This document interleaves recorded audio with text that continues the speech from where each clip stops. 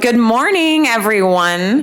Thank you for coming out on this fabulous Friday. I know it's kind of early, but we're very happy to have you here. My name is Christine Ferretti. I am the managing editor for Bridge Detroit, which, if you haven't heard of us, we're a nonprofit newsroom based in the city, and we are known for our work reporting and a lot of very community engaging work to meet people in communities, very hyper local storytelling and reporting. So happy to be here to facilitate today for our event measuring the state of housing in Detroit. We have a packed group of people here with expertise and opinions in this area based on their research and observations. And this today is hosted by the Center for Equitable Family and Community Wellbeing. And we have sponsors by the Ford Foundation and the Detroit Regional Housing Partnership. So we want to encourage everybody to download the agenda, and you can also access through that the speaker bios and just familiarize yourself with what's ahead today. And I would like to get us started this morning with Dr. Trina Shanks, and she is the Harold R. Johnson Professor at the University of Michigan School of Social Work. She has done an extensive amount of research on the impacts of poverty and wealth on child well-being, asset building policy, practices across the life cycle, housing and community, economic development, and more. And she is the founding director of the Center for Equitable Family and Community Wellbeing. And I would love to welcome Trina up to give us an overview. Come on up. Well, good morning, everybody. Thank you, Christine, for that lovely introduction. It's my pleasure to welcome you to this conference focused on measuring the state of housing in Detroit, an issue that sits at the intersection of dignity, stability, and economic opportunity. And as was mentioned, I'm Trina Shanks. I'm the founding director of the Center for Equitable Family and Community Wellbeing and a professor at the University of Michigan School of Social Work. And we are hosting this event. So, on behalf of the center, I want to thank you for being here. I'd also like to recognize the partners who help make this happen. No. Uh-oh. Okay. Well, anyways, the partners that help make this happen. We have a core team that's been strategizing and talking with everybody on the agenda. We've met bi-weekly for months to shape today's conversation. And the core team includes my center staff, which is Patrick Meehan and Michael Klock. And also from Data Driven Detroit, Mike Vickers and Noah Urban. And I'd like to give a special acknowledgement to David Palmer, who you'll hear from shortly. He did an amazing outreach to ensure we have a dream team lineup of speakers today. Convenings like this do not happen in isolation. They're the result of collaboration and build upon the sustained commitment from multiple institutions that have labored in this area for years. And we'll all benefit as that expertise comes together today. I also want to extend our deep appreciation to Kevin Ryan and the Ford Foundation for their generous support. Their funding reflects the recognition that advancing housing justice requires a common baseline of uncontested information based on rigorous research, inclusive dialogue, and spaces like this one where ideas can be shared and challenged and strengthened over time. I'd also like to thank CDAD and the Detroit Regional Housing Partnership for their sponsorship and support of this event. So we gather here in Detroit, a city that's vibrant, resilient, rich in culture, but also is marked by deep inequities. It's a place where a high proportion of residents are low income and the majority are Black. Like most urban areas, the legacy of housing policy is not something that's accidental or abstract. It is lived.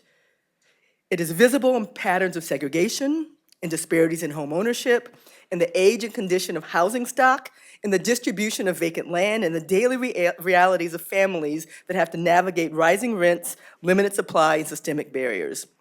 Housing is not just about buildings. It's about health, education, access to employment, safety, and overall well-being.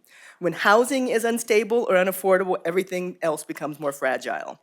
And then when entire communities are disproportionately suffer, the consequences aren't just individual, they become structural. So I want to thank each of you for being here in whatever your role, and let's get a quick sense of who's in the room. Raise your hand if you consider yourself a scholar. A few, okay. What about a policymaker or government? Okay.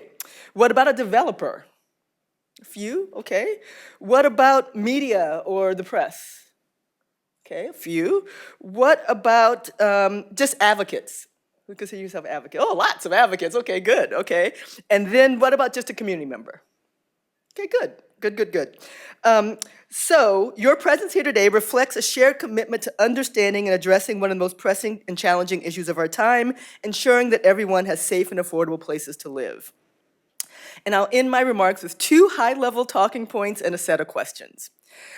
The first point reflects the theme of this event. You get what you measure. Although most cities in the United States have an insufficient supply of affordable housing, the underlying details are important. I'm excited about our keynote speaker, Haley Rates, who will describe how the Furman Center at New York University has been documenting housing data in New York for over 25 years. And although I'm sure her remarks will be informative and set an aspirational vision of what we can do here, Detroit and New York are different. And the challenges and opportunities they face are distinct, because behind every data set are human stories representing human struggles. Some might claim that housing is a human right, and there might be agreement on this fundamental point, but key questions still remain that have to be resolved locally. So how is available shelter currently distributed? Who is responsible or even capable of financing new construction and repairs? How do we ensure that individuals have access across their lifespans, especially as they start to have children or as they age and require more assistance? To answer such questions with sufficient nuance and attention to local context, you need good data to both inform real-time decision-making, but also to hold ourselves accountable to track how things shift over time as new approaches are implemented. So first point, you get what you measure. Second high-level point is that circumstances are never static. Housing is subject to prevailing political trends and market forces.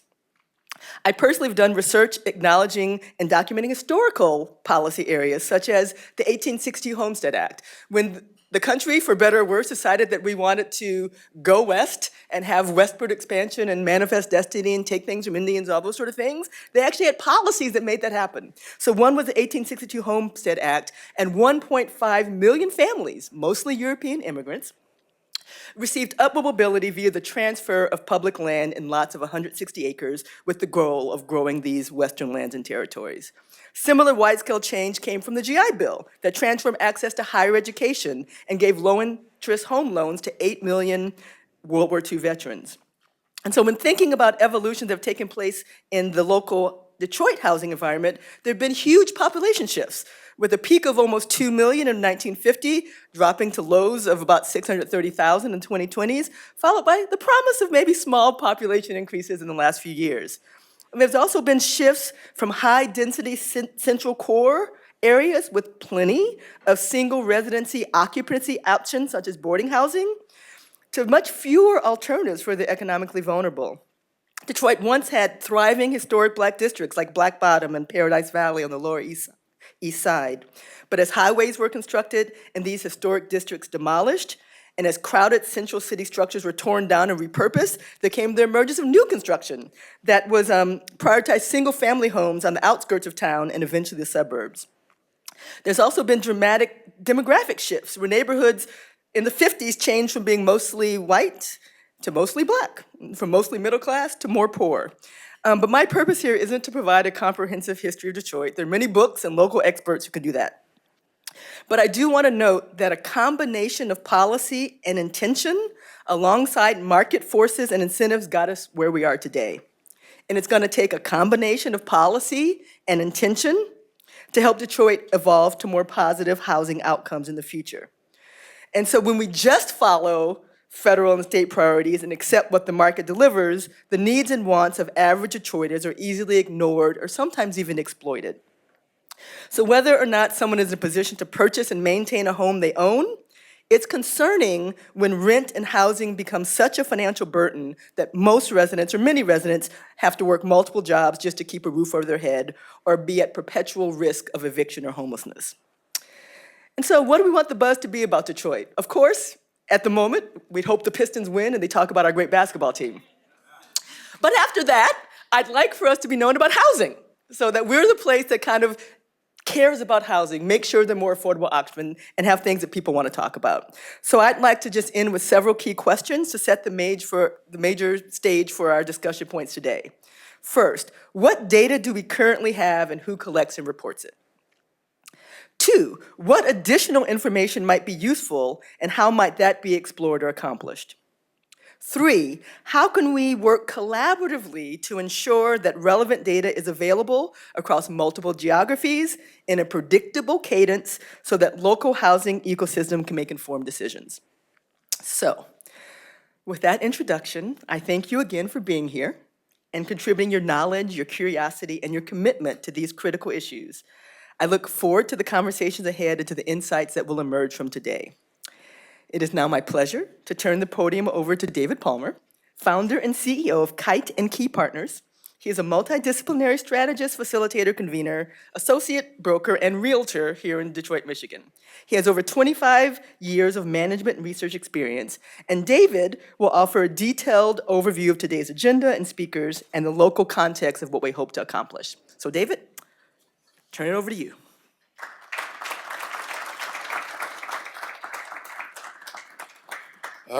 What up, though?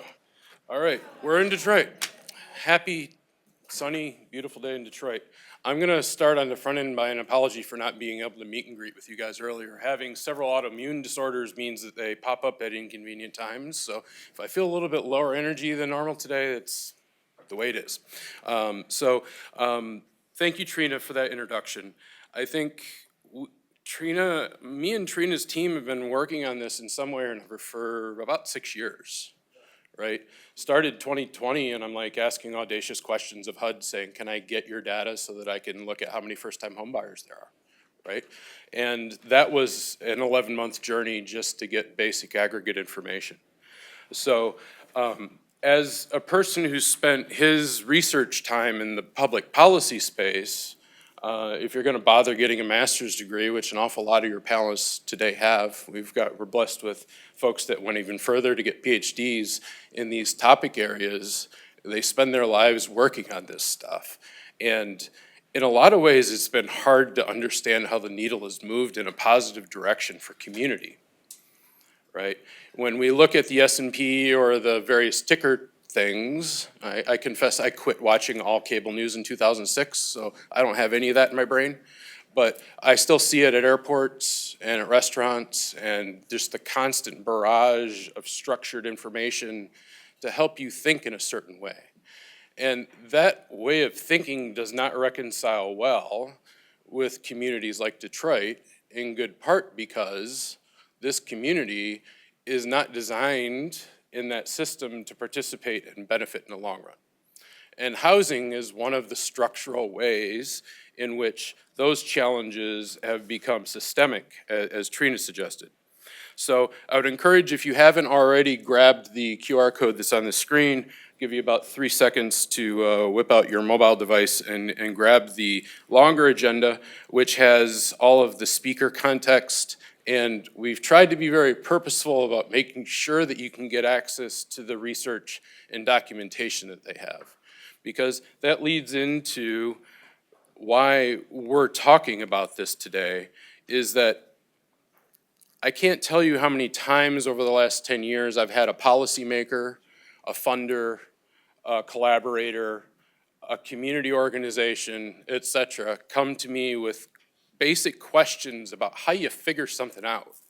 Because the data isn't necessarily always in front of you, and there's an overwhelming amount of data in the interwebs, but if you don't know the right people to talk to get contextual analysis, there's one sort of primary challenge, right? And if you want contextual analysis for a community like Detroit, you're gonna probably have to build it yourself. Because at the end of the day, even as a member of the National Association of Realtors, I would confess that many of my colleagues don't know how to do business in this town. Because they're come in from somewhere else and they expect things to work like they do in any adjacent suburb. And there's mistake number one, which ends up costing them and their clients time and money figuring out how to work within a system that evolved on a separate track than many adjacent communities. So as those policymakers in particular come with questions, I've had folks say, well, can you just tell me how many units we need and what the gap is so that we can figure out how to pay for that? I said, well, I mean, I could give you some numbers, But I don't know that I'm the single best source for that, because all these folks that are on this screen stay in that area, right? So the people that are participating today all have pieces of data that would be required, in my opinion, to build a comprehensive annual state of housing report for the city of Detroit. You can't go to CoStar or the Bureau of Labor Statistics or the ACS estimates and get the level of detail that you need to contextualize neighborhood differences. Because if you know the 140 square miles of this town, you'll know that you can go from block to block and things are tremendously different. If there are mature trees on one block and no mature trees on the next block, your housing values are dramatically different. The type of engagement that you have in your front yard is often different, and the feeling that you get is different, right? And that's just one sort of easy example of how neighborhoods differ. So I want to thank Haley for coming out from New York. We were given the opportunity to spend a day with her team a couple of weeks ago and really go through what it looks like to build a comprehensive annual state of housing report for arguably the most complicated housing market in the United States, right? So Detroit would be a cute borough within the larger context of New York City, right? 620,000 people is a little bit more than what Staten Island has. Like, come on. You know, we tend to think that we're special and unique in all these things, but we fit into the context of the greater American experience and indeed a global conversation. So I can say without a doubt, this is the only community in these United States where you could literally attract a corporation here and commit to them that they could build 1,000 new homes for their workforce. Because we know the Detroit Land Bank Authority, who'll be talking later today, Robert Lynn, if you're in the room yet, I don't think he's here yet, we'll be talking about, you know, some of the tremendous assets that DLBA has. Now, DLBA has a complicated relationship with some of the people in this room and our community for a whole bunch of different reasons.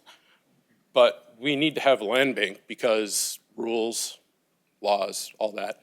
If we want to sell at a discount, that land bank's got to be in place. So when I think of what the Furman Center does for New York City, our team crosswalked all of the data that they used to stand up their report. And then we said, where are the missing data points? They sit with the organizations that you're learning from today. So Homeless Action Network, Homeless Management Information System is a wealth of information, but it needs to be contextualized before you copy and paste and make big opinions off the numbers that come out of that system, right? The Detroit Housing Commission, there's nothing that prohibits the city of Detroit or any philanthropy or other interested person in making a contribution to the Detroit Housing Commission to help clean up a number of their deferred challenges because the federal government got out of the business of funding public housing under Richard Nixon and then doubled down under Ronald Reagan, and it hasn't gotten any better since. You know, LIHTC is just a complicated capital stack for subsidized housing. So UCHC is the best translator I know for the 36th District Court. Bridget Brown will talk about the fact that Detroit's evictions far outpace any other city in the United States, right? The work that they do to help people stay in their homes because they're catching land contracts at eviction when the land contract was never actually even recorded. And you gotta think you have a land contract when really what you've got is a predatory lease where the property owner took a 20% down payment. And if you fall on hard times a couple of years before you're done, then you lose everything, right? When I think of Detroit Future City, I mean, there's an amazing buffet of information that team has been building over the years. And Edward's gonna talk about the landlord-tenant research, the landlord research that they've done, and the popular context that we have, at least when I'm speaking with neighbors, is that somehow we have big evil corporations that are running people out of their homes. Well, more than half the properties in the city of Detroit are owned by folks with fewer than 3 properties. And then you start thinking about the heirs title challenges, because if you don't have access to normal real estate markets, you're not using a title company to sell a house, you're using a quit claim deed is what I see on the Facebook when it's actually a quit claim deed, right? These transfer instruments need to be considered. During the afternoon session, we'll be hearing from the Fair Housing Center and Rick Smith from Wayne State. And here we're setting up a conversation about the interplay that could be an example of a breakout report. So if we were to build a comprehensive annual state of housing report, we do that once a year. At the 6-month mark, it's helpful to focus on topics that are of interest, but don't necessarily make it onto the dashboard. Because not everything can go on the dashboard. It's important, but it is a silo that you need to think about and what intersects with the silo. So between the Fair Housing Center and the work that Rick has done in his academic career, where is there an interplay between fair housing enforcement, or lack thereof, and the G word? Gentrification is a word that tends to have a definition that is, I know it when I see it, and that's not a healthy way to try to solve for a policy challenge, right? Thinking about the work of the Detroit Regional Housing Partnership through MISHDA, there's yet another effort that's been funded by the state of Michigan that still doesn't get to this comprehensive point that I think a lot of us have been looking for. So I saw this graphic on the LinkedIn a few weeks ago. You don't need to read it. The point here is that subsidized housing is not public housing. What our community is often asking for is public housing. What they get is subsidized housing through incredibly complicated capital stacks that are run by for-profit developers in most instances that tend not to pencil well when there's any stress on the formula they use to get that thing built. So the bankruptcies that you're seeing in tall buildings downtown and throughout the city, I think have good part because they have a 30% delinquency rate. When they calculated, it'd be 2 or 3. At some point, the math doesn't math, and thinking about public housing is an incredibly important thing to consider because housing is a policy choice. It has always been, and will always be a housing choice. So do you have a permanently affordable group of homes through a community land trust or some other cooperative ownership model or even traditional ownership models? So I'll finish up by taking you through, this was the methodology that I thought about in organizing the agenda for today, is an awful lot of people commingle all of the things together in housing. It just becomes this overwhelming thing that we don't know how to do anything about. So I tried to break it down. So area median income is one of the buzz terms, technical terms indeed, that gets associated with a lot of this conversation. So if you think of that on a rainbow band from 0 to 200%, and you anchor the conversation at 50% AMI, because that's where Detroiters are. If half our population is below 50% AMI, then almost all of the housing needs that they have are in an arena that is incredibly complicated to understand, finance, support, maintain, because it's not public housing. You don't have a right to it, right? And the organizations that work in those bands are typically tremendously under-resourced and are always working at 120% capacity. So if we're gonna do a comprehensive annual state of housing report, it can't be, oh, hey, Kiana, could you just send me that spreadsheet so I can get that done? Or Bree, could you tell me about your fixing of infrastructure, building new homes in North Corktown? It's like, no, I'm not gonna just take 5 or 6 hours to organize stuff that isn't organized the way you're asking for it and send it to you.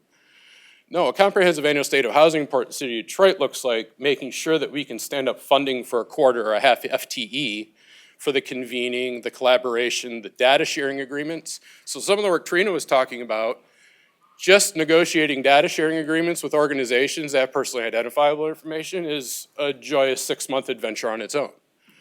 God forbid all the attorneys get involved, because then it's like a 14-month adventure.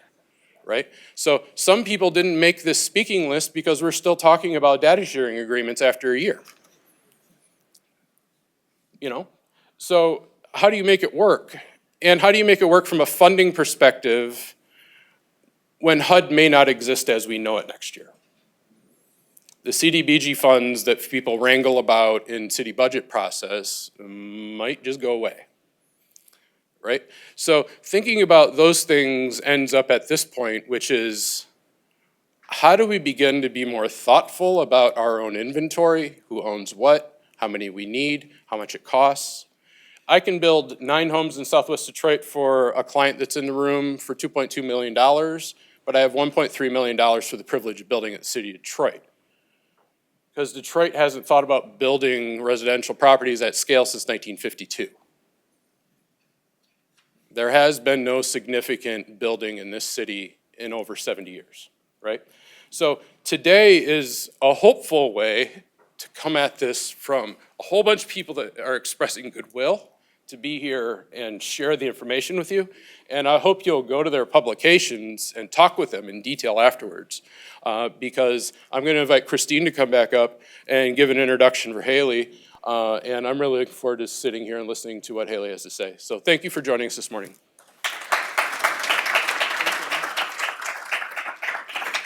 Thanks, David. And I mean, everybody can kind of read along. But yes, I am very excited to hear from Haley Rates today. You know, as this mentions, she's the policy director at NYU Furman Center, which is really committed to advancing the dialogue, you know, related to housing, neighborhoods, urban development. So it's very key to our whole focus here. And I don't know if I should just read what we have up here for everyone to look at, but I mean, reiterating this, you know, she's worked as a research associate and graduate student at the Turner Center for Housing Innovation at UC Berkeley. She's also had roles as a project manager and case manager for a community-based organization in the Bronx, where she focused on eviction prevention, homelessness, and healthcare. And she has a master's degree from the Goldman School of Public Policy at UC Berkeley. So I'm really eager, you know, to get some of your insights here about what you're seeing, and maybe even more about how this could be something for Detroit to kind of apply in its mechanism as well. Thank you.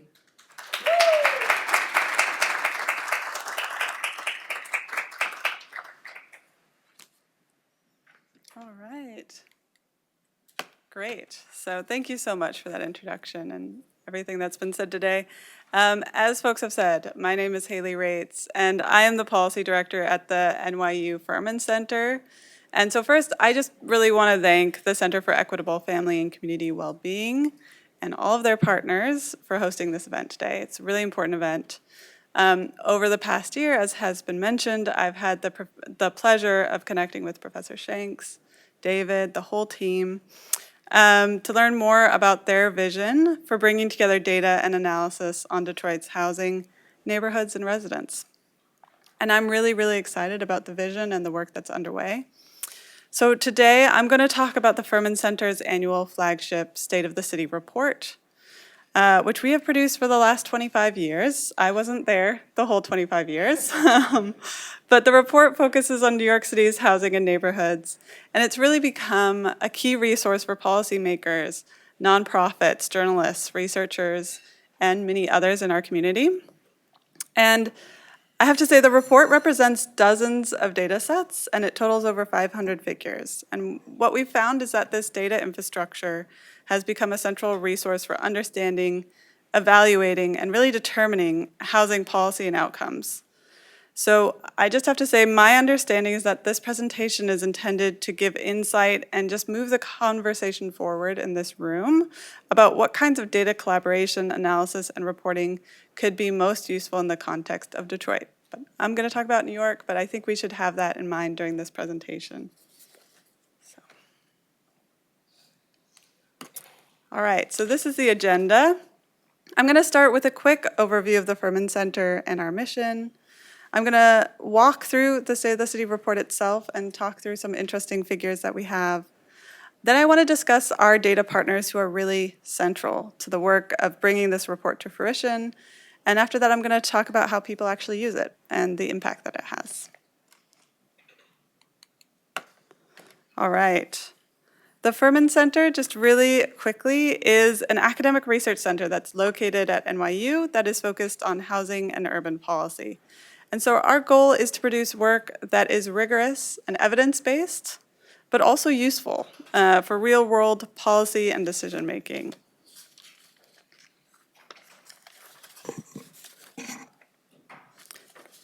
We were founded in 1995, and we have a focus on bringing together a bunch of disciplines.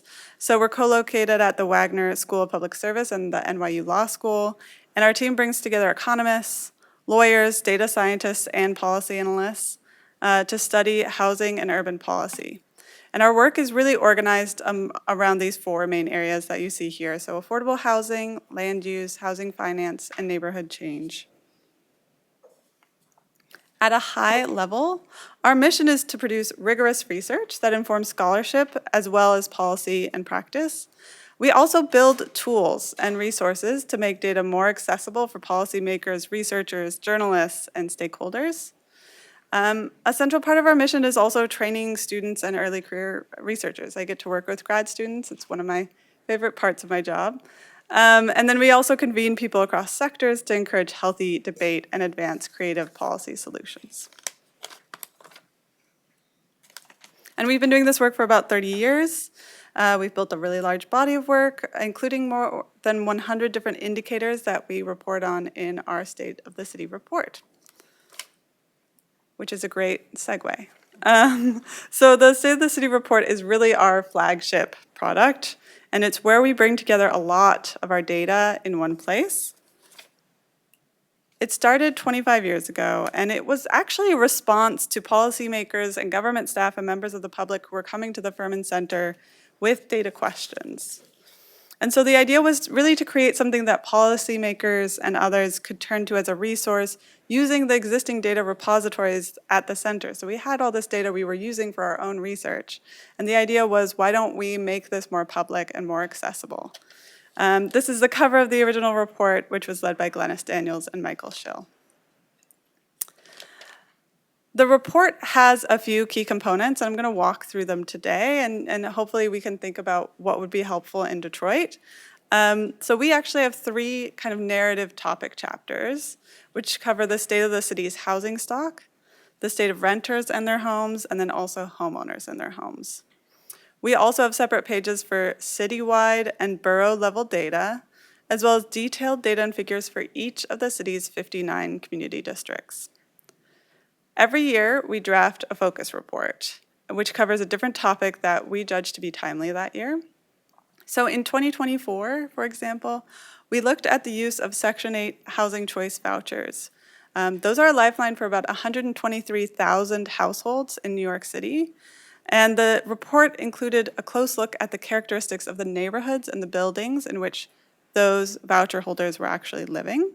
We also looked at the challenges that new voucher holders were facing as they were trying to lease up, which is actually really challenging.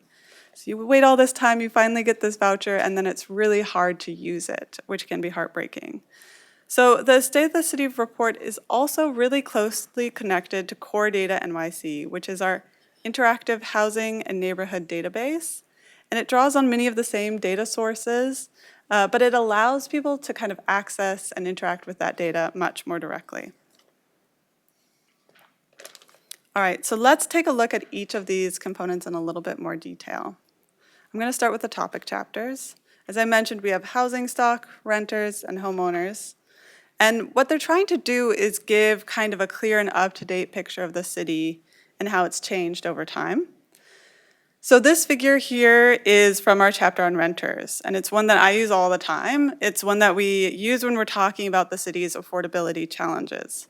So all the way off to the side here, you can see that just over half of renter households were rent burdened in 2023. So those are households that are spending 30% or more of their income on rent. And you can see that that share hasn't really budged that much over the last decade. But what I think is important about this chart is that that citywide number really obscures the extent to which lower income households are facing burdens. Among extremely low income households, so those who are earning 30% or less of area median income, or AMI, 86% of households were rent burdened. So most people are rent burdened in that category. I also just want to note that these figures are interactive. So if you were on our site and you wanted to know the exact shares, you could click on this figure and get all of the underlying data.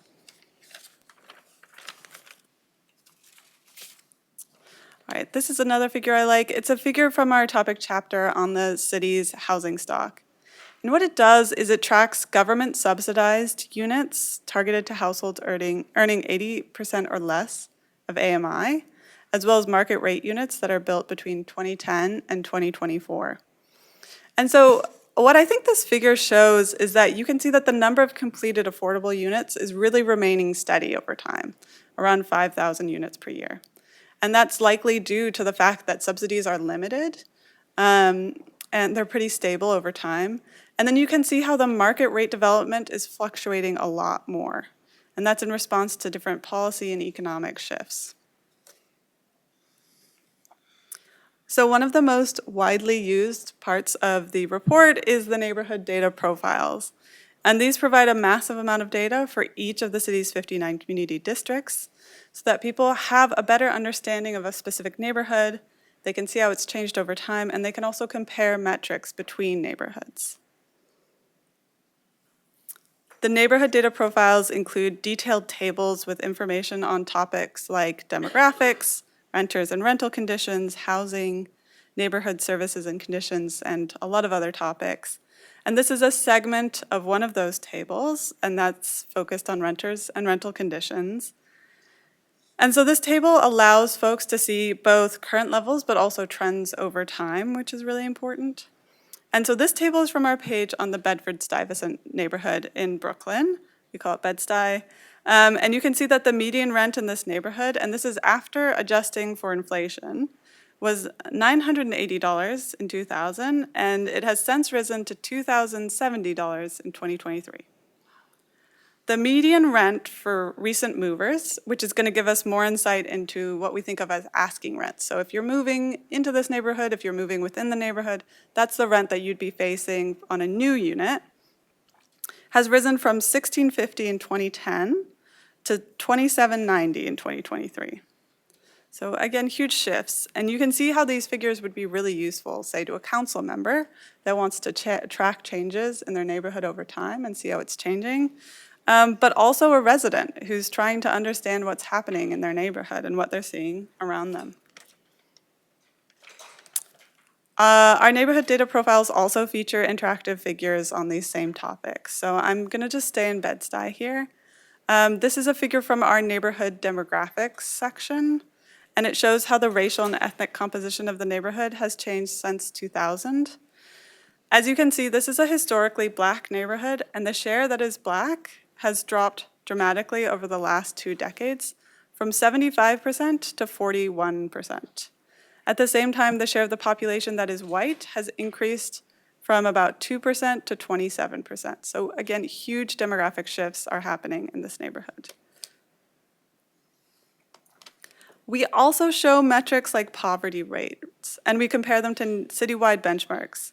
And I think this is important to think about how neighborhoods actually differ from each other. So here you can see the poverty rate among residents of Bed-Stuy was about 26% in 2023.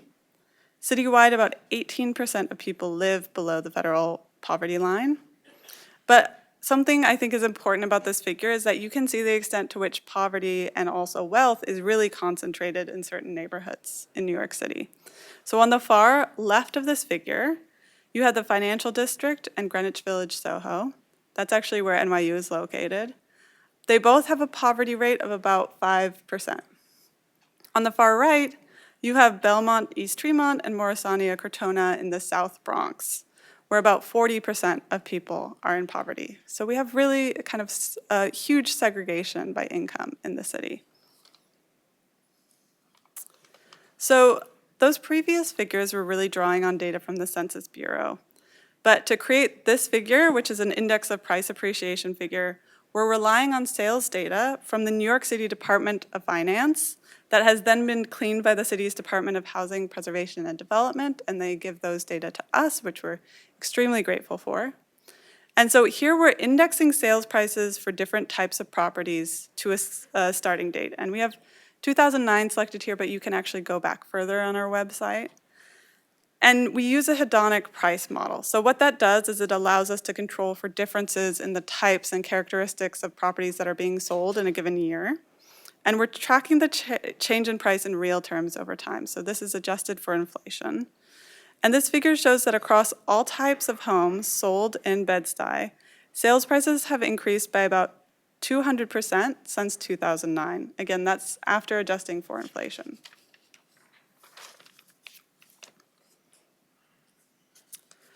So each year, we also do a focus report on a specific topic. In 2025, so last year, with the city facing potentially large cuts to federal funding, we thought it was really important to cover the role of federal housing programs in New York City.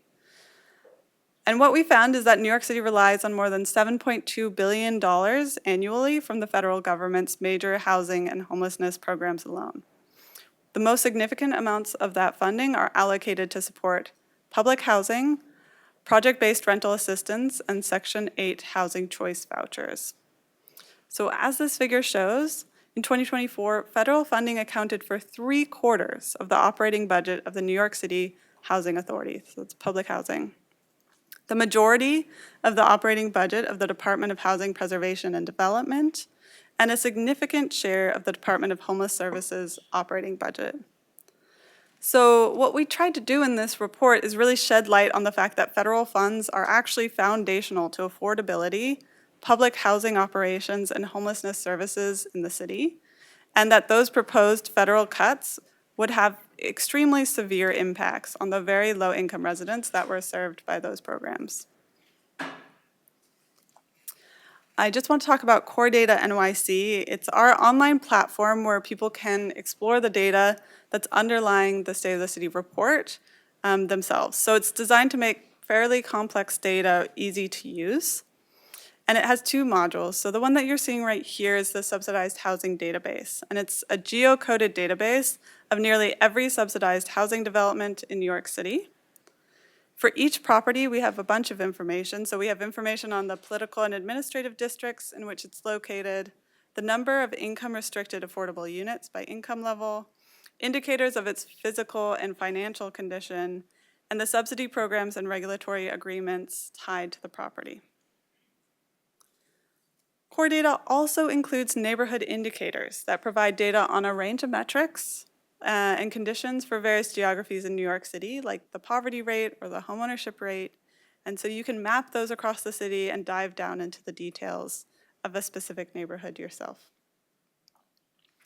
I also want to say really quickly that we try to actively engage with the public around this report. So every year we celebrate the release of the report with a launch event. We have a presentation of our findings and a panel discussion. And the report and Core Data NYC are generously funded by an annual grant from the city, as well as donations from a variety of organizations in the field.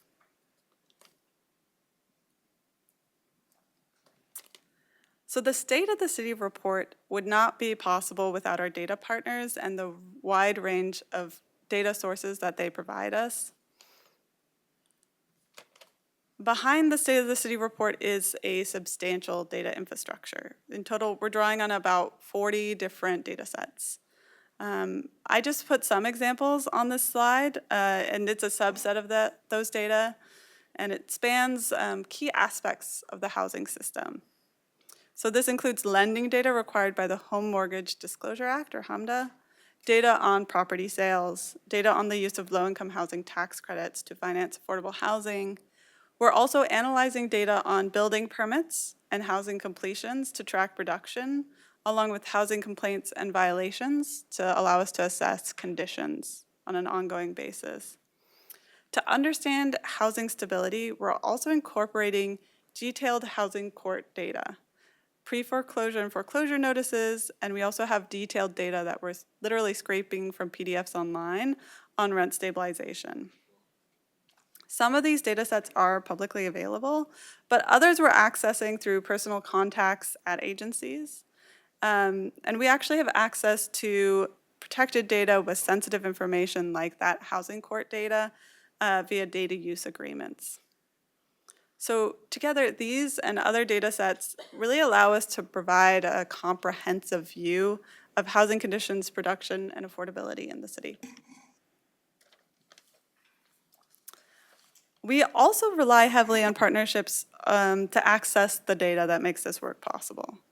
So I just wanted to highlight a subset of all of our data partners and data sources. At the federal level, we're drawing on data sources like those from the U.S. Department of Housing and Urban Development, the U.S. Census Bureau, and the Bureau of Labor Statistics. At the state level, we're drawing on data from the New York State Department of Homes and Community Renewal, and we're partnering with the Office of Court Administration to receive granular protected data on housing court proceedings.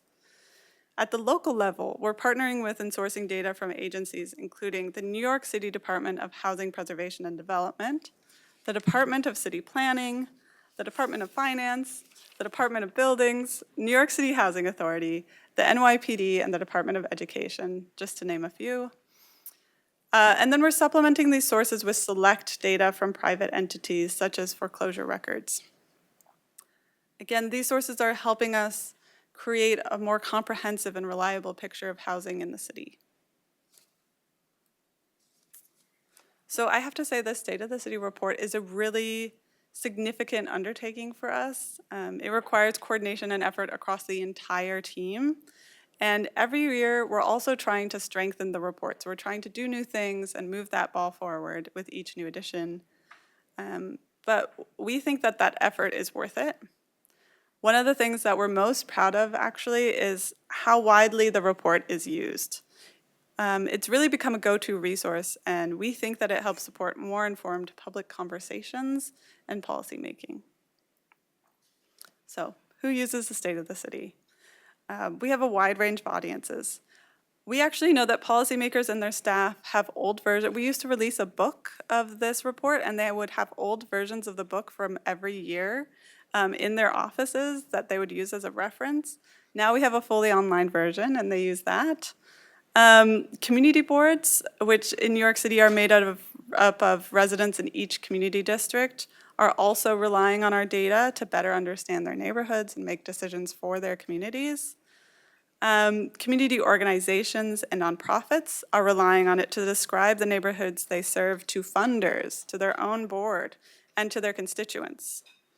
The report is also frequently cited in the media, and journalists often come to us to ask for additional analysis that's building on what we've already published. Teachers and professors will direct their students to the report for their own classwork, actually. And then more broadly, we know that members of the public are coming to our website for accessible and introductory information about housing in the city and to learn more about the neighborhoods in which they live. So to make sure that the State of the City report and Core Data NYC continue to reach these audiences, we provide like a handful of webinars and trainings each year to the public and also to specific groups. So for example, we've given trainings tailored to the staff of policymakers and also to tenant organizers. So this is actually an image of my former colleague, Nikki Miller, and she's giving a presentation on Core Data NYC at the NYC School of Data, which is an annual conference hosted by Beta NYC, and it brings together New Yorkers to explore how data can be better used to understand and improve the city. So one way that we see the report's impact is how it's used in the media. For example, this is a recent New York Times article. These are really fun articles. I don't know if you've seen them, but they actually talk about a family in New York and how they budget and afford to live in a very expensive city. And so in this article, our neighborhood data profiles were used to describe the demographics of the Upper West Side. So journalists are often relying on our data as a trusted and neutral source of data, and they build on our work in their coverage. We also see our data used by government entities. So in a final report by the New York City Charter Revision Commission that was released last year, the Furman Center was cited multiple times, including references to both our neighborhood data profiles and one of our focus reports. So actually, in this table that I have up on the screen, all of that demographic data is from our report directly. And I have to say, this kind of use is really important to us because it reflects that the report is it's not just descriptive, but it's actually informing real, current policy conversations, and it's a resource for policymakers. Our work can also help shape how issues are understood and debated over time. So this is our 2023 focus report, and it covered New York City's low-density neighborhoods, which take up about 45% of the city's land, but contain 28% of the population. And the report explored disparities in terms of where new housing, including affordable housing, is being built. And so that framing then helped inform broader conversations about the equitable distribution of development within the city, and more recently provided context for policy changes that make it easier to permit new affordable housing in neighborhoods that are lagging in new housing supply. So finally, our work often feeds directly into both public discourse and policy making. So our 2025 report on federal housing programs was covered widely in the media, but its findings were also submitted as testimony to the New York City Council. So in this case, what you can see is more of a spectrum of impact. So we're informing public understanding, but we're also directly contributing to policy discussions. So we've found that building this data infrastructure and analysis, it does take time and it takes sustained collaboration, but it can become an incredibly valuable resource for policymakers, practitioners, and the public.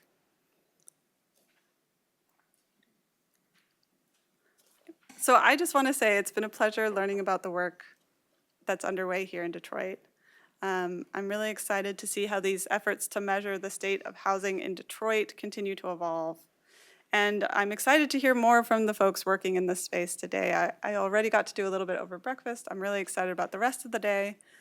I have to say, one of the things that we've learned in putting together this report is that building this kind of shared data infrastructure is really a long-term and collaborative effort. And what it relies on is really strong partnerships across universities and government agencies and community organizations and other institutions, all of whom care deeply about the future of the city. So I'm especially looking forward to continuing this conversation with Martin Lavelle from the Federal Reserve Bank, whose work and perspective on housing and regional data issues I think is going to add a really important dimension to this discussion, so we can think more about what this kind of effort would actually look like in Detroit. So thank you again for having me. Appreciate it. Good morning, Detroit. How are you? Can you hear me? Yeah, great. Are you on? I think I'm on. Good. Martin Lavelle. I'm based here in Detroit. I am part of our regional research team that basically, again, we're like intelligence officers, seeing if the real economy is matching what we're seeing in all the statistical data. So if you want to learn more about that, you can talk to me later. Very humbled. Thank you, David, for inviting us to be a part of the conversation, play a small part in moving this forward. So I think my task is to start to move us from, Haley's report that talks about New York, but then thinking about this in a Detroit context and how this can be used for us. So in going through Haley's report, Detroit has its fair share of neighborhoods that have market rents at or below 50% area median income AMI. So if you could divide low income construction up more, what would that distribution look like? Because that could be something that a report here eventually digs into.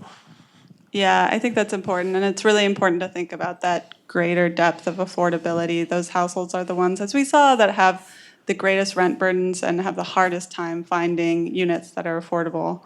So I did look up the data on this. So in 2024, which is the most recent year of data that we have, about 20% of newly financed affordable housing construction in New York City was targeted to households earning 30% and less of AMI. So that's extremely low income households. And then another 13% were targeted to households earning 50% or less. So that's very low income. So that's about a third of all newly financed affordable housing in the city.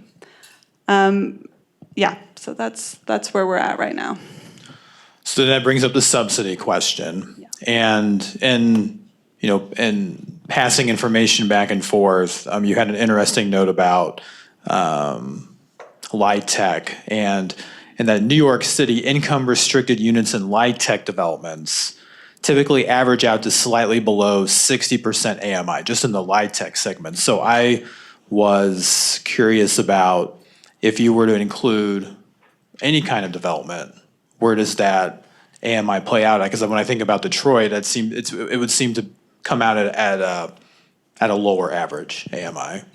Yeah, 100%. I saw that there's a lot of developers in the room, and so I'm sure folks have thoughts on this too. But I think at a high level, at a really broad level, a good way to think about getting greater depth of affordability in new construction affordable housing is that the deeper you go in affordability, the more subsidy you need to support that affordability.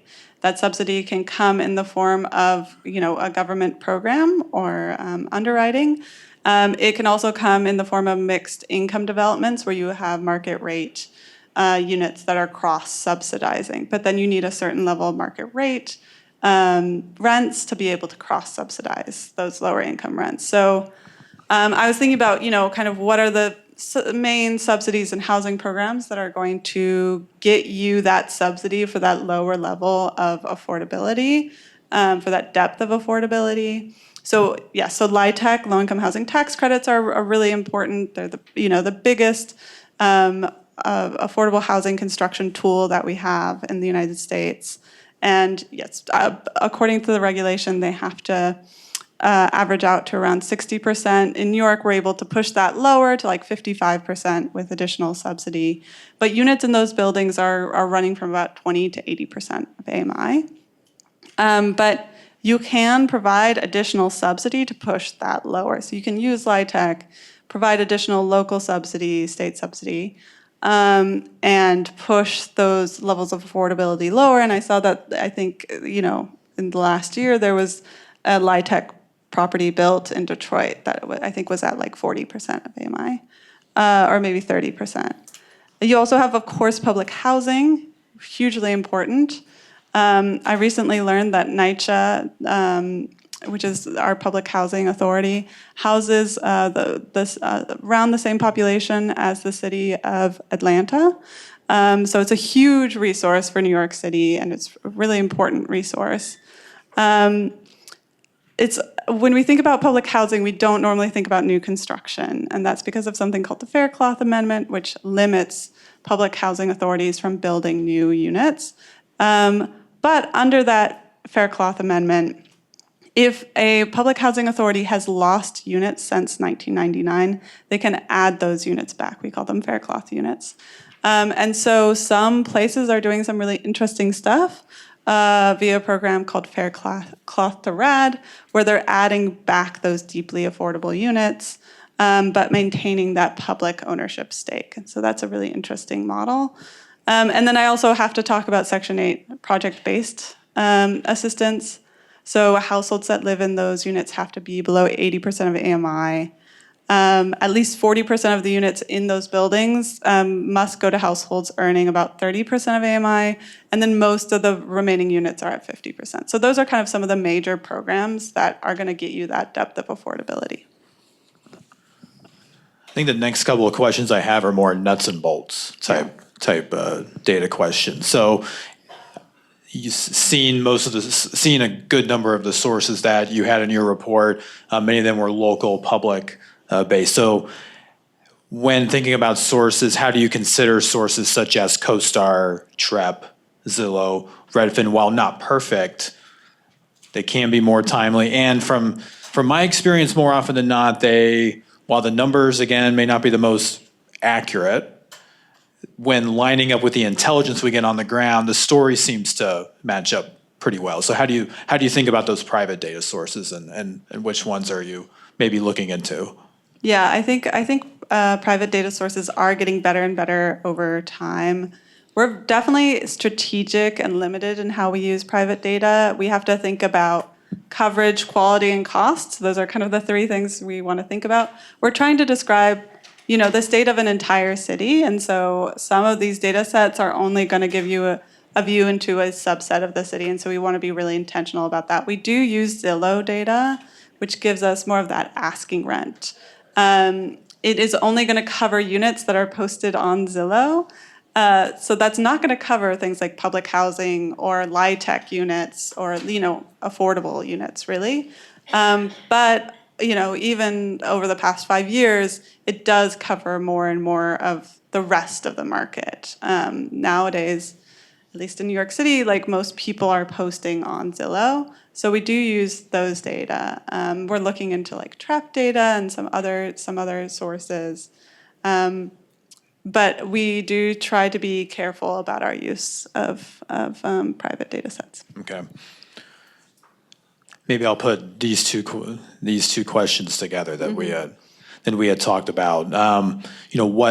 What information is out there that you wish you did have that would even make the report better? And one thing that came to my mind, which came up in the conference that we hosted here last year, was tracking tenant non-payments, and how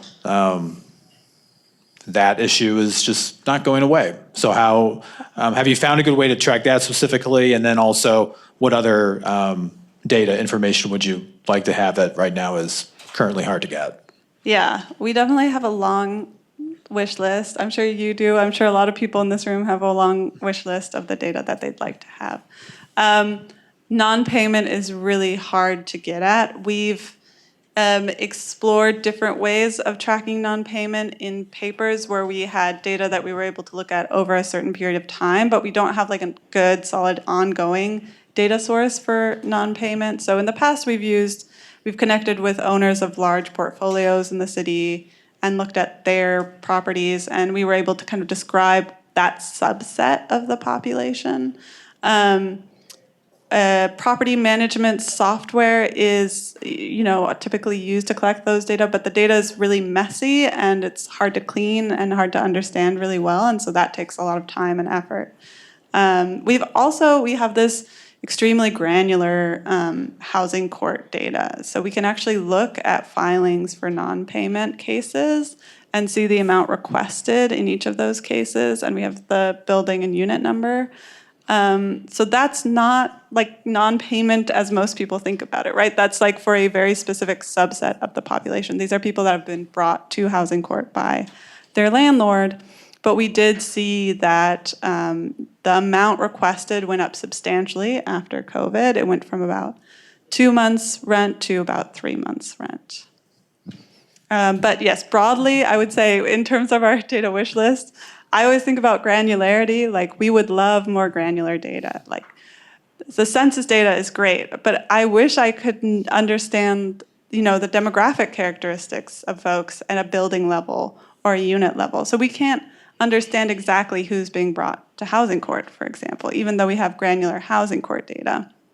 Rent data, I would love rent data at an extremely granular level. As I said, we're scraping rent stabilization data, but we only have it at the building level. We would love to know which units are rent stabilized. Ownership data is a huge issue for us. There's so many questions around who owns different buildings in New York City. How do those different types of owners behave differently? That's something we've been working a lot on. In New York City, it is extremely typical to use an LLC. And owners are really only required to register. We have only good coverage around like 4 buildings with 4 or more units. So it's just hard. We're able to kind of network out portfolios, but I wish I had much better information about the owners themselves, particularly for smaller properties. It's just kind of a black box for us. And then homeownership data is something we would love to have. It's understandably extremely protected, and it should be extremely protected.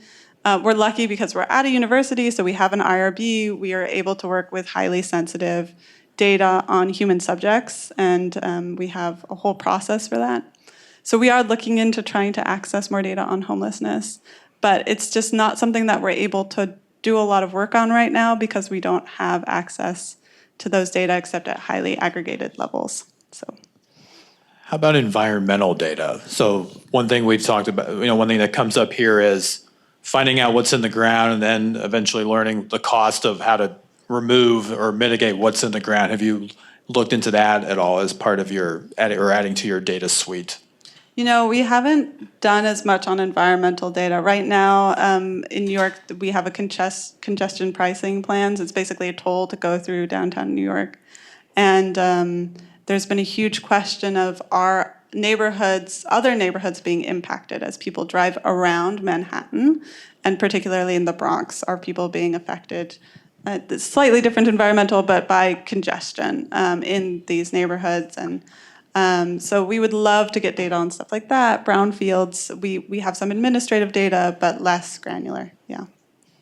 Okay, probably time for one more. So when thinking about how to replicate this for Detroit, I guess thinking about context. So one thing is that Detroit is more evenly split between renting and owning. So how to highlight something like that.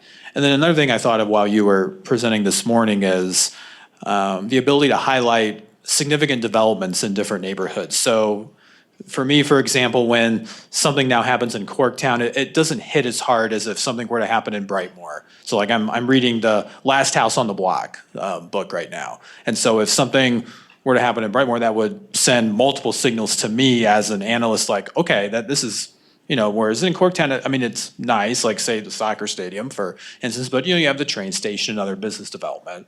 So when thinking about local context, do you take a specific or have in mind a direction you want to take when highlighting, or feel like you should highlight certain things that are going on in certain neighborhoods that maybe have been neglected more than others have? Yeah, I think that in some ways we use our focus report to kind of highlight. Sometimes we want to respond to a current conversation, but sometimes we're like, this is an issue that we don't think people are talking about enough. And we have the data that's already underlying this report. Let's focus in on this one aspect. And so that's kind of a great opportunity for us to call attention. So maybe the data's in a neighborhood data profile, right? But you want people to pay more attention to a specific aspect of what the data shows, and that's how we use that. But I do think, I think New York is a city that's 70% renters. And so we have a tendency to focus more on the renter population. It's also, if you're low income, you're much more likely to be a renter. And I know that Detroit, is more evenly distributed. And I think there's a lot of work that could be done in the Detroit context on home ownership. We've done some work around foreclosure, pre-foreclosure. We've done some work on tangled titles and deed thefts.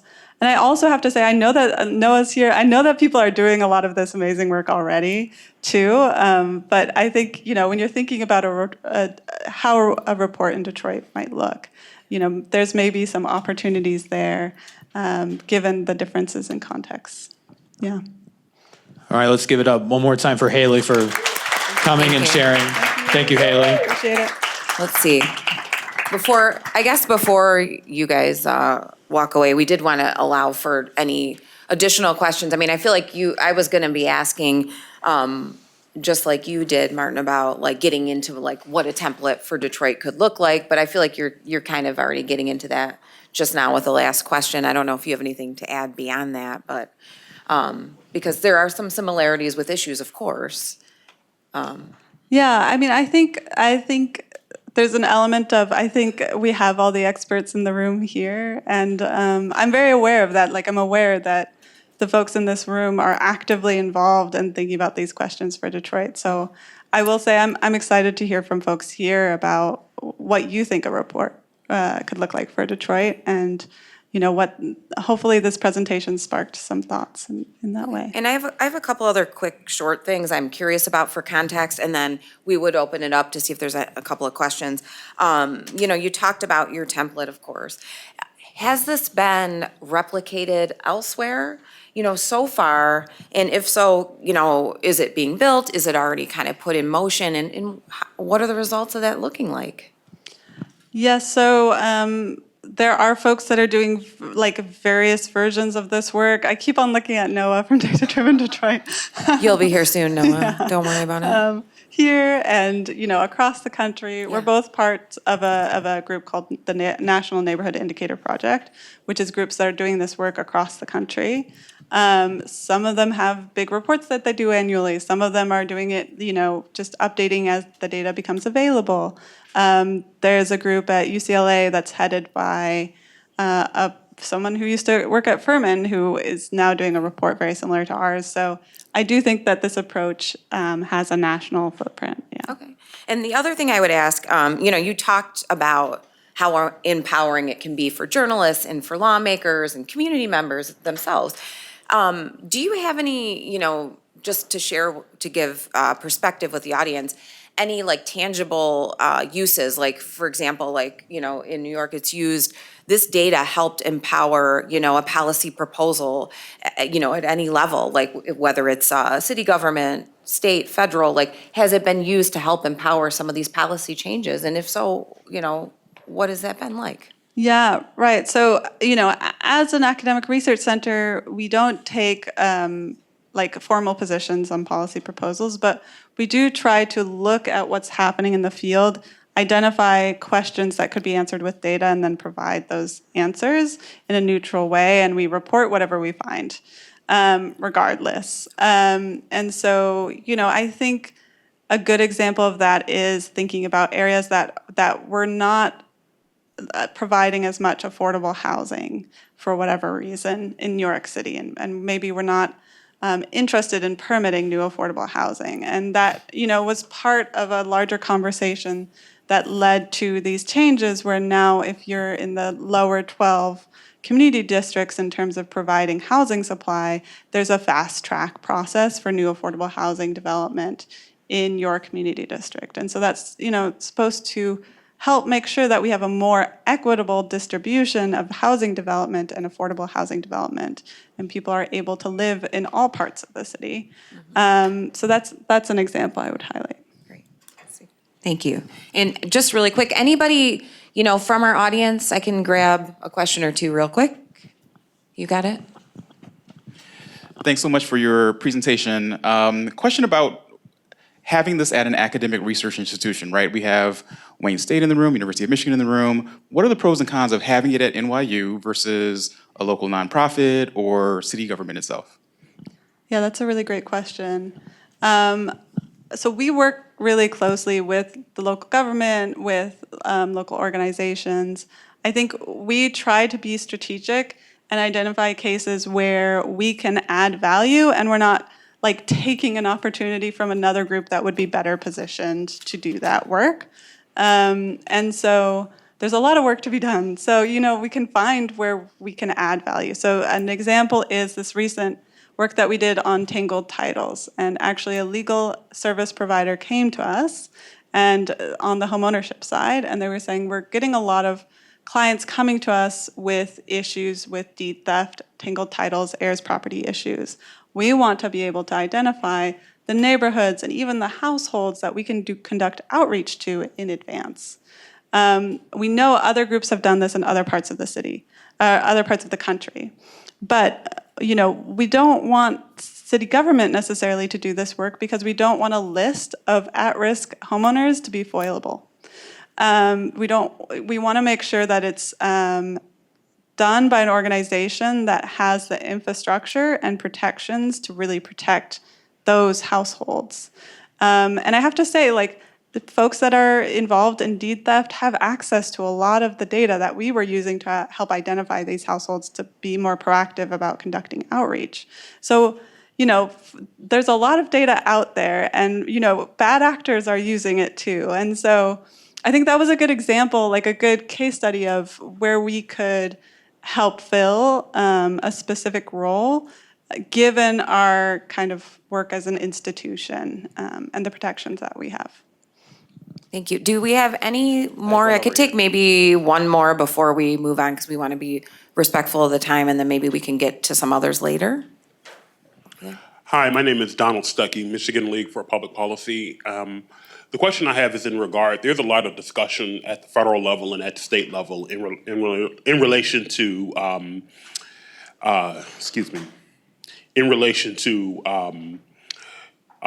zoning reform. The federal government seems to be very interested in the bipartisan housing package that's still stuck in Congress, and the bipartisan housing readiness package in the state legislature. So do you have any data that speaks to zoning issues? What are you seeing trending in the data in the research that you've done? Yeah, it's a great question. I think sometimes there's a question of, does rezoning actually result in new units? And what are the factors, additional factors that can help add housing supply? In New York City, we're really focused on adding housing supply. We have like a 1.4% vacancy rate. There's not enough housing. It's a huge issue. So we've done work looking at, for example, to what extent are new units that are being built in New York City located in areas that have been intentionally upzoned by the city.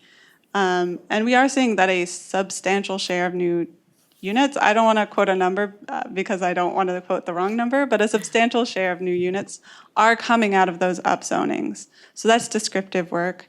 But there is also causal work that does show that upzoning, rezonings do result in additional housing supply. Of course, there are factors that you have to consider that can kind of adjust that outcome. But it does seem to be an effective tool in that respect. Thank you.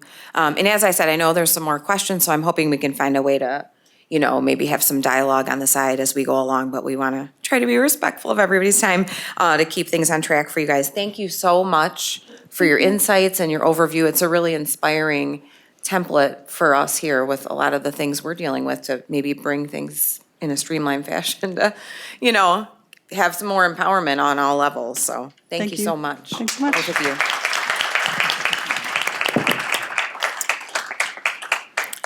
And from here, as they make their way back for now, I'm going to go over our next speaker a little bit. We're going to bring up Noah Urban next. He is one of the co-executive directors of Data Driven Detroit, and he also has been a member of the team for about 13 years. It sets really the table for their organizational strategy, oversees finances, project portfolio, and works with partners to develop new collaborations. So there's really a lot to be said about, the depth of this work as well for us here in the city. So we will move on to that and bring up Noah. I was like, where are you? We're going to bring up Noah to give us a little bit of an overview, of what's been going on there. Thank you.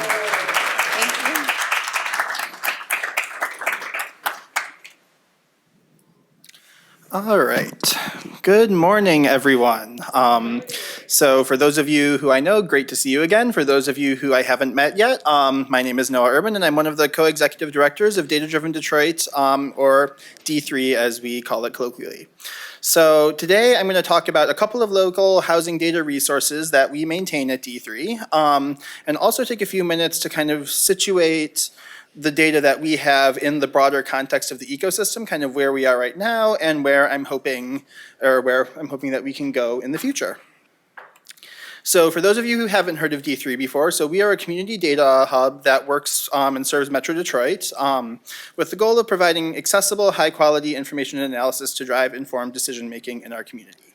A lot of our work happens with local nonprofits, teams who wouldn't necessarily have this ability or the bandwidth to have a data analyst of their own on staff. So we work with a lot of nonprofits in those situations to help them access data that they wouldn't otherwise be able to get access to. We also work with a lot of funders, other intermediary organizations like Detroit Future City to just get data that we have out into the world to drive impact in the community. And as Haley mentioned, we also rely on the power of networks, both locally and nationally. We are a member of the National Neighborhood Indicators Partnership, which is a group of about 35 organizations across the country that do similar neighborhood level work together. All of us kind of have our own unique local flavors, but we also all meet up once or twice a year to share ideas, exchange knowledge, and get some best practices from other cities. So, and then we rely a lot on resident engagement, partners with community development organizations, and nonprofit partners beyond that. So I'm going to talk about two resources. I believe links to both of these are in the expanded agenda. If you want to look at them, you can follow along on your computer. Both of these are publicly available. The first is our housing information portal. So for a bit of context, let me take you back to a wonderful time known as 2018. Pre-pandemic, everyone was meeting in person, no thoughts of social isolation or anything. And we, D3, along with Margie Dewar from University of Michigan and CDAD, embarked on a bit of a journey to understand what the data needs in the housing ecosystem in Detroit were.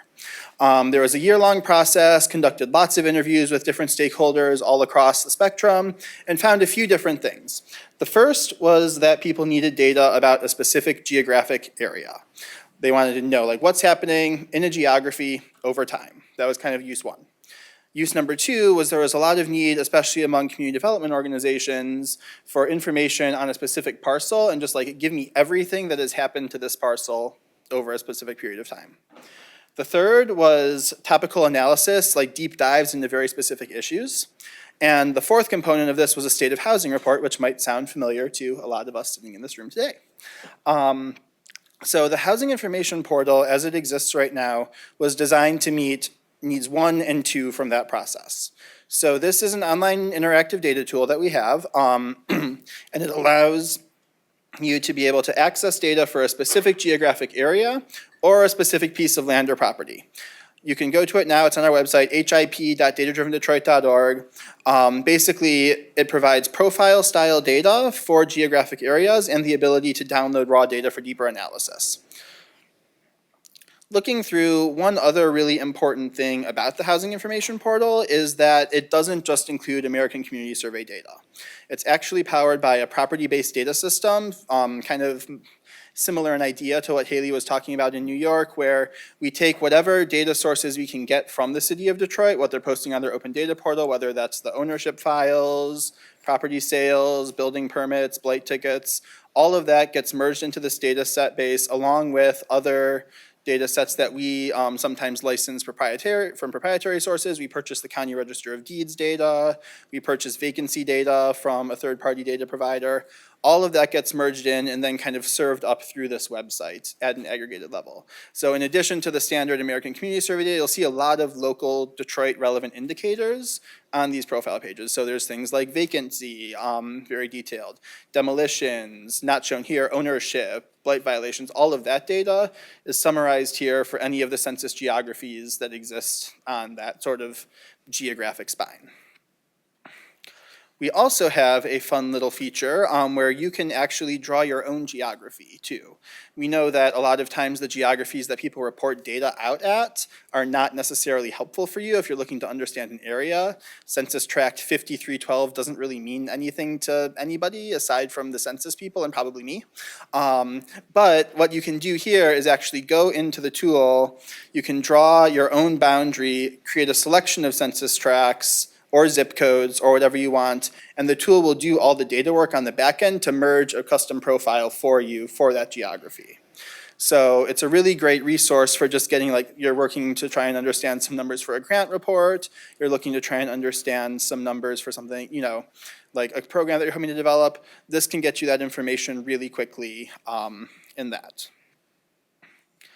The second resource that I wanted to cover is our Neighborhood Vitality Index tool.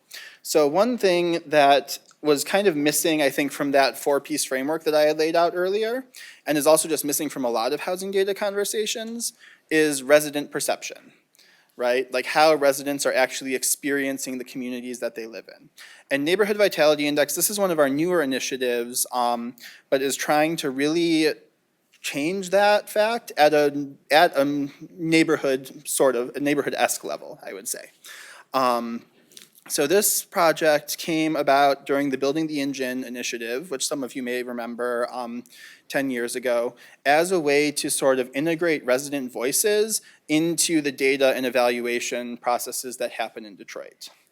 It is designed to basically provide a resource to measure what Detroiters identified as being most important to them. So there was a very extensive engagement process during this involving hundreds of stakeholders, lots of perspectives where people would actually sit down and hash out over many painstaking 2-hour meetings.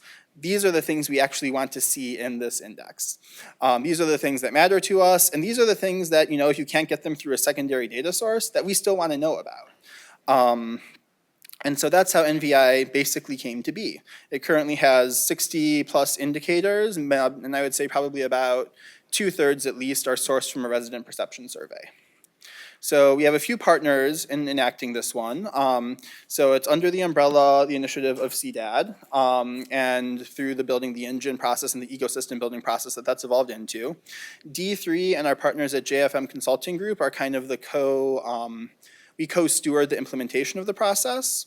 And then it's overseen by a task force of organizations that has kind of been with us from the beginning.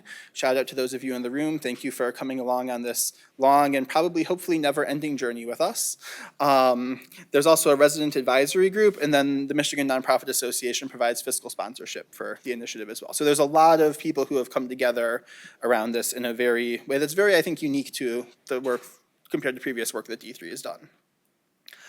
NVI provides a lot of information across a lot of different things. So there's very standard measures of opportunity, physical conditions of neighborhoods, things that you would see in other data sources, but with a lot more resident perception information sprinkled in. There's also data that you can't really get through a lot of other sources very easily. So on the survey, we're asking people questions about like, how connected do you feel in your community? What is your quality of life? How satisfied are you with access to the amenities around you and different factors? And all of that ladders up into here too. So it's not just the physical space or the socioeconomic conditions of the neighborhood. We're really trying to get at the social cohesion and like the fabric that makes that neighborhood a vital place to live. So these are the kind of the overarching categories. There's usually between 6 and 15 indicators per category, depending. And all of that, again, is available for download on the website at nvidetroit.org. NVI also has these delightful geographies that we call neighborhood zones. This is where the data is reported out at a lot of, and the biggest reason for the existence of these is that there are almost 300 census tracts in Detroit, and if we were going to get a representative sample for every single one of them, we would basically blow the budget for the initiative out of the water and all the way to the moon. So instead, we worked with the Building the Engine initiative to create these boundaries that are clusters of sort of proximate neighborhoods as much as possible, so neighborhoods with relatively similar characteristics and communities, so that way we could get data at a more actionable level than just saying this is what something is like for City Council District 1, but it's still reasonable for us to be able to, gather a survey and survey about 300 residents in this particular zone. And here's where the responses actually came from. So right now the data on the website is from the 2024 sample. But you can see we do have a pretty decent coverage of responses from around the city. And I'm actually very happy to note that the 2025 data that should be coming out within the next month or two, the sample size increased to 6,700 respondents. So we are pushing towards our goal, and the quality of the data is going to be improving quite substantially. So again, NVI also available, and I believe there's possibly some workshops or follow-ups that will be coming out of this session too, where you'll be able to learn more about these tools or get online trainings if you want to for those as well. The last thing I wanted to touch on is, so given these resources, where do we go from here? And there's a couple of things I wanted to highlight. So this is probably not so easy to read on these screens, but I think the overall visual is what I want you to take away more than the very specific details. This is the current state of the property data system that's powering these tools. There are sections that are green where these data sets are fully integrated. We have recurring updates. There are pipelines to get them in year over year, more frequently than that, and all of that. There are ones that are in yellow where we have some of this data, but we have to pay for it, or it takes a lot of money to get it stood up, a lot of time, and those don't update quite as frequently. And then there's the red ones that are floating around, or the reddish-orange ones that are floating around the edge. These are more intensive analyses that are really powerful in guiding decision-making, but as of right now, don't really have a systemized way to support them. So these are things like, for example, the landlord typology analysis that you'll be hearing about later today from Edward, the evictions data that we've been working to scrape and assemble from the 36th District Court, sales analyses, air properties analyses. There's a lot of different opportunities here that have been done, like questions that we've answered once or twice, that haven't fully been institutionalized yet. But in the future state, pretty much all of the knowledge exists to create these things. It just needs to be systematized, right? We've done a lot of this work already to create these things. We have a pretty deep understanding of what the different types of landlords in Detroit are. It's just a matter of systematizing that and taking the next step to get that into the regular public discourse, something that a State of Housing annual initiative could actually be very supportive in pulling together. And then I also wanted to take a moment to look at this idea of impact measurement, because really, when I think about the work that we do at D3, we want our data to have influence. It's wonderful to work with data. I love doing it all the time. It's very fun. Maybe not for everyone, but it is for me. But really, we do the data work because we want the data to be used to help inform decisions. If we're not putting data, or if we're putting data out into the world and no one's using it, then that's not what we're here to do. So in reality, we want our information to have influence. And traditionally in the world, this is how data, at least especially I think in Detroit, has tended to be used, right? You have ACS and other legacy data sets. Those tend to lag substantially. They are, you're looking at 5-year averages of a period 2 to 3 years ago. And that's great for understanding what happened. It's less great for measuring impact and influencing decisions. And so you have kind of this loop where there's long-term outcomes that are getting tracked and used to fuel things, but it's not necessarily actionable in the same way that we at D3 would like for it to be. And so what I think this allows, apologies for all of the arrows, this is an early stage brain graphic, but I think it's still helpful to show, is that if you integrate things like this closer to real-time data from the property system, like the Neighborhood Vitality Index, like the data from organizations that you'll be hearing a little bit more about later from Heather Zygmuntovich and our collaboration there, what that allows you to do is not just start tracking long-term outcomes, you can start tracking short-term outcomes. And when you can track the short-term outcomes, you can create a much more rapid feedback loop that actually allows you to be responsive to the needs of the community in a way that's just not possible when you're only using the American Community Survey data.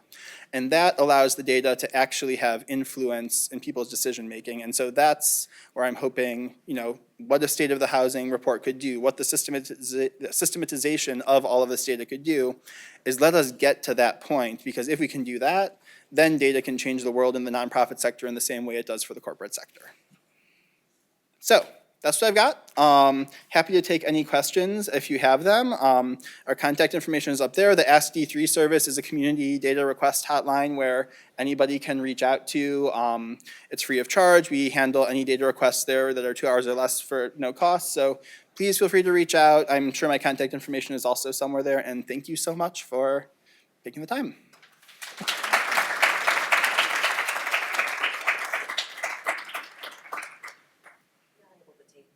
Oh, perfect. Well, I can take questions too. Yeah, if we have a few questions, go ahead. Okay.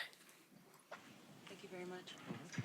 Hello, thank you so much for the presentation. I do have a question for you, the Neighborhood Vitality Index. Yes. It sounded like it was created, or at least my notes, designed by residents, kind of for residents to see. So would you suggest that people use that as a tool when they're looking for their own housing, as like to look into the neighborhoods, like you said, quality of life, et cetera? And then is it made easy to understand with the average literacy level for Detroit residents? That is a wonderful question.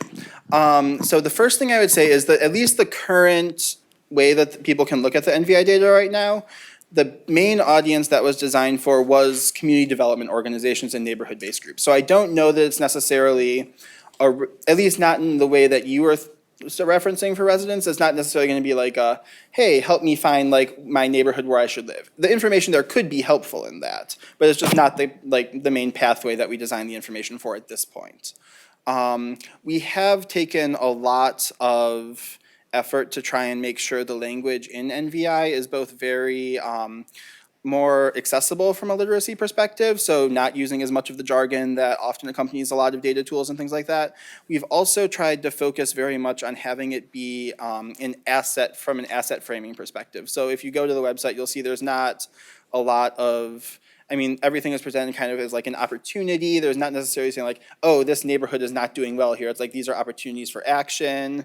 We're framing numbers like, instead of, say, like 76% of residents are dissatisfied with housing or the quality of commercial buildings in their neighborhood, it's 24% of residents are satisfied. So trying to like focus on like, what are those strengths? What are those opportunities so that people can kind of start from what is relatively stronger and start where the energy is and then build outward from there.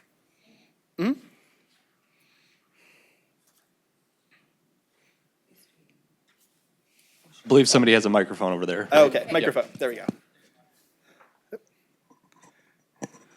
I think my question was somewhat answered within hers. What type of influence does data from less than 1% of the population support? From the perspective of who's paying for it and what is the real value? Yes.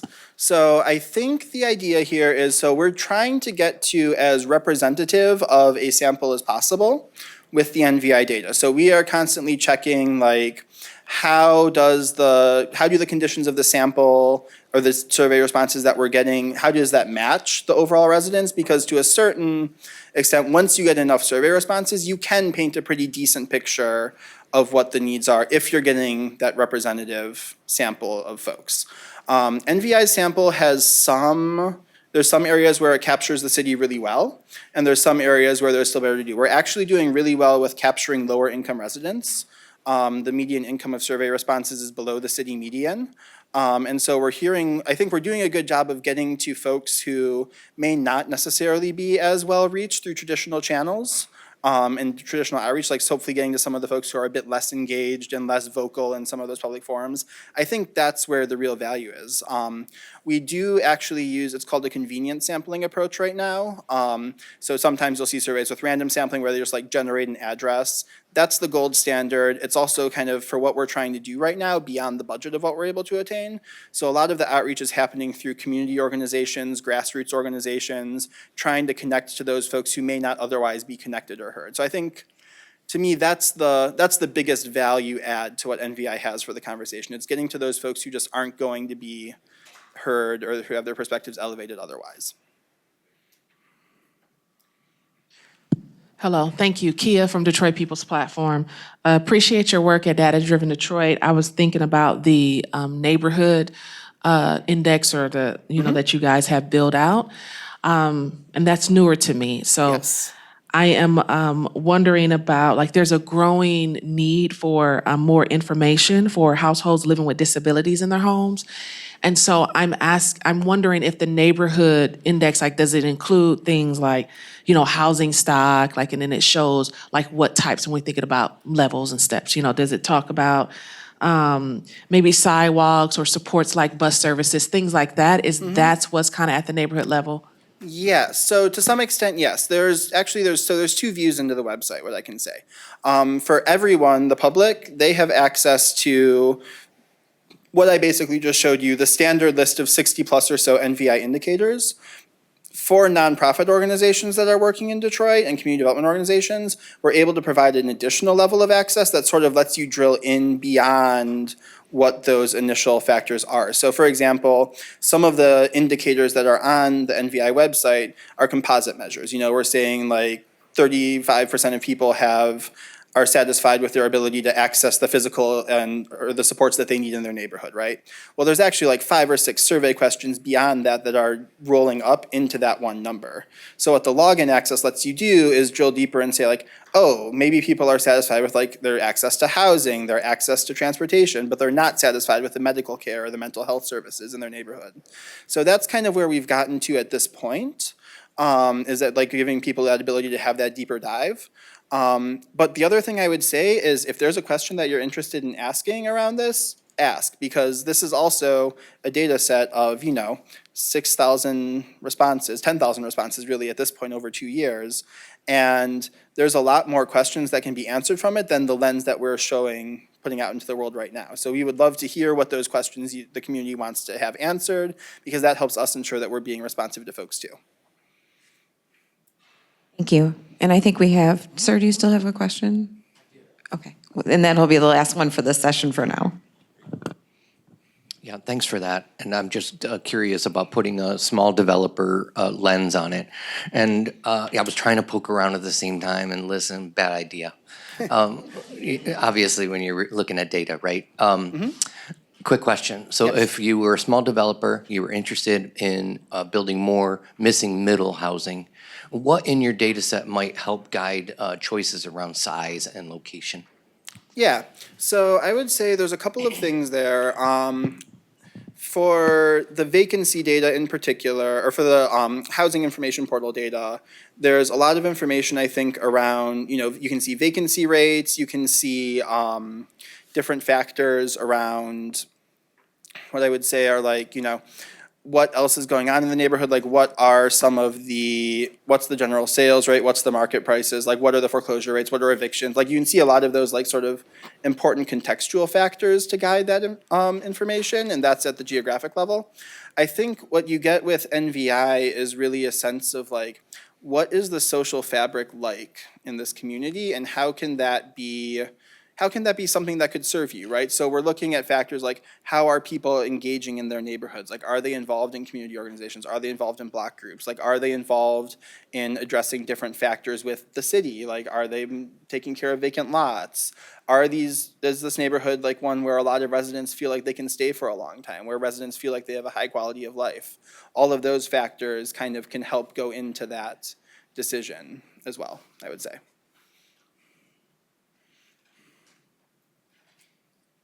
All right, thanks, Noah. Thank you for your presentation, and thank you for all the work that you're doing. I have so many microphones, I don't know what to do with them all. Yeah, no, thank you for that. I mean, we could go on for hours about how fascinating, but we're gonna, kind of advance on to our next speaker, which is also a really interesting perspective I'm about to introduce here. And this is Kiana Harrison, who works as a manager for the Continuum of Care for the HMIS system, which is the Homeless Management Information System, if you don't know that. And it's basically a data set for collection of, client information and just tracking of services. So she's held that role since 2021, and her work has really been a key part of the implementation and optimization of the work across Detroit's continuum of care. And she has a lot of expertise in regulatory compliance, data integrity, system alignment for federal, state, and local programs, and is also a licensed social worker for the state and has 28 years of experience in the clinical sector for social work. And I'd love to have Kiana come on up here and talk a little bit more about her work. Thank you for being here, Kiana. Let's give her a hand.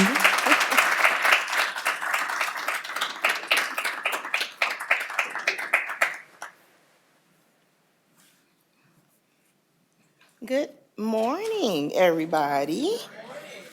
Thank you so much for having me. Thank you to everyone that's putting on this beautiful event.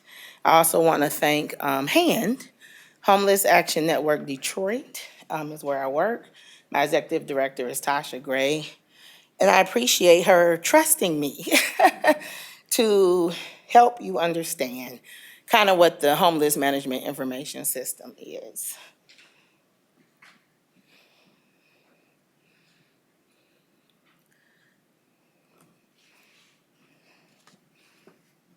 Am I advancing my own slides? Okay, thank you. Yeah, I do.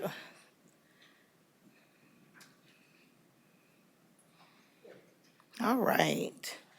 So for today's presentation, we're going to talk a little bit about what we call in our world HMIS, but it stands for the Homeless Management Information System in Detroit. I'm going to give you a little bit of an overview, talk about the team, look at some of the data that we're tracking. It was too much data to bring today, but I did pick a couple of items that I think you'll be interested in terms of kind of the whole focus of the state of housing. Talk a little bit about first-time homeless, what we have recently seen, and the need for other types of housing, and also alignment. Like in my vision, is so much we can accomplish with better alignment. Okay, this is the easy part, which is who we are.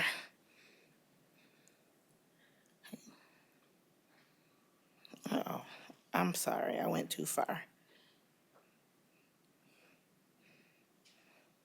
All right, so HMIS is a shared system record.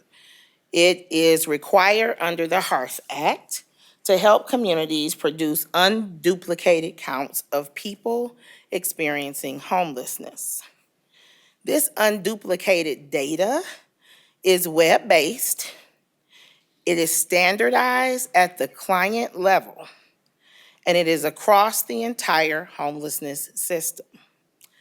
HAND, which is the organization that I work for, we are the COC and the HMIS lead, and we have been that lead since 1996.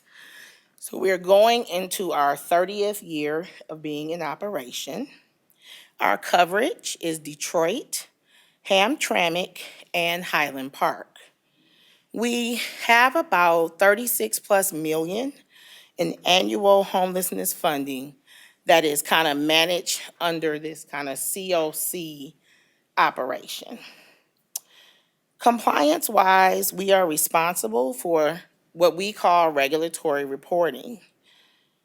The longitudinal system analysis, which is the LSA, the system performance measures, the point-in-time count, and the housing inventory count.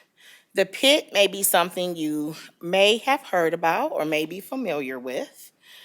This point-in-time count happens around the country at different COCs. It is usually the last week of January. It is probably our most comprehensive set of data that we have. However, it is not my favorite set of data. It is a one-day look at homelessness. So it definitely has some limitations. An annual count typically is an undercount. Our PIT count typically undercounts who is experiencing unsheltered homelessness. Also, this yearly count delays these feedback loops that we need to test new strategies in real time. We think improvements in the PIT count methodology, and they happen year to year. They also affect the count. So how you do the count, the time of day you do the count, those can affect the numbers significantly.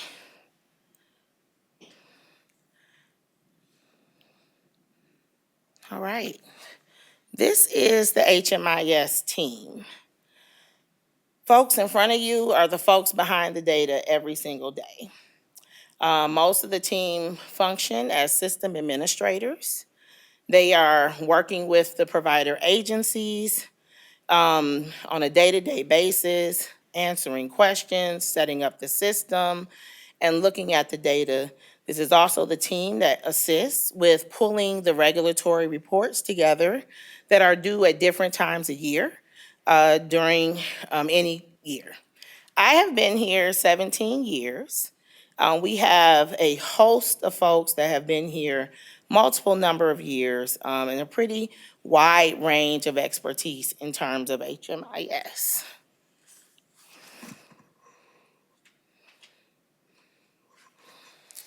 All right, so I'm gonna get a little bit into the type of data we track, as well as where we are tracking this data. So HMIS specifically, as I stated before, is the data we're tracking on folks experiencing homelessness, as well as their demographics. We are looking at enrollments and exits, housing placement for folks who come through coordinated entry, which some of you may have heard of as CAM, emergency shelters, transitional housing, street outreach, permanent supportive housing, rapid rehousing, as well as prevention. And it's typically the non-eviction prevention. So in the homeless definition, there is a category 2. And category 2 homeless are individuals who are doubled up, but they have to leave their placement within 14 days or less. They are considered part of the homelessness data set. But that is our kind of prevention group, or you may find that prevention services are offered for that group. We are tracking returns to homelessness within 6, 12, and 24 months, income, health, DV history, disparities with housing exits, and trend data over multiple years via the longitudinal system analysis. We are using multiple systems.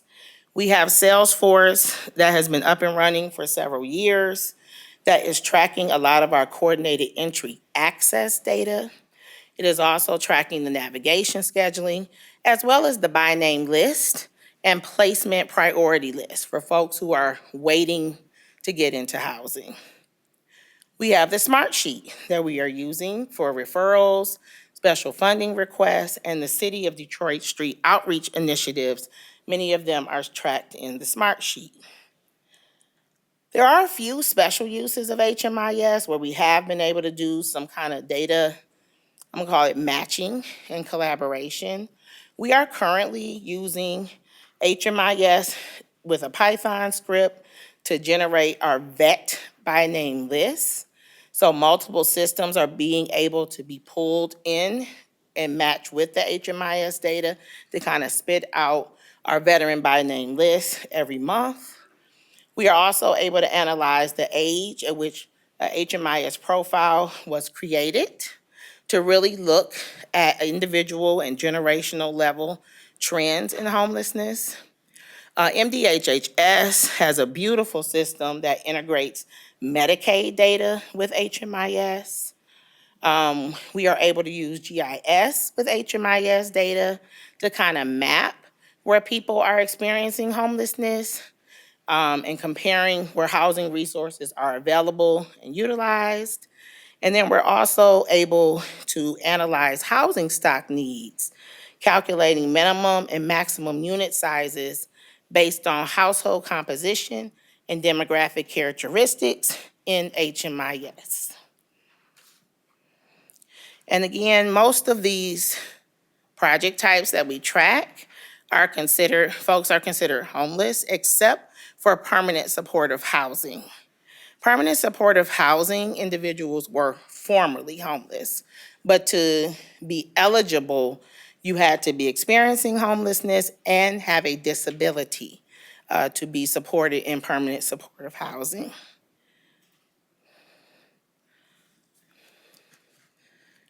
All right, so I'm going to get a little bit into some of the data.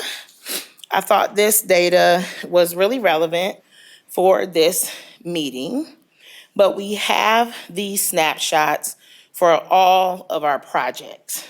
So right now, you're looking at scattered site permanent supportive housing, but we also have this for the project-based, the SRO type, as well as emergency shelter. So with the scattered site, 100% of these individuals are renters. They are being supported by a permanent supportive housing program that is paying a portion of that rent. If they have income, they are likely paying a 30% of their income towards these scattered site units. This is current data, and right now we are supporting about a little bit over 1,100 households in scattered site permanent supportive housing.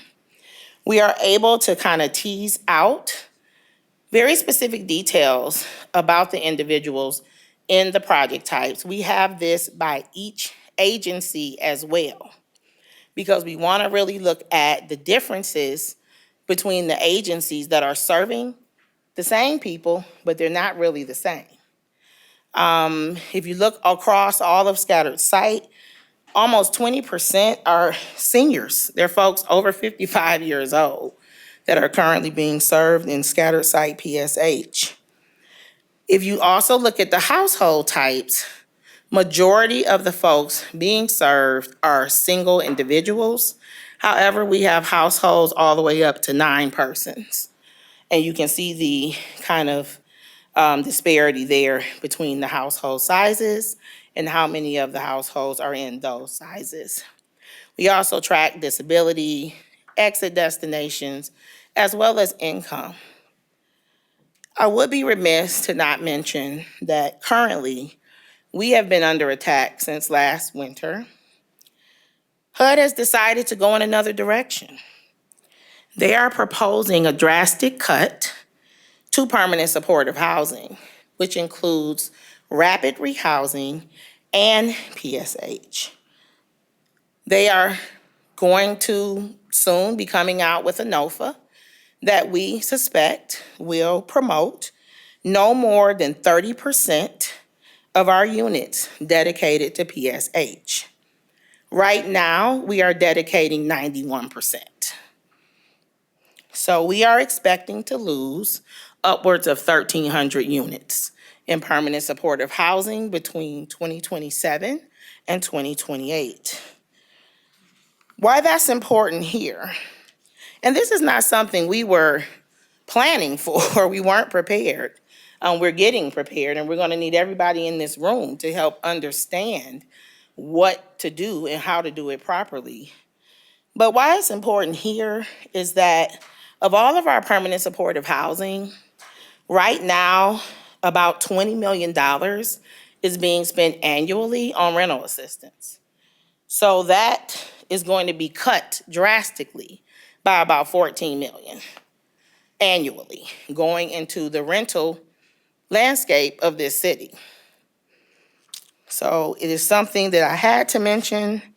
It is, we have a lot more data on it. A lot of analysis has been done on it so far. And we are more than willing to share with any of you that are interested in more information around what is happening around the proposed cuts.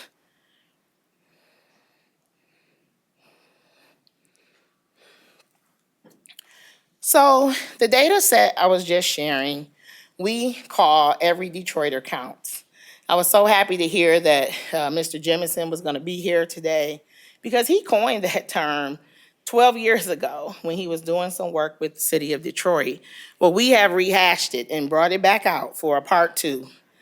And we are extremely committed in really looking at the data in that way. Every person, every program, every agency counts, and we can't look at things as if they're all the same, because they're not. Our projects are not equally yoked. The folks being served in them are not all the same.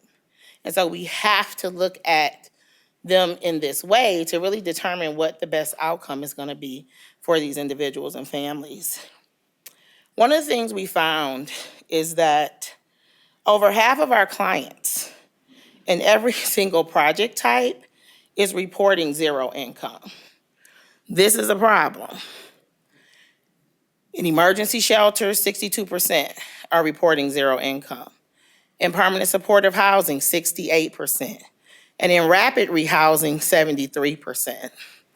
Now, what's interesting is that with permanent supportive housing and rapid rehousing, there is no income requirement to be served.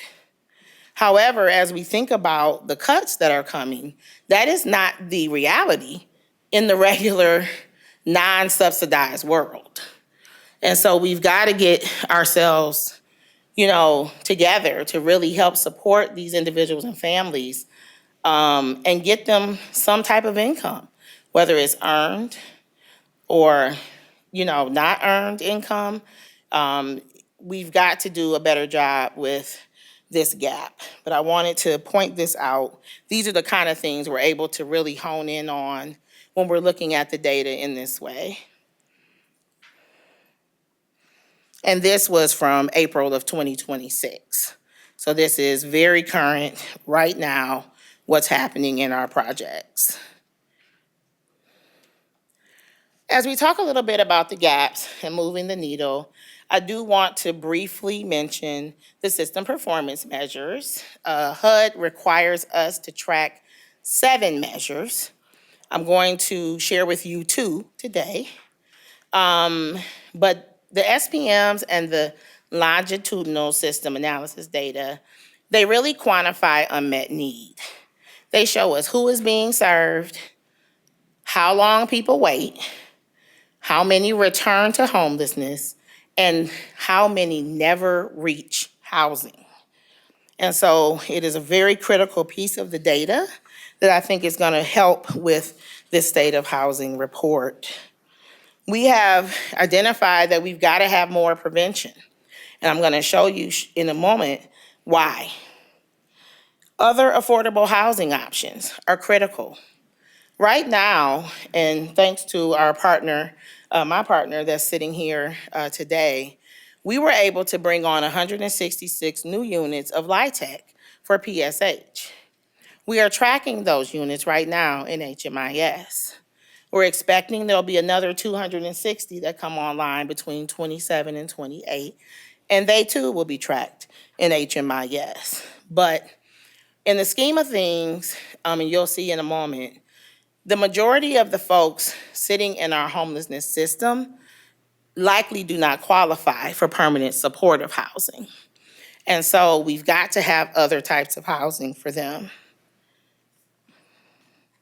So I'm going to show you now kind of this measure 3 and measure 5 together and tell you a little bit about what we found. So in 2022, we had a slight increase in the unduplicated homeless, which is the dark blue line, and things start going down. We start seeing a decrease in homelessness, a decrease in first-time homeless, and in 2025, and this data covered 10/1/24 through 9/30/2025, we have had a drastic increase in homelessness and an even more drastic increase in first-time homelessness. We have got to determine who these individuals are, and we have got to determine what interventions we may need to implement so that they do not ever touch the homeless system.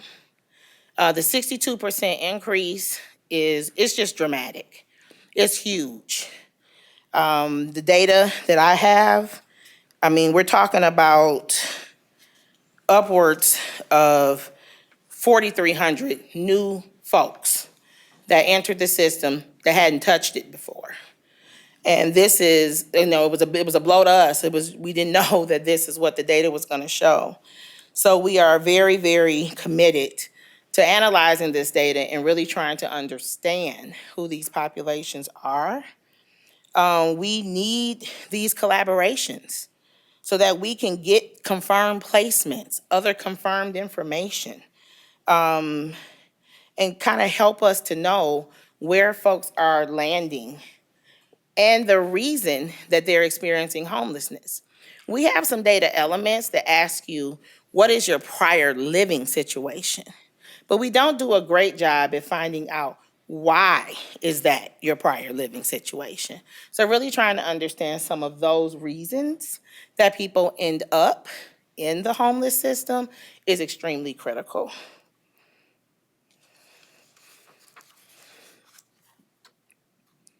All right, the next slide I'm going to share with you, as soon as I can find it,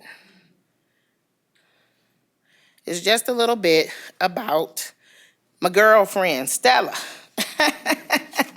Stella.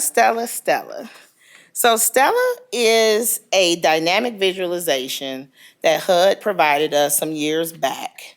And it illustrates how households kind of move through the homeless system. Stella does this analytical heavy lifting, if you want to call it that. So your COCs can kind of focus on planning and improving your response system. Stella looks at system level performance in 3 major areas: how long folks are staying homeless, where they are exiting to, and if they are coming back. And this visual is not very aesthetic, but we can get you this information, and even better, we can get you access to Stella if you want it. So what Stella is trying to tell you from the left to the right is that there were 4,625 households that were served by the homeless system. Going across to the right, it lets you know where. Were they in shelter? Were they in transitional housing? How long they spent in those provider types? How long it took for them to get into housing for the ones that did enter into the housing system. And of those that left housing, red arrow that comes back to the left, how many actually returned?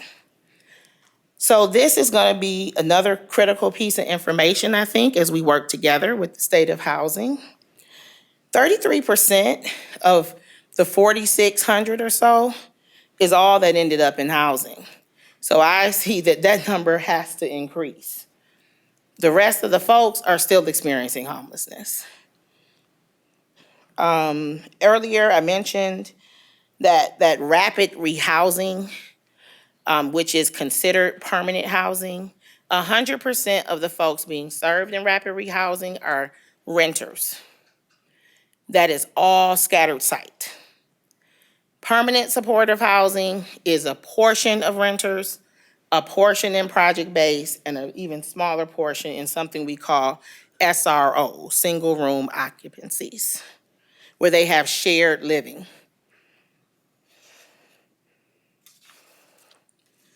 Right.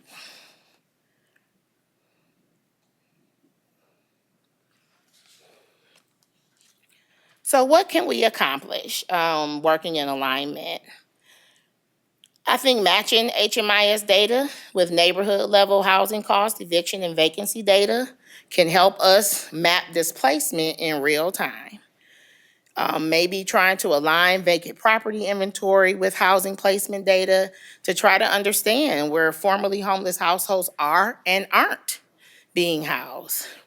We look forward to collaborating more with the Housing Commission and connecting the voucher data with HMIS exits to track folks who are placed in Section 8 and public housing as a bridge out of homelessness, and equally sharing tenant records and housing placement outcomes to understand post-HMIS housing stability and eviction prevention, as well as layering HMIS data with fair housing and lending maps, and then using combined data to build a housing stability index would be awesome to look at risk of loss to recovery grounded in evidence. And last but not least is our ask and our commitment. One of the things that I am committed to doing is not attending any more calendar invites without a solid plan to move the needle. So if you're gonna invite me, and that is not your plan, I'm not coming, okay? I'm telling you in advance. You say, you know that Kiana I met at that State of Housing, she never returned my invite because I didn't think you had the right prize on your mind. But my mantra is no more circular meetings, right, for 2026. But HAND is committed. We're ready to share our data, our trend reports, and whatever we need to share to move this forward. Of course, as David mentioned, we need formal agreements, but we're not gonna make it hard for you. We support a working group to align these data definitions, match these variables, and co-develop this state of housing. And we believe that shared data infrastructure is not a nice to have. When a person loses their housing and enters our system, they are the evidence of every gap in this city's housing ecosystem. Thank you. Thank you, Kiana. And if you want to stick around for a second, we're going to open up for a few questions. I did want to start with one from my colleague over there, Nusrat Rahman. I wrote it down because I know they got to pass all the mics around. So she just wanted to see if you could elaborate a little more on why there's been such a drastic increase in homelessness recently. What can we maybe attribute that to?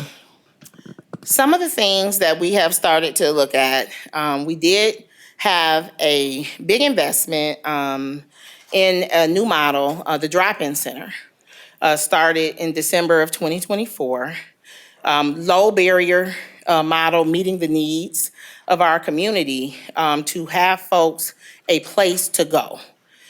This drop-in center has seen record numbers of individuals experiencing homelessness coming through its doors.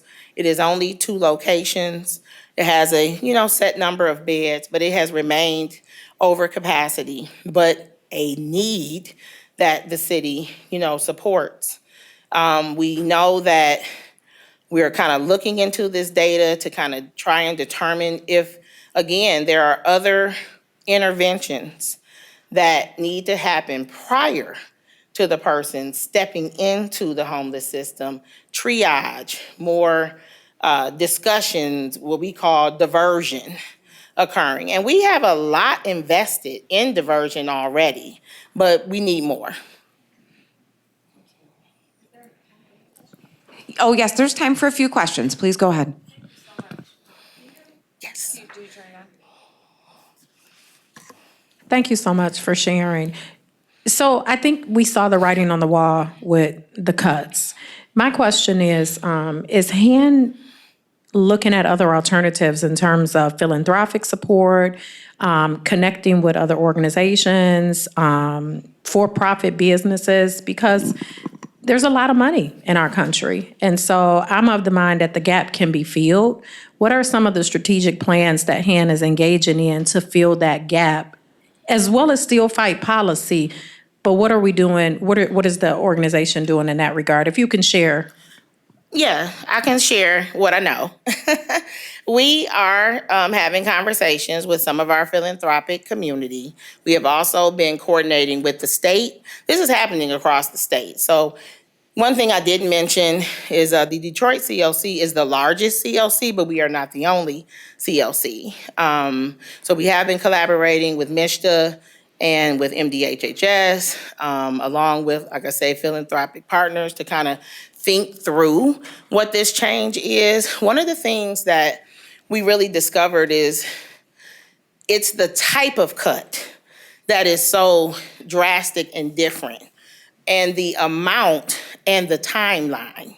And so while we think we will be able to get some resources for some folks, we don't necessarily yet know if we're going to have it in enough time in terms of when HUD expects to see these cuts happen. But I definitely welcome any suggestions, any additional collaborations that you think would be important for my ED and our board and folks to take.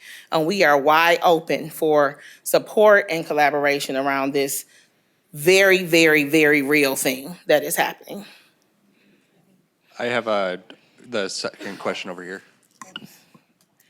We'll go here and then we'll go over for that way. First of all, thank you so much, Kiana, for you and the team to put together this really useful presentation. The question that I have, my name is Preeti Shah, is if we take more of a holistic look at homelessness, like if we zoom out from a lens and see homelessness as a symptom of something larger. And I know that you mentioned that there was a gap in identifying what the prevention or what the cause, why even homelessness happens. But even if you don't have hard, tangible data, if there was any qualitative, informal focus groups or empathy interviews that were done to try to understand what characteristics or qualities of people's situations that cause homelessness to begin with on a more, like even if you take like a more medical holistic approach and seeing homelessness as a symptom of a larger problem. And also to mention that I'm also a product of affordable housing, so I'm also, someone that's experienced it firsthand. Yeah, so we have done focus groups. There have been over many years, different, I would say, iterations of really trying to dig into, what is causing homelessness. What is interesting is that the needle is always moving. So what is causing homelessness today is not causing homelessness tomorrow. And a lot of times the resources don't align with the population that is most experiencing the symptom at that time. But I definitely think there needs to be more work, maybe looking into at that level, doing more focus groups, really trying to get the data, but then harnessing the data and kind of making it make sense for the whole population. it sometimes can be a challenge. I mean, we have been able to find out that a lot of folks are coming from doubled up situations, living in their cars, an increase in families that we had not seen in years, unsheltered, never. In years that I've been here, we have never had this many folks that are in families that are unsheltered. And so we know that something shifted. There was a change that is now kind of pouring into the homelessness response system that it wasn't before. So I think we've got to try to find out what those real specific things are if we're going to really make a difference here. Hey, Kiana, this is Sarah Rennie. Hey, how are you? I work for the Michigan Coalition Against Homelessness. I work with Kiana. We run the HMIS system statewide. And just briefly, I want to say that this is a statewide national issue. One, Micah's part of the litigation the AG is doing against HUD. So if anyone has any questions about the big issues around the NOFO and the funding from HUD that's affecting Detroit, please let me know. And I would also just point out, I actually have a question, but I wanted to just weigh in if it's okay. We are 230,000 units of affordable housing short, wages are stagnant, and inflation's going up. So while their individual stories of why folks are homeless are complex, and we have that data for you, I can tell you the first thing we need to look at is that it's an economic issue right now. And we have that data to support it. And finally, I just want to put my plug in as we work through data in the city, make sure the leading cause of homelessness for women and families, and I wanted to say that families are up, youth homeless are up 3%, veterans homeless are up, but the leading cause is domestic violence. And I was part of a failed effort to create a statewide comparable database, but we are missing about 20% of our data because the domestic violence folks, by statute, have to keep their data separate. Yeah. That data exists at MDHHS. So if I could ask, do you have some thoughts on how we can make sure we're capturing the domestic violence shelters data, because that is a key part of homelessness. Yeah, thank you, Sarah, and thank you for your support. And as always, we are a big supporter of Micah. And I'm so glad that Zach is here today because he is at the agency level really trying to work through how we integrate the DV data and the DV clients in the entire kind of scheme of as folks are entering the system. I think the easiest thing, Sarah, is just to start to ask for it. Getting the aggregate DV numbers once a year, which I do all the time for the application, is not enough. We need to be looking at the aggregate DV data quarterly, as often as we can, to at least make sure we have a real understanding of the landscape of what is flowing through the DV system. And like I said, I do look at it annually, but I know that's not enough. So that would be, to me, a first start, is really asking for that DV data from the comparable database on a more frequent basis and incorporating it, with everything else that we're already working on. Okay. Thank you, Kiana. I know there's more questions, but I do, again, want to be, respectful of the timetable. And I would encourage everyone here, when we get into our lunch soon, find Kiana if you're here and maybe chat, get some more answers. Thank you so much for the work you're doing and for being here today. Really appreciate it. I'm just going to sit at this table because it seems mildly relaxing, so it'll be fine. I'm going to move on to go ahead and start the introduction and bring up our next speaker, which is going to be Bridget Brown today. And Bridget is the Chief Operating Officer for United Community Housing Coalition, which, if you do not know, it is a nonprofit and it helps low-income residents to stay in their home through various channels, providing legal help, other support, and, paths to home ownership. And she's got a really wonderful background, dealing with and working in the fight of food insecurity, right? Going back with Gleaners and Livingston County Hunger Council. So really excited, Bridget, to hear some of your insights into, this whole overarching topic today. And I'll leave you to it for a few minutes. Thank you so much. Thank you. Thanks so much for having me today. I think one of the most exciting things is this room actually likes to talk about data. And I don't know if you're like me, but I get a lot of like, wake up people, you know, and I am in the way of your lunch. So that's both powerful and a negative. So wake up people. Make this easy on me, right? So as she said, I'm with United Community Housing Coalition. I have only been at the agency for about 3 years, but to the point she just made, I was in food insecurity prior to this at Gleaners Community Food Bank. Loved to improve systems there and really thought my calling was to ensure that Detroit can stabilize and be empowered in other ways as well. So my skill set is not necessarily always data, it's partnerships, but it's leveraging the data to make it make sense. So just a real quick, like, how do you do that kind of thing is, you know, one of our initiatives at the food bank was to increase healthy food output. So if you've heard anything about Fresh by Gleaners, that's on 8 Mile, that was actually born out of my pantry that I oversaw for several years. And we figured out how to basically reduce food costs by providing the right foods to the right people at the right time. And pretty exciting about that, and that's what I want to do in housing. So let's get to housing. This is our fiscal year 2025 overview. I want to really highlight the 94% of subsidized renters component here, along with the fact that 91% of our program funds do go to direct services. So probably without knowing it, Kiana, when you were talking about prevention, like, thank you. Yes, absolutely.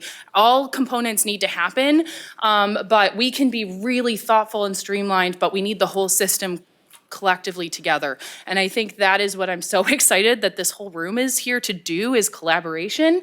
You know, we use Salesforce. I'm hearing other people's using Salesforce. We use Regrid, and we really want to understand our clientele, and I'm hoping we have some answers to the questions that were just asked.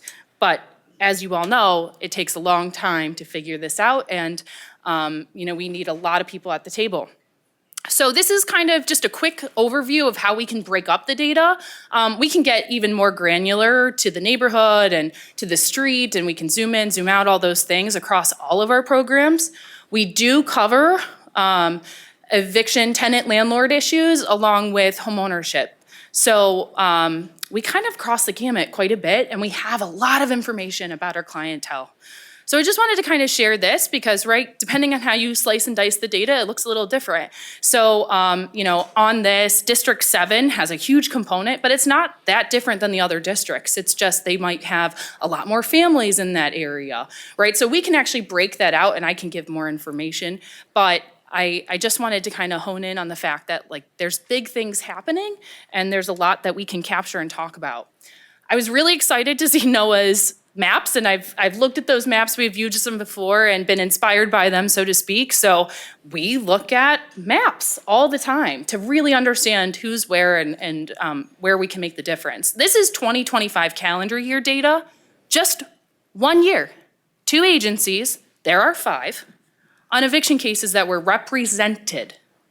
Okay, I really need to emphasize that. You see how many cases, right? There were approximately 20,000 last year. This is just my agency and one other agency. So when you talk prevention, it's necessary because there are eviction filings, and yes, there are non-payment cases, there are termination cases. We do capture a lot of information, but it's really important to understand the enormity of this issue, and that's 1 year. Excitingly, I also get to talk to you about, like, what has happened. So COVID really allowed us to explore that Right to Counsel initiative. The city came through with funding to support that, as did philanthropic partners. Thank you. But we have so much more work to do. Right to Counsel is not fully funded. Come June, the end of June, when the ARPA funds, it's just not. And we don't know what the vision is really for 2027 and 2028. We know the state is here providing some funds, but we have a huge gap that's about to happen. Fortunately, we're not talking about this big cliff at the end of June anymore, but man, it still feels that way. It really does. So just to kind of remind you what happened pre-COVID, there were 1-minute hearings in the courtroom. Typically, clients were unrepresented, not because of the 1-minute hearing, but because we just didn't have the attorneys. right? I think that there were 4 or 5 attorneys total that were really handling the landlord-tenant docket. And right now, each agency has approximately 20.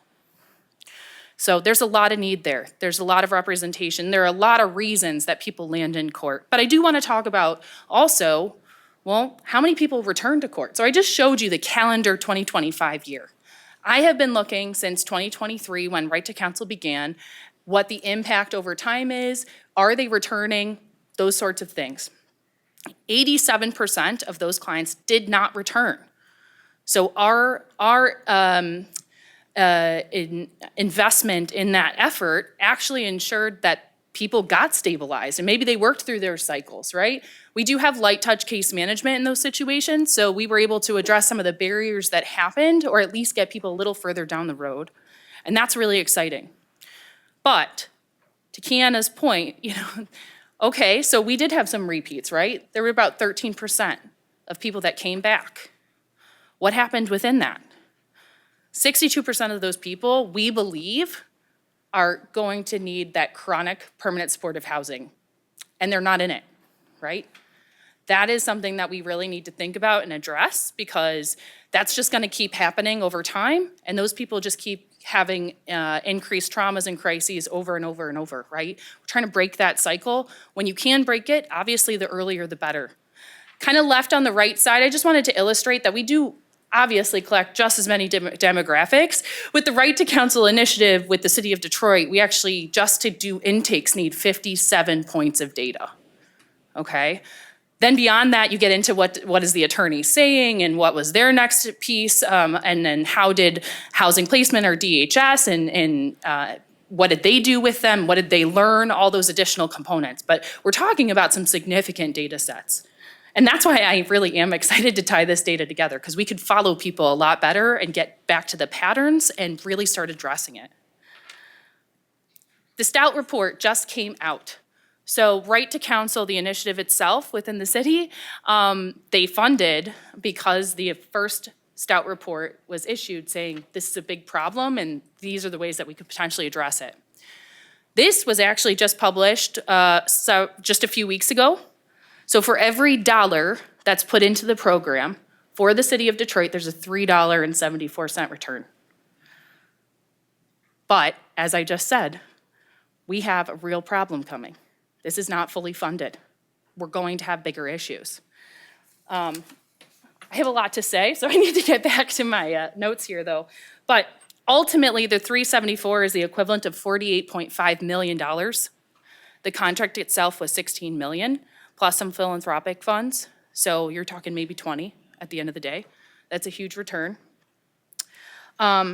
We also learned very heavily that we need to do outreach to ensure people know that they have a court case. So when you talk about systems improvement, I hope there's some property management in this room today. We know that we could be better, right? We know we could collect better contact information, accurate phone numbers, emails. How are you collecting rent if you don't know who your person is? So that is something that we strongly believe needed help, and so we've been door knocking. We've been able to get about 30% of the people that we door knocked back to court. They did not know that they had a court case against them. So some people find out that they're getting evicted just by the mere fact that there was a court case they didn't show up to, they didn't get representation, because we're not allowed to give representation for those that aren't there. And they had an eviction on their doorstep, or the bailiff showed up. But of those that actually were eligible, so it is an income eligible requirement. They have to be 80% of AMI or less, and we really focus on the subsidized properties in particular. But 94% of the total, so all agencies that did representation were of the tenants. Were able to get representation. I think actually the total number is 77. I'm sorry, I misremembered this data set. But that is a total of 65% of the total docket. We have been doing a lot of work to get the docket where we can maybe get some information prior to, not just having a missed hearing and doing outreach at that point, but actually trying to get to them before the court case even begins. Because a lot of times, these are actually remedied, and the landlord or the attorney still continued to file because they don't have the appropriate systems necessarily to trigger when something else occurred. I don't know all of the details there, but we're starting to dig in with some of our pilot project, and I'm excited to share more later about that. But the biggest thing here, or one of the big things here, is to recognize that we went from 30,000 cases to 20,000 cases. Okay, that is an enormous reduction. It is likely to increase. If that increases and we don't have the representation, Kiana is gonna see a lot more people. And she just talked about having 62% of people up and running through her program and wondering what's going on? Why are there so many more? That's with representation and appropriate, or at least trying to be appropriate support beyond that. We have the avoided displacement versus retained possession. So when avoiding displacement, 71%. What that means is they had an opportunity to move, they could pay to stay. They're essentially, while we don't equate it to win or lose, that's ultimately what happened here. There was some favorable outcome for the tenant. I'm not an attorney, so I'm just speaking to what I know and what I see through the data, and that's pretty enormous. And again, this isn't our data, it's the Stout research data, but I think it's critical to bring to your attention.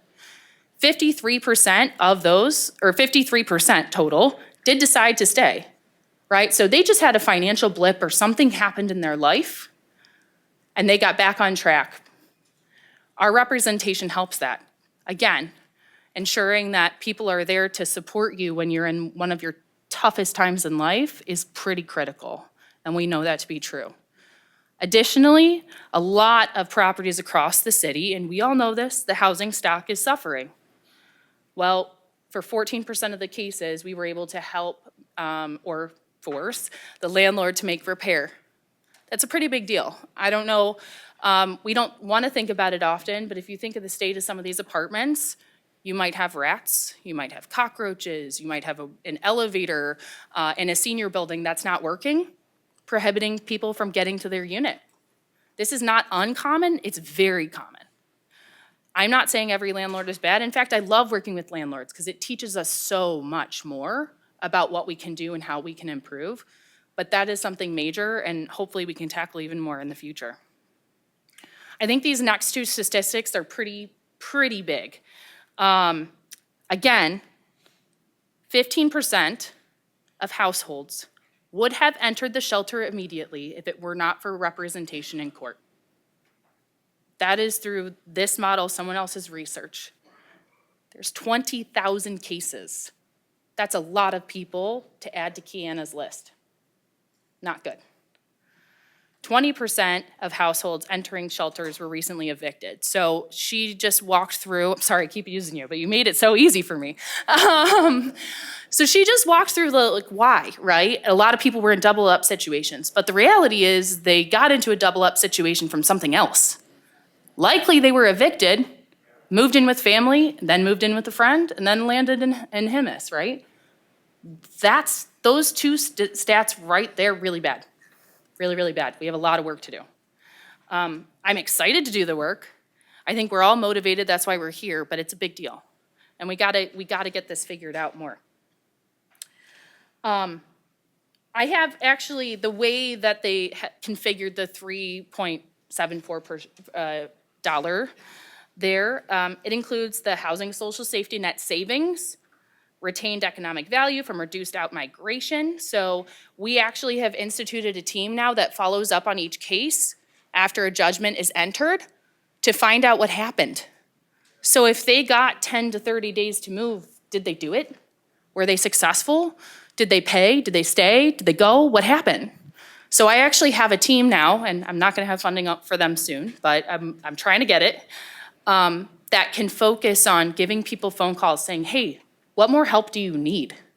I can't promise I'll give it, but if you tell me what it is, I will work to figure it out. So that's really where we're focusing on, and 28% of, when we make those phone calls, 28% of the clients say they complied and then still found out that they had a writ issued against them. 28%. What's going on?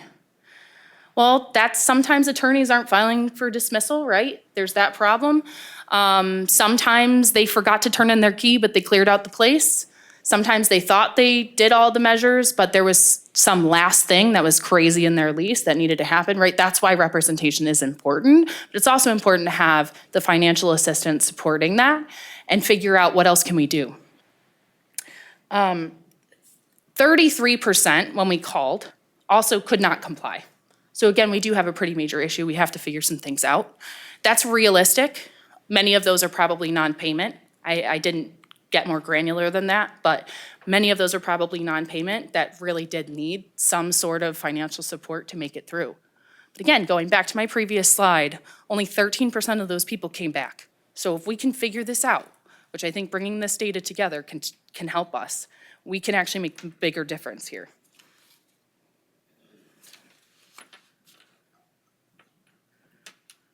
Okay, so lots of questions about like what happened. We were incredibly fortunate to do a study with our clientele and actually put some case management time into it. They were able to get up to 12 months of case management, so we worked through their barriers, their employment needs, all the different things, and we met them at court. So we actually paid their judgment or helped them remedy, negotiate, whatever it needed to be, and then we jumped in here. We learned a lot. If you're familiar with the ALICE study from United Way, I'm sure most of you are, right? A lot of people have that one thing that happened that puts them behind. Very much that happens every day at court.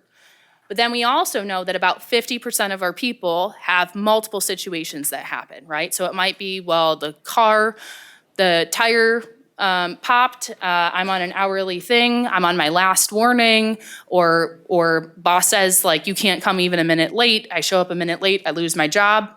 Now I'm in a job search, oh, now I don't have the money, right? Most people live paycheck to paycheck. Now I don't have the money, so now I gotta fix the car so that I can get the money so that I can pay my rent. I mean, it just keeps going, right? There's a lot of people, we have privilege, right? We can figure it out, we can rent a car if necessary. You can't rent a car for weeks and weeks. Personally, I had a $5,000 car bill the other day and I walked away from it. But not everybody can. And if busing isn't an option for that employment, they're just continuing to go down that path. So we do provide light case management at this point, which has been great. That's been a really successful intervention. And we keep following them because it is 50% of the population that has that cyclical thing. You gotta break the cycle. That's super important. And then the chronically unstable, we know that those are people that are the highest risk to end up in a shelter. We're trying to figure out what can we do, what more can we do so that Kiana doesn't see them later. But the reality is with 1,300, was it right? 1,300 units going away, yikes, they were already not there.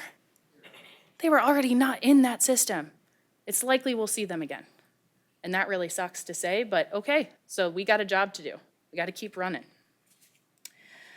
Let me move to the next. This is something I'm super excited about. I'm not sure what happened, but the title here is Housing Stability Case Management. So we took the learnings from that previous study where not only United Way was involved, but Enterprise Community Partners, U of M Poverty Solutions, thank you so much for helping us figure this out. We took that model and we said, we can be more upstream than that. If we actually address, instead of at judgment stage, if we actually address the case as soon as it gets to us and assess it for potential financial assistance, if it's a subsidized unit, can we save it, all those things, we might be able to do something here. So this was a data-oriented challenge, and I think we met it. So we went from, in 2024, to the judgment and crisis stage intervention where bailiff would be at the door and we would put them into like a moving, hoping that they could get relocated, all those things. We put it upstream. We put it at the day an attorney meets the tenant. And we were able to address so many more cases in doing just that shift. And that's what data can do. And I know we can do even more with that. But it's not even just the number of cases that we hit. We reduced it by almost half in cost.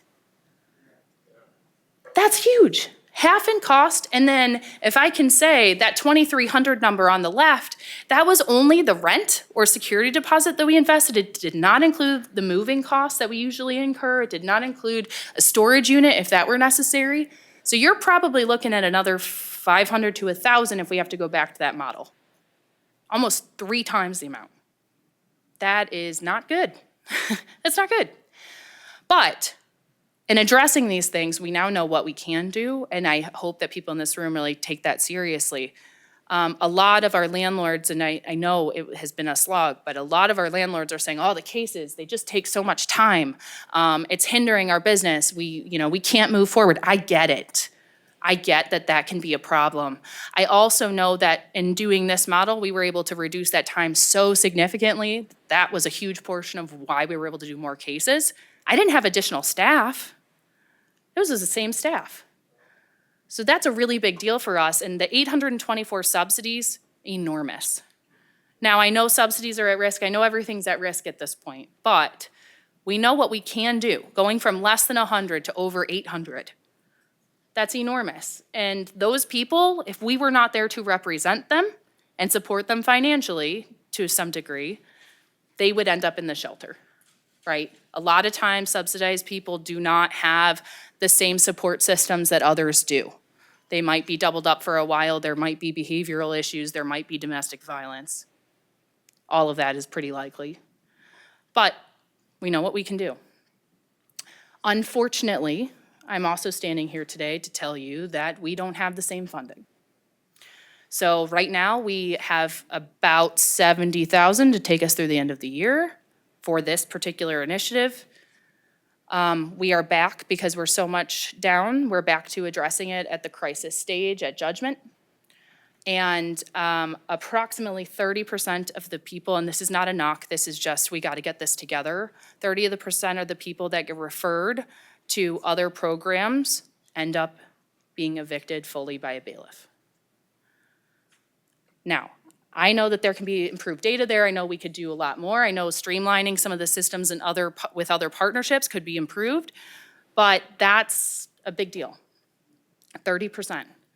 It does not feel good. This past week, we went from having 1 bailiff eviction every other month with this reestablished program to now I had 3 bailiff evictions just this week, 2 for vets and 1 for a senior.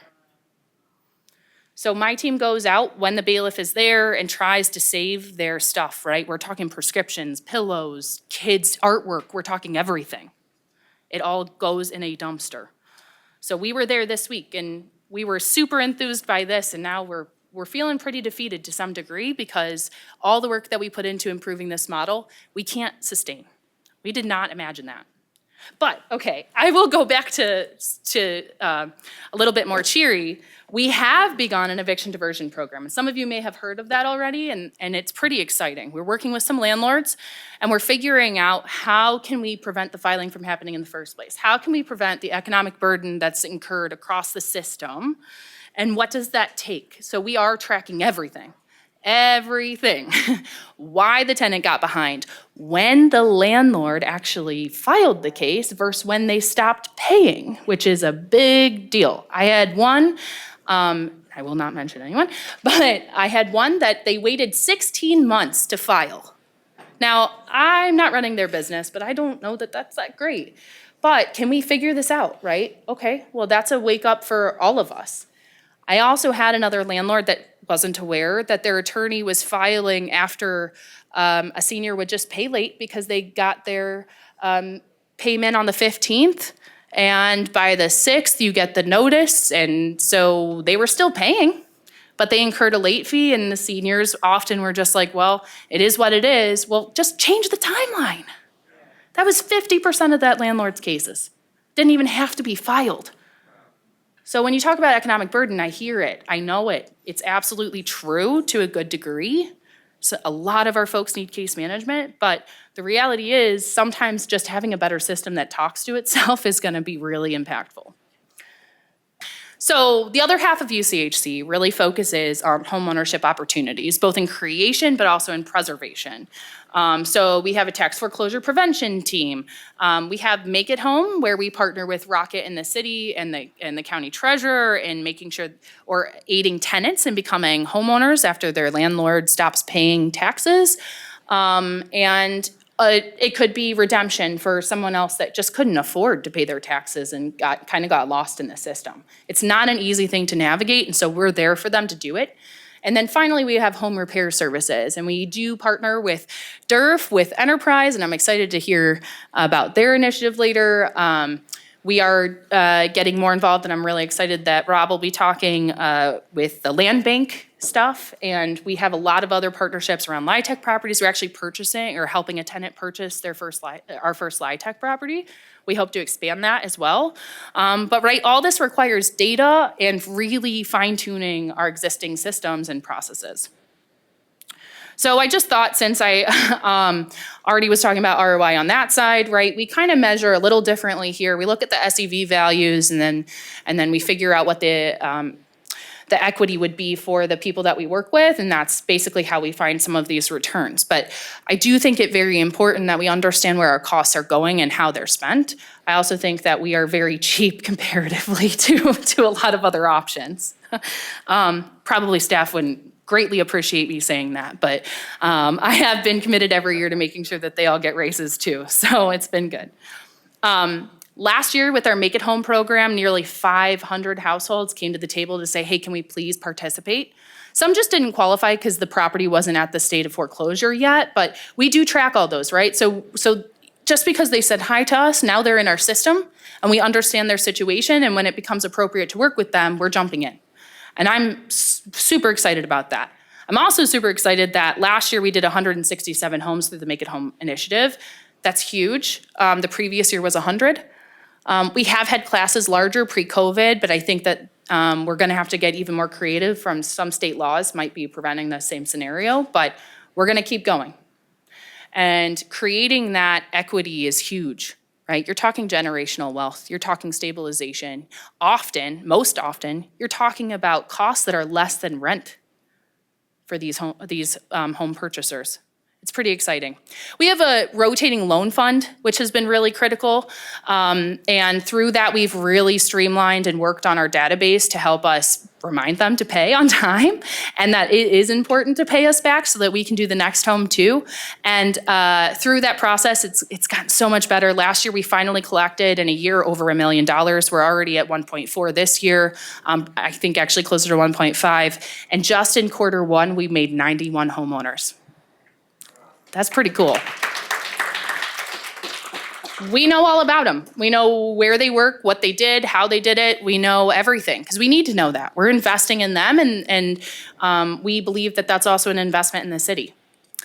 This is the Make It Home classes for the last 2 years. So again, just to illustrate, we have information across the city that can be matched up, and I can't wait for that to happen. With our land contract buyouts, so we also find people in court that entered into a contract, and often it's predatory, often there are other issues with it, but really we wanna know what's going on in your household. Did you pay half of this already? Did you have a balloon payment at the end? That was kind of a surprise to you of like $13,000. There was no way that could happen in your economic estate.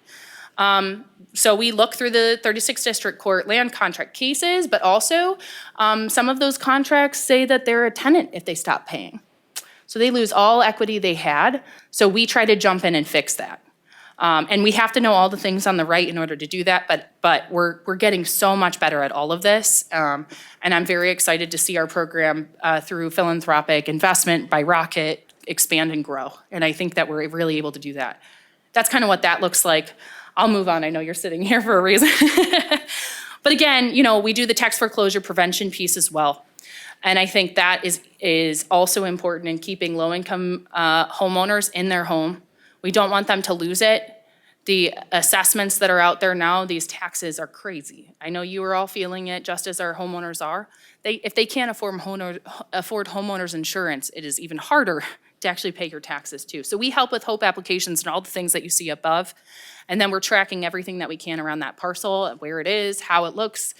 We do checks on them too, periodically if we have some concern about safety, especially for seniors, but including kids. And we've improved a lot. So we have online intakes now. We do a lot of QR code surveying, which goes directly into our database. We're working on universal, with our partners at Enterprise, a universal land contract, but also now we're trying to create a universal inspection because we have 4 funders that we have to report to separately, and each inspection is slightly different. So we know that we can be better about that, and we just have a lot more space to do it. Finally, I'll mention we have a client portal that's launching. So we're super excited about this. If you were aware that the city's been working on an escrow program, we are the escrow agent in this. So we're gonna learn a lot about what it takes to comply with the city terms. But also we'll learn, in that program, if you're more than 3 days late paying your rent, what happens next. And we're gonna try to see if we can represent or at least refer for representation in all those cases as well. So through this, again, our investments have gone way up, but there's so much more that we can do together. But I will say, doom and gloom aside, this is a pretty exciting time to be involved in this work. I every day feel challenged, but in a positive way. This portal in particular is gonna lay it out for our clients and really help with education. So right now, it's just a transactional thing, so they can see if they made a payment to us or to the escrow account, whatever that might look like. But eventually, it's gonna have documents for tax foreclosure efforts. It's gonna have tenant education. It's gonna have basically anything that we think is necessary for a tenant or a home purchaser to understand. We want it to be that. We don't want to overwhelm people, so we need to keep it nice and clean, but you will see us at the DivDat kiosks very, very soon. And I'm just really enthusiastic about the potential of this, but I know with all of you working on this together, there's so much more that we can do. So thank you, appreciate it. Thank you, Bridget. I just want to make sure after this, we're gonna take a break for lunch, but I just want to see if we have just a few questions before we do. It looks like it. I know my helpers over there. We got someone in the corner. Hopefully they're not too challenging. It's still a Friday. Yeah. Yeah, I think start over there and then we'll go this way.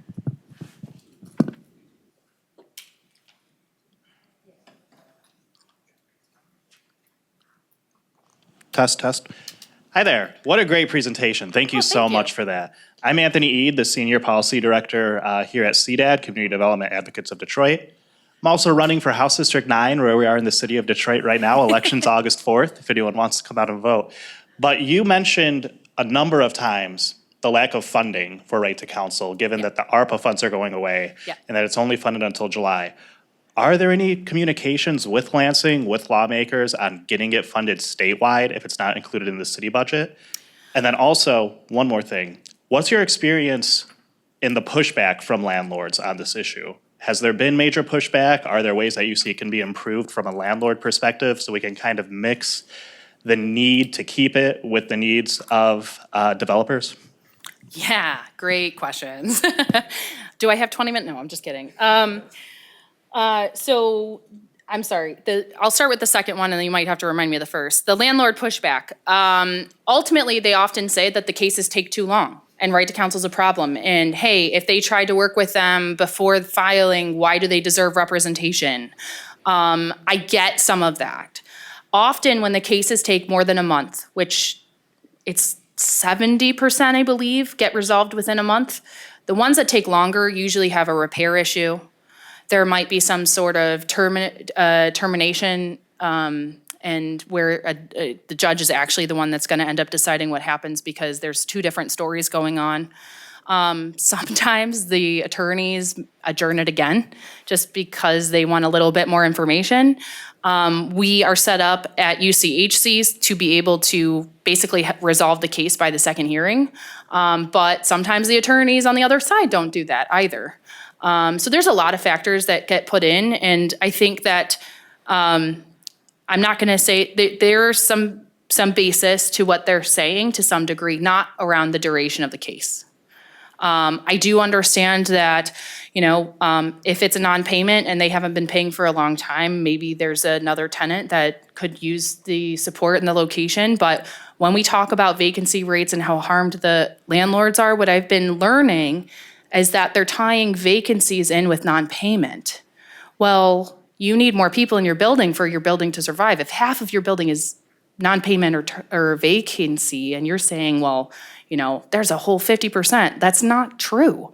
You can fill those spots. In fact, I have the people to fill your spots. And if I can case manage them, I can actually create sustainability there. And I can prove that. I've done it. We haven't done tons of it, but we have done it. We know what the issues are. We learned through this study what our efforts can be.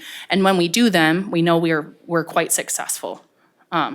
So over the course of a year, I think it was 1%, but less than 1%, 1 or 2 cases ended up, after we worked with them and gave them financial aid, they ended up in a more dire situation. Usually there's some sort of health concern or mental concern that has happened during that time.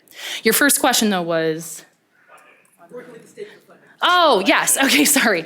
So we've been very vocal, but I will say that we've been kind of following the city in a way to have those conversations at the state level. The state has come up with additional funds. It's just not enough.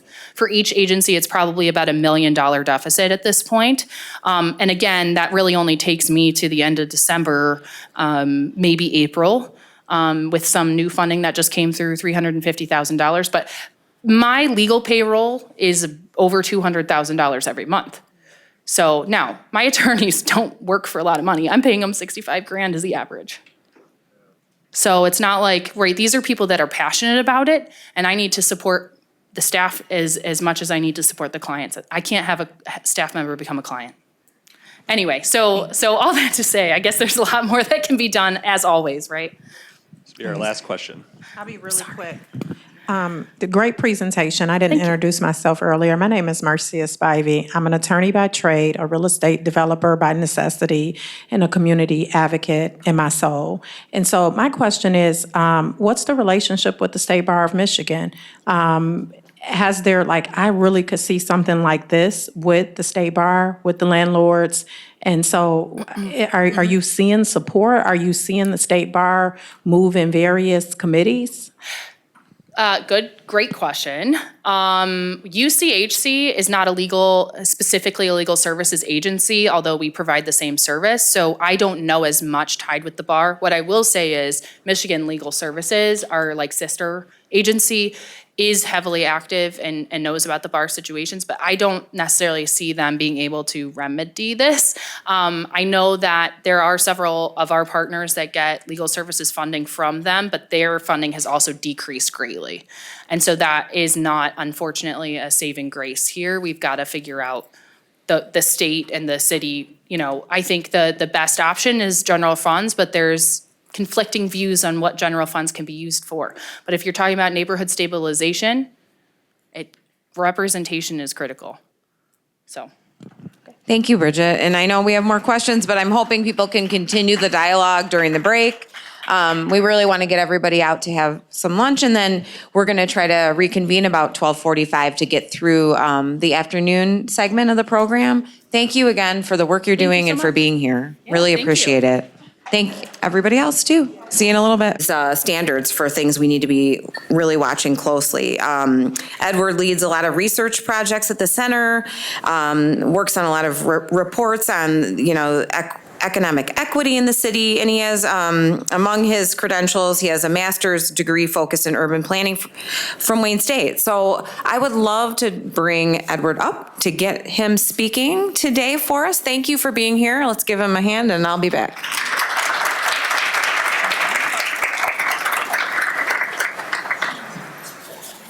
All right, thank you. Again, let's see if we can Yep. Again, thank you. Thank you for having me. Thank you to the team at University of Michigan and David for inviting us. It's a great event, and it's really good to be in the room together with everyone, kind of trying to build a better kind of ecosystem around data and really the state of the housing in Detroit. I'm going to talk about kind of part of that ecosystem in a little more depth. But I want to talk a little bit about Detroit Future City and who we are and what we do and how we kind of do that. So we're an organization, we started back really in 2010, 2011, coming out of the Detroit Strategic Framework Plan, the Detroit Works process, and kind of really 2012, 2013, working kind of with DGEC, and then in 2016, becoming our own kind of standalone nonprofit. And so we've had a different, kind of a long but kind of short history with that. And really kind of settled around kind of two kind of big goals is what we do as an organization. One is growing the number of thriving, resilient neighborhoods in the city of Detroit, and then growing wealth and income for Detroiters. And that's kind of the big picture goal of what we're trying to do through the work that we do. And so I lead a group called, they're kind of the research division for the Center for Equity, Engagement, and Research. And so this kind of in DFC has its roots back to 2015, 2016, but really kind of kicks off in full in 2020. We launched the center, the big, really great event right before the pandemic started. And then we kind of went back and kind of got things going. And really kind of how we work and what we do at the center is really kind of, we start with this question. A question of a project, like what are we trying to do? What is the issue that we need evaluation? What problems do we want to see and kind of understand a little better? What do we need to track change, right? And also, who can we partner with to do this, right? So we have a big amount of data out there that we work with. There's all sorts of data sources. We've talked a lot about that today. But the other thing that we like to do with our reports is bring in community perspective into the report process. And that comes in different ways. For some of our bigger reports, this is research advisory groups kind of coming in and being able to test some of the ideas and things that we're seeing in that data. Other reports are kind of like things we talk about the landlords in a little bit. Focus groups to actually hear from people in there. And that kind of, we think gets us a much better product ultimately in the end, a product that kind of hits for people and gets a little bit easier to understand. And so kind of beyond just the kind of the reports and things that we put out, we look like in these publications, right, for something that's accessible to people, something that's easy to read and understand for, not just people like us in the room, but hopefully for the average Detroiter out there so they can kind of understand what's going on in the community in there. So accessible language, bright photography for the city, good data visualization and graphic design. Beyond that, it's not just about the report, right, and the reports that we write. For us, it's also about getting it out in the community. So things like me being up here at the front of this room today, but also kind of a media engagement to get it out in the mood so people that know what is happening and what we're kind of doing. Because ultimately, that we think that's what leads to the system change, the policy change, in the kind of the mindset change to be able to move things forward, right? And so some big examples of that where, we've been able to kind of really set kind of the baseline for what is going on in the city, kind of these big signature reports that we put out, the State of Economic Equity in Detroit back in 2021, right, which kind of takes a high-level look at economic equity in Detroit, 23 different indicators across 6 different groups. And we've really started to build a body of research coming out of that particular report, taking deeper dives as we go. So last year's Making the Middle Class, right, really looking at neighborhoods and kind of continuing to look at middle-class neighborhoods through the city of Detroit. It's also, as a part of that, people being able to access home ownership, buying in, and looking at mortgage data in the city to kind of get a better look at the mortgage market in the city. But we have a question, and what I'm going to talk about now, and like how this kind of plays out and how this kind of works into our reports, right? We start with a question, and what we're going to talk about today, really the question that we're trying to answer is who owns rental property in the city of Detroit? So who are our landlords? And so from that basic question, we kind of add a couple different questions to that, right? So not only who owns our landlords, what are experiences that they're having in the market, renting property. So we were able to talk to some landlords to get their experiences in there as well. But kind of what are some of the behaviors that we have there? So this all comes together in our most recent report, Understanding the Rental Landscape for 2026. Again, so this wasn't the first time we did this, right? Back in 2021, us with our partners at Data Driven Detroit took a first look at this analysis, right? Building off of some work that was done in Cleveland. And so we wanted to update the analysis to see kind of what was going on, but also add some depth to that. Like I said, hearing from some of Detroit's small landlords and looking at kind of some of the additional characteristics. And so for anyone who's worked with property data in the city of Detroit, right, we know that that can be a little messy and not nearly as clean. I see that smile, Eric, and right behind you, Mike. That was a perfect line. It's not as clean and kind of easy to work with as we want. So you can't, which is kind of the whole, like, why we do this, like, in the first place, is to kind of really answer these questions in a different way. So the kind of four-step process that we've kind of went through here in here. So really leveraging the integrated property data system that Noah was talking about earlier this morning to kind of put that on the ground. And so through this, kind of identifying, what are the residential parcels, what are the rental parcels, tying that to ownership, and then classifying those on the way. And through that, this time, we were able to identify, or D3 was able to identify just over 54,000 unique landlords in the city of Detroit. That's about 12,000 more than we were able to find back in 2021. So kind of an increase in landlords. And so we, from there, really classified the city's landlords into four distinct groups, looking at the number of properties owned, using corporate ownership, the assessed value of the property, whether they had the landlord had an address outside the city, had been cited for a blight violation, were in the city's rental system, or if they had a kind of a recent property acquisition in there. And so these kind of fall into kind of four categories, with the big unifying thing around that being just the number of properties owned. Right, a little bit on the between the type 1 and type 2. There's kind of the small landlords, whether or not they were showing what we were saying we're calling indicators of professionalization. So having corporate ownership, things like having an LLC in the name, or like being connected to the city's like rental system, is kind of the big indicators there.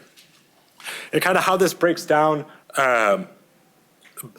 from those 50,000 landlords, really kind of the big picture here is, a lot of smaller, the biggest times, those small type 1 and type 2 ownerships, just a little over 50,000 of Detroit, or 93% of Detroit's landlords fall into that. You can kind of see kind of the breakdown here, so 92% in the top one. But since those are small, only owning, 1 or 2 properties, we do see kind of the larger type 3, type 4 landlords owning kind of an outsized share of the units in the city. So kind of another big kind of takeaway, like what are start to get to some of like the big picture takeaways on this. We do have a lot of local ownership within our rental system.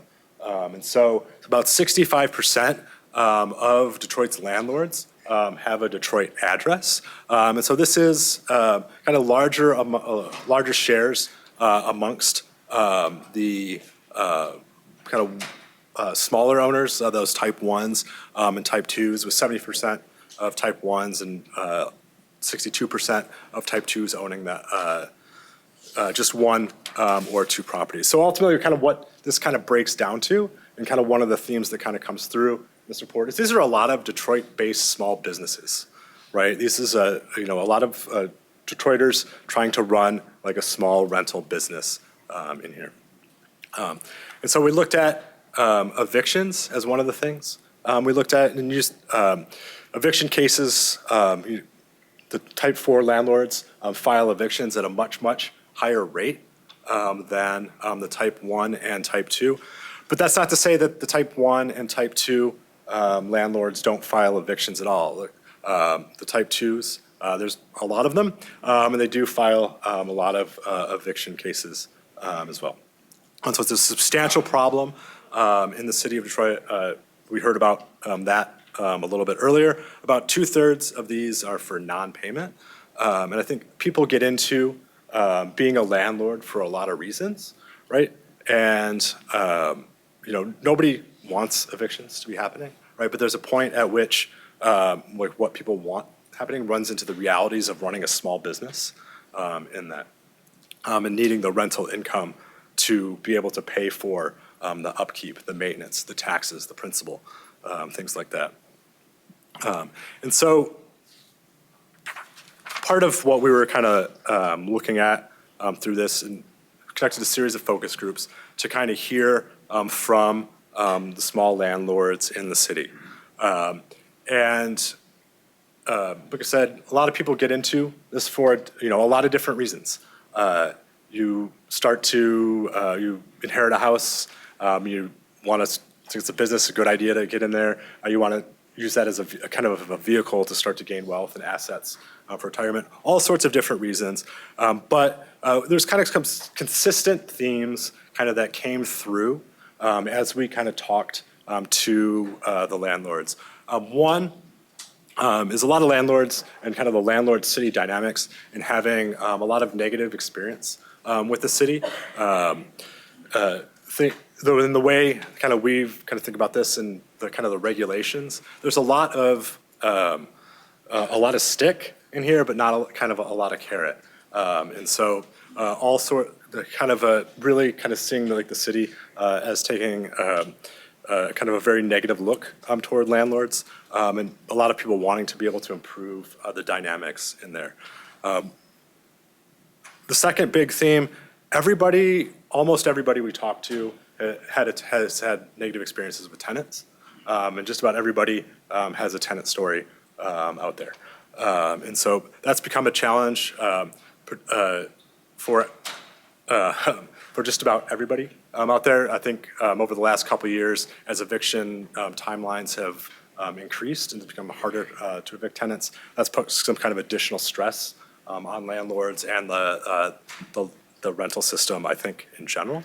And finally, the landlord really talk about like the financial pressures they're under. Detroit's a very challenged market, right? And the rents that a lot of the units and houses in the city of Detroit actually command are actually quite low. In spite of the kind of big affordability issues we have, we still have some of the lowest kind of property and rent in the country. And that's tough for landlords because they have all the expenses with that. You have to, if you have a mortgage or acquisition cost, you have to pay for that. You have to pay for your taxes. You have to pay for upkeep and maintenance and things like that. And all those things are necessary to kind of keep the property going and keep that running. And so we also wanted to take a look at some of the characteristics that people commonly associate with like kind of negative landlord behavior. And so people can take issue with these, that's fine. These are the things that, that people kind of come up. But we're also, part of it's you can only, the whole thing, like, right, that we're talking about today, the title of the thing, so you get what you measure, right? And so these are where the metrics are, or the data is, and things that we can actually look at. So looking at out-of-state owners, long-term vacancy without a blight permit, 5 or more action-related blight, for instance, this is like not having a certificate of compliance or being in compliance with the rental ordinance, property-related blight violations, eviction cases with representation that are dismissed, 2 or more of those, 2 or more cases for termination, and then a majority of your eviction cases being for termination. What we find out is a lot of landlords don't actually exhibit kind of any of these behaviors. 62% don't have any of these indicators that I just described. More so for the type 1s, and this is kind of the type 1 to type 4 kind of works like on a spectrum from those, from kind of like one end to the other and that. And so I think to wrap things up and finally, like, what are the key themes and like what are kind of the big things that I would kind of want everyone to kind of understand, like what did we learn like from this, and how do we use this information to kind of start to improve the housing system. I guess that slide's not on there. So the key themes, right? One is most landlords are small landlords. Most of them own 1 or 2 properties. Over 93%, or a little over 50,000 of our landlords own just 1 or 2 properties. That's about 3/4 of the rental units in the city. We have a lot of local ownership. 65% of our landlords have a Detroit address. And I think that's critically important, that knowing we have a lot of these small local owners, particularly if you want to design programs, we can think about designing programs that like work with our landlords, right? And we can do that. We can build wealth within the community while improving housing condition for Detroit's renters, a lot of which are low income. So you can kind of hit kind of a couple things at once. I think there's also kind of the need for a more collaborative approach between the city and the landlords out there. And so not, just kind of the regulatory approach or kind of a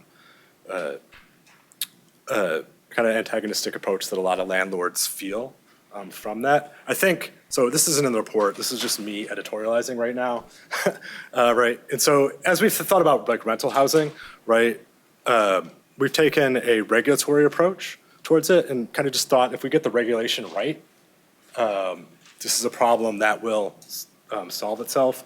I'm pretty much almost 100% convinced it's not strictly a regulatory problem. Right?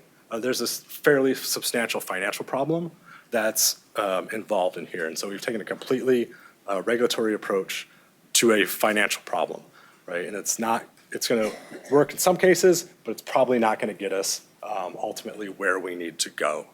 And which is the third, back in what's in the report, the big one and the big thing you want to take away is that landlords out there, they're running a business, right? Each one of these is running a small like rental business. And there's a lot of long-term gain from that, but in the short to medium term, running that business actually has to make sense for them, right? They have to be able to afford the upkeep, the maintenance, and all the costs like to keep going. And so unlike the for sale market, where you can drive a price down to almost zero, there's kind of these ongoing costs of a rental unit that kind of actually have to keep going. And you actually have to keep kind of up. And so on that, thank you for having me. I'm sure there's probably some questions about that.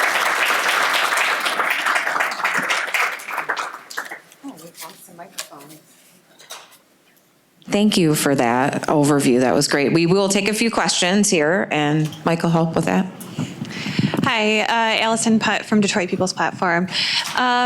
In any of your research, did you look into property management companies and how landlords and the different typologies of landlords interact with those property management companies?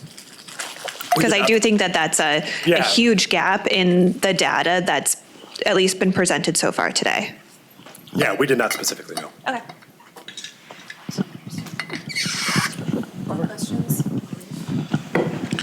Hi, my name is Joanna Underwood. I'm the senior policy analyst and housing specialist on behalf of Councilmember Mary Waters. And I was looking at the report, and I have two major things that I would like to point out. One is that when we use the term landlords are people who actually comply with the city ordinance. 90% of our landlords, whether they're small or big, still have to comply and register their property as rental property. And a lot of the property that they written out, it's not even, if they go through the proper rental inspection, they wouldn't even be landlords. Because the home repairs that is needed for them to properly rent out a property is it's a high cost. I understand, but if you're gonna rent out a property and charge people $1,200, $1,400, $1,600 of a rent, and they don't have no hot water tank and no roof, and then you want to blame the tenant for that because the tenant is not responsible for doing major home repairs. And so I think that when we talk about landlords in the city of Detroit, I think we need to educate them on exactly how the cost of actually being a legitimate landlord and go through the legal process to become one. And also in the report, with the people who had only one or two property, did you calculate the percentage that was heirs property? So these are properties that they inherit. So they might not had to seek out being technically a landlord and probably don't even know all what that entail, but wanted to see if they could make some extra income. So did you guys educate them on that, or is it any way in the future to educate them, particularly the ones that inherit heirs properties? Yeah, we didn't cross-reference. So we did a report on heirs properties back a few years ago, and we didn't cross the landlord database with the heirs property database. There's about 50 or 5,300. There's about 5,525 heirs properties in the city of Detroit, or give or take. But we didn't kind of match that with the landlord database and kind of see how many of those kind of lined up. I can educate this a bit more, just because the way the data is set up in this case for the heirs property study means that it means that it would be very difficult in this specific case for us to be able to do a good cross-reference, because for someone to be identified as a landlord, they had to be listed on the current owner of the property as the current owner of record in the property, whereas for the heirs property analysis, the current listed owner had to be identified as deceased. So if someone wasn't, like when we cross-referenced, there just wasn't a huge overlap between those two universes. But I would imagine that there's potentially more out there than just what our analysis was able to uncover. I also would add, I think you're spot on, right? When we did our engagement around heirs property, we certainly heard from folks who were saying that they all of a sudden inherited a property, yet they weren't necessarily in a position to maintain a home or to take on what it means to own a home. And so I think from the rental perspective, and when you talk about rental compliance, that is one of the main reasons of how this report originated, was recognizing low compliance rates and trying to figure out what needs to happen to engage and support landlords to be able to provide healthier, safer housing, recognizing that they are such a large part of this city's housing ecosystem and providers. And so needing to bring resources to the table to figure out how to make that housing healthier, safer, so we are providing quality housing for folks. So I think that is part of the recommendation, right? It's how can you look at what the city provides through the rental ordinance, which was revamped, which looking at business support ecosystem supports for how you can provide supports to landlords to provide better housing, and home repair is part of that conversation too. Thank you guys for adding that. Thank you for the ads. I think we have time on here for one more question. We had a few more hands. I see Nusrat's raising her hand there. Ma'am in the first row. Hi, my name is Nusrat. I'm a reporter with the Free Press in Bridge, Detroit. I'm wondering if you could talk about if you've heard any feedback from landlords about the changes that were made to the rental ordinance. Have they found it to be easier or difficult? Is that anything that you've heard from landlords when you were doing this research? No, I haven't we haven't gone through like specifically on like the updates. I think that's something that I would like to do and kind of like think more about like what. Oh, yeah. Oh. Or if you'd rather use one of these, you can. Yeah. You just have to turn it on. I mean, that's something we'd like to hear and hear like more about. But I think part of it is the kind of the big issue is like what it takes to actually get a unit into compliance. And there's kind of a severe burden on the landlord to do that. And so. Yeah. Okay, thank you. Thank you, Edward, for your time today and your overview. Did we miss something? Just a quick. Sure. Just so people can hear you. Just a quick comment. There definitely is a huge burden on the proposed landlords. Within the application process, they're asking for a lead inspection. When you buy your home as a homeowner, you don't have to have a lead inspection.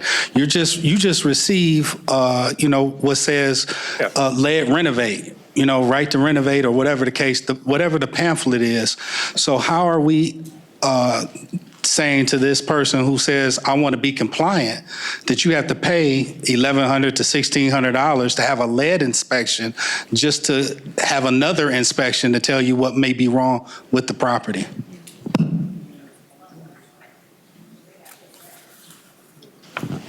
I wish I knew the answer to that. Thank you for everybody, thank you for your comments and your feedback. And thank you very much for being here and participating today. Our next speaker today is going to be Robert Lynn from the Detroit Land Bank Authority.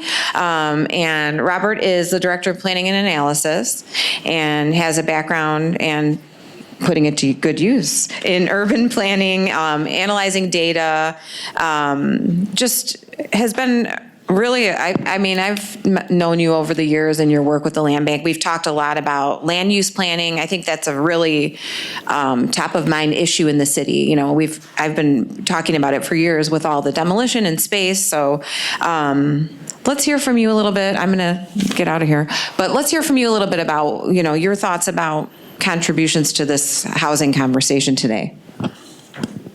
Sure.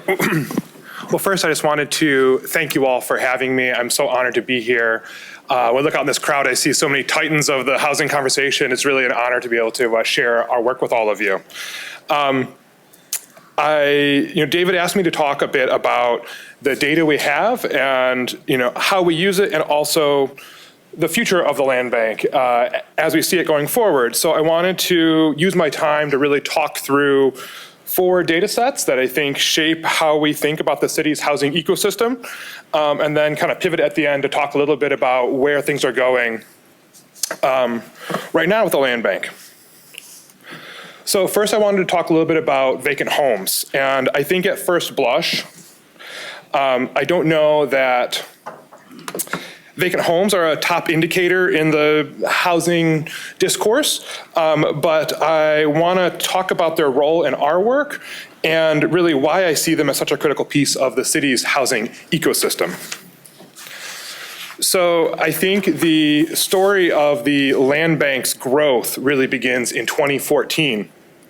After years of population loss, white flight, deindustrialization, the sort of, host of terrible challenges facing the city, I think the city's abandonment problem really came to a head in the wake of the 2009 housing crash. In 2014, the Obama White House convened a task force, including the Rocket Fund, D3, and what is now called ReGrid, to do a comprehensive analysis and survey of the city to track abandoned property and really do a report on the, a condition of the built environment. And this, comprehensive survey of every residential property in the city would go on to find 80,000 problem properties. This really set the stage for the land bank as we know it. There was a new mayor at the time, and this became a real sort of political purpose for the land bank and really I think, guided the land bank through its initial years. We were challenged with addressing the problem head on. And it was the focus of all of our strategies, our metrics, our priorities. And we were really, centered on tackling this issue head on through demolition, rehab, sale, and acquisition. And acquire properties we did. More than half of the properties found in that survey were publicly owned already by a host of different public actors, from the planning department, the police department, Wayne County Treasurer, state land bank, state DNR. And so one of my first projects was to go around and hat in hand and ask for all those properties so we could become the owner of last resort and centralize them. We would go on to acquire 51,000 houses, which at the time was more than 1 in 5 houses across the city, to give you kind of a sense of the scale of the challenge we dealt with. We never actually had 51,000 houses at one time. As you can see, we kind of hit a peak in 2017 when we had about 30,000 houses, because we were constantly acquiring, selling, and tearing houses down. Today, our pipeline stands at 1,800 houses. And so this is largely a sort of historical process.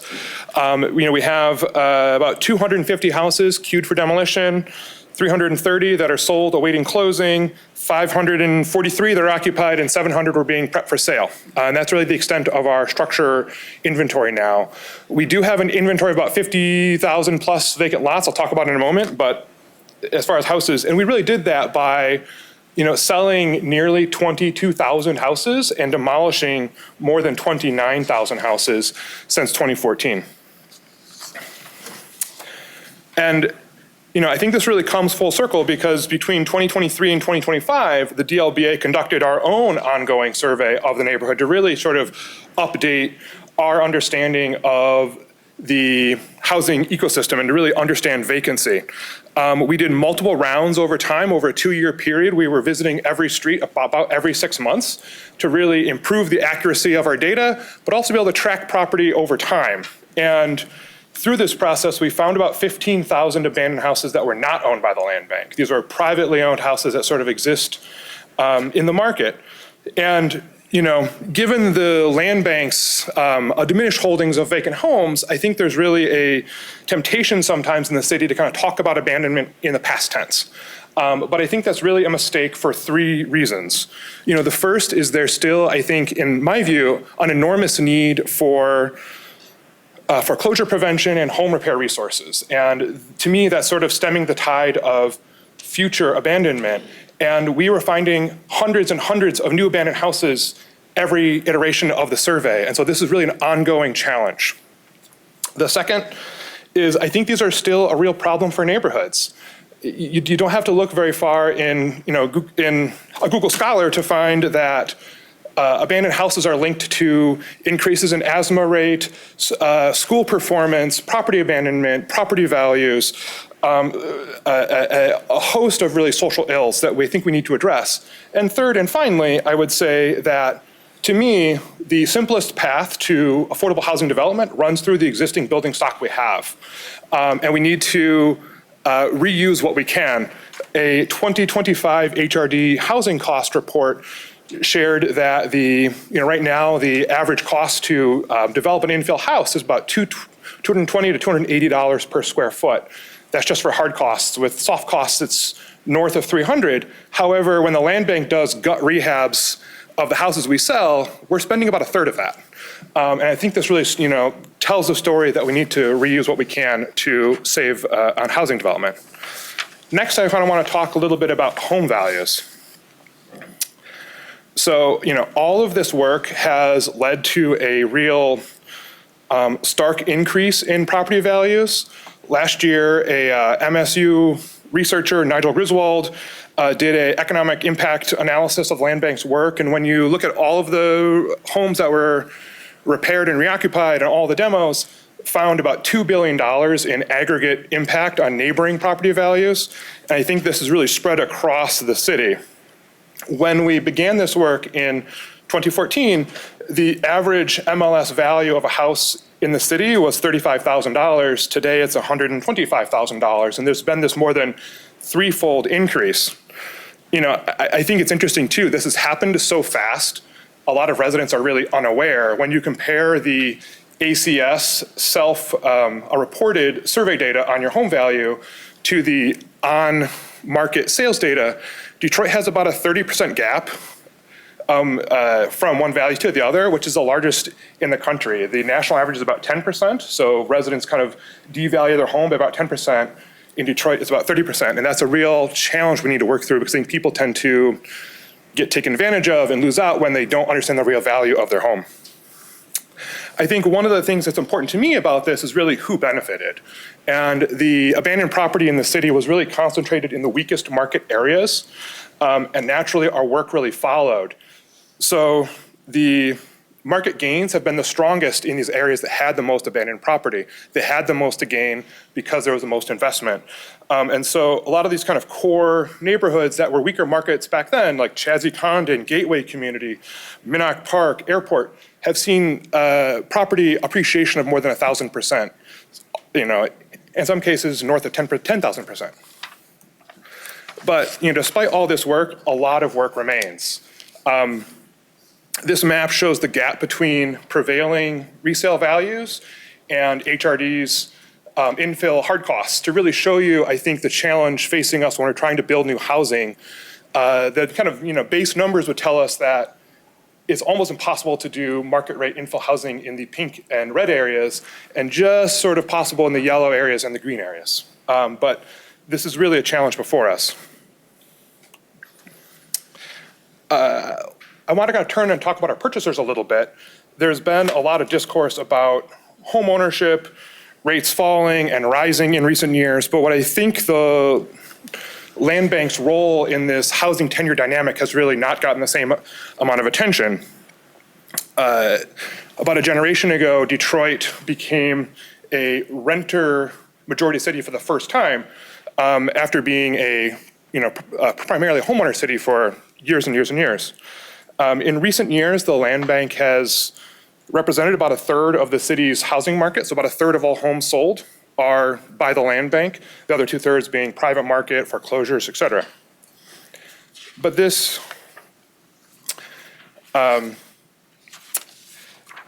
graph is about race, but this could just as easily be about gender, age, et cetera. This graph shows the racial composition of the city and the racial composition of our buyers, and they're nearly identical. And that's because they mostly are from the city. I think the land bank gets accused of, selling a lot to investors, but the reality is, 82% of our buyers are from the city. And I think that really underscores why we've been able to have this impact. And I'd say that, in 2023, for the first time, ACS data shows that the city became a majority homeowner city for the first time. And I think that's largely, or partly because of the land bank's work in selling property to Detroiters. The last data point I want to kind of turn to for a moment is land values.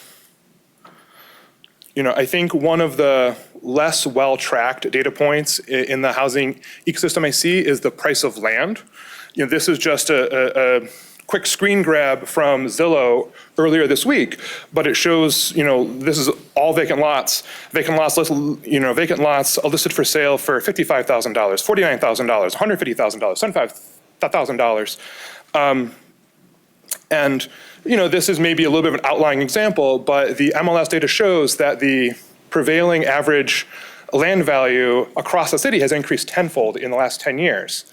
And I think this is important because that same 2025 HRD housing cost showed that land is a hair under 10% of the total cost of infill housing. But given this trend, it's also the fastest rising by quite a bit. And so we've really been thinking a lot about that. I think this is a space where the DLBA can play a major role in housing, in infill housing. I think this is true for two reasons. One is our policies allow us to discount the sale of land to someone building a home up to 90% if they meet very, I'd say, modest AMI targets. 25% of the units have to be available at 80% of AMI or lower. But also because the land bank controls about 40% of vacant lots citywide. And obviously this is concentrated in some areas and less concentrated in others. But in total, this gives the land bank and the city enormous market power to influence pricing. And as the price of land, increases, this will become a more and more powerful tool. I think it's for this reason we've developed a system for providing more intention to our land sales. This is our current land review area map. That's sort of insider lingo for the areas where we have alternative methods or different rules by which we sell property. In the white areas, we really list every lot we own to neighbors through the side lot, neighborhood lot programs. The red and yellow areas are the places where our city counterparts at the housing department, transportation department, airport department, planning department have asked us to restrict the sale of our property. In the yellow areas, we don't really sell any property. In the pink areas, we sell kind of with their blessing. But the blue areas are the areas where we see the greatest need and opportunity for new housing production. And so in those areas, we really limit our sales to not sell our neighborhood lots and sell side lots really to owner occupants who have been there for a few years. And we will only sell a single lot. We're very much, I'd say, still building out these tools, but as the city's focus turns to ground up infill, I believe this will become a more and more powerful tool. To close, I really wanted to pivot from data to strategy. David asked that I kind of touch on Mayor Sheffield's Rise Higher program for the land bank. I can say she has a very big and ambitious agenda for the land bank with new boards and new policies and customer service. Given the focus of this event, I kind of wanted to touch more narrowly on the housing programs that are kind of in conversation within the land bank. The first is our pre-development program. Last year, we published our 5-year plan for the land bank, and in so doing did hundreds of conversations with residents, developers, builders, nonprofits, block clubs, et cetera. And when we were talking to home builders, one of the things we heard time and time again is pre-dev is where projects go to die. And the line that I really liked from those conversations was, pre-development is the time when you spend money to find out when you spend money to find out if you should spend more money. And it's this moment where projects are very vulnerable and there's a lot of risk and uncertainty. And so, through some very generous funding from the Rocket Community Foundation, we've launched a pre-development program at the land bank. And so, we have this existing discount for infill projects, but with their backing, we're now doing a lot of the sort of administrative pre-development work on lots before we sell them for infill housing. And so we're able to do all the rezonings, the ESAs, the parcel combinations, the land assembly, the incentive districts, to try to really reduce the risk, reduce the uncertainty, and really shorten the runway for new housing production. The soft costs are 30% of the housing price, but we think there's also a lot of risk and uncertainty there that we're able to lessen by doing this work upfront before the buyer's even at the table. I also wanted to talk briefly about our home sales policies. Many of you, I think, are aware we have sort of an auction program and an own and out platform and a host of other kind of lesser home sales platforms. We're in conversation around with our board and our colleagues at the city about really reducing the number of platforms so that there's less sort of, a complexity for residents to know where to look for different properties, and there are more eyes on each one. We're also working on increasing the amount of information a lot. So we're looking at, the data we can share about home inspections, utility connections. Can we add better photography, drone footage, show roofs, et cetera, to really maximize the amount of information our buyers are getting. We're also looking at what funding we can make available to buyers to kind of ease them through the rehab process. On the occupied property front, I mentioned we have about 500 homes or so right now. We have a new outreach partnership with Bridget at UCHC.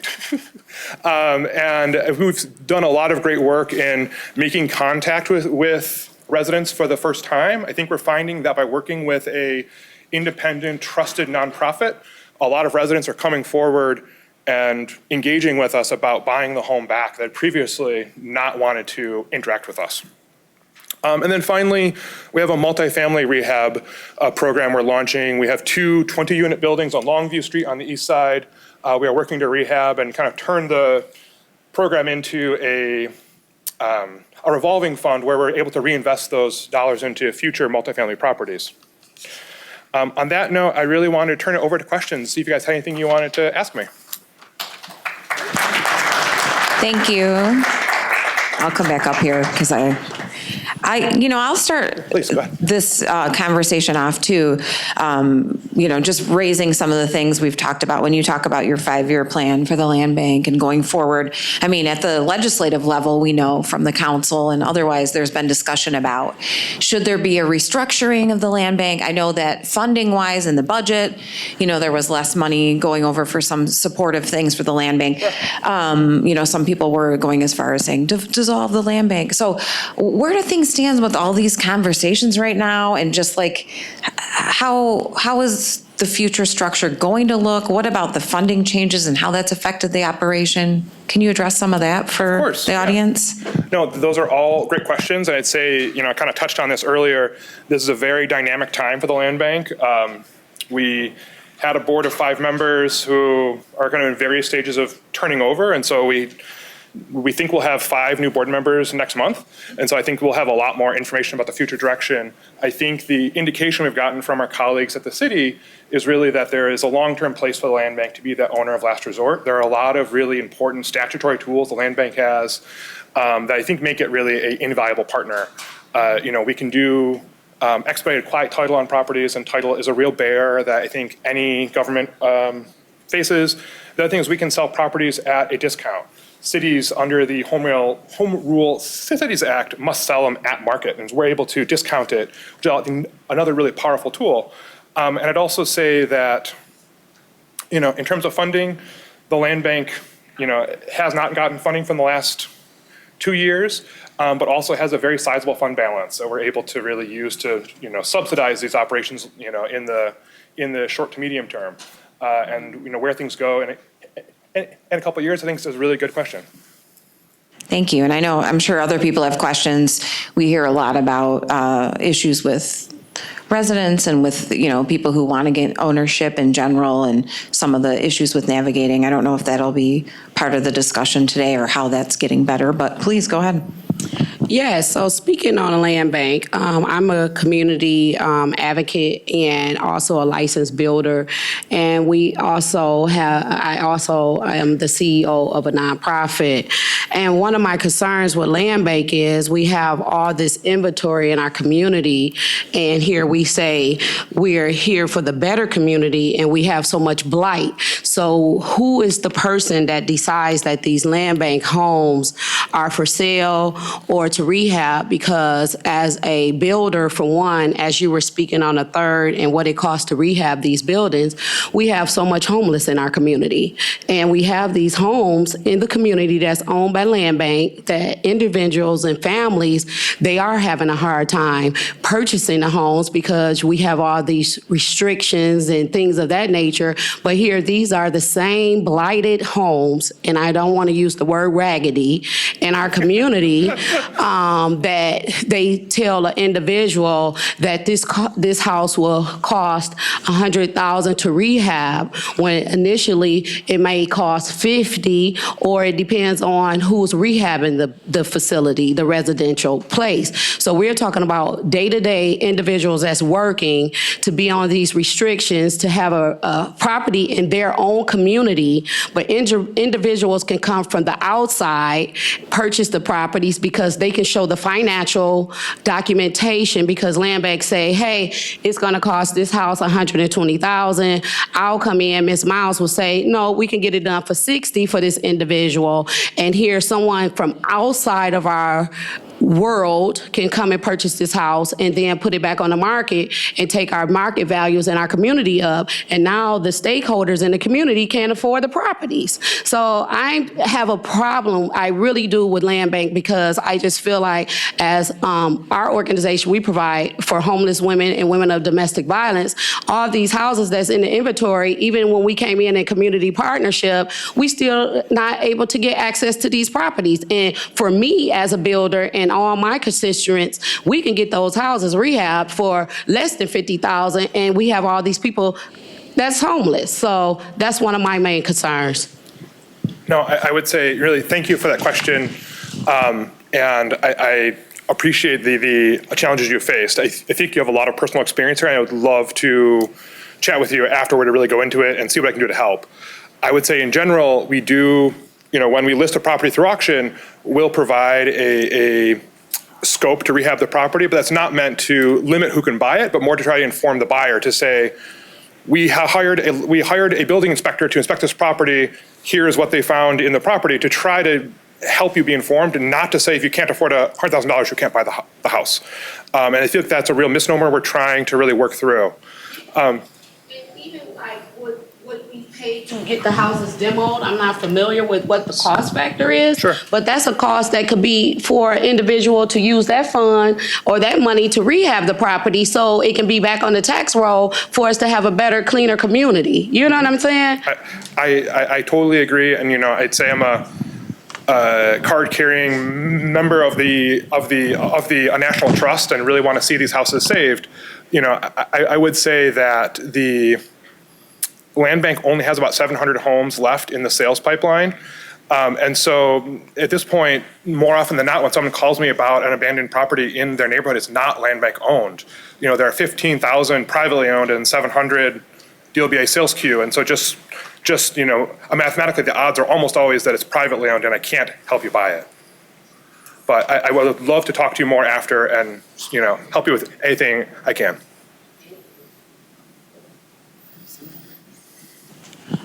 I'll let you pick. Yeah, I had a question about, there's a federal housing bill, which I asked about earlier, but the mayor seems to be in tow with some of the things that this new federal housing bill would do.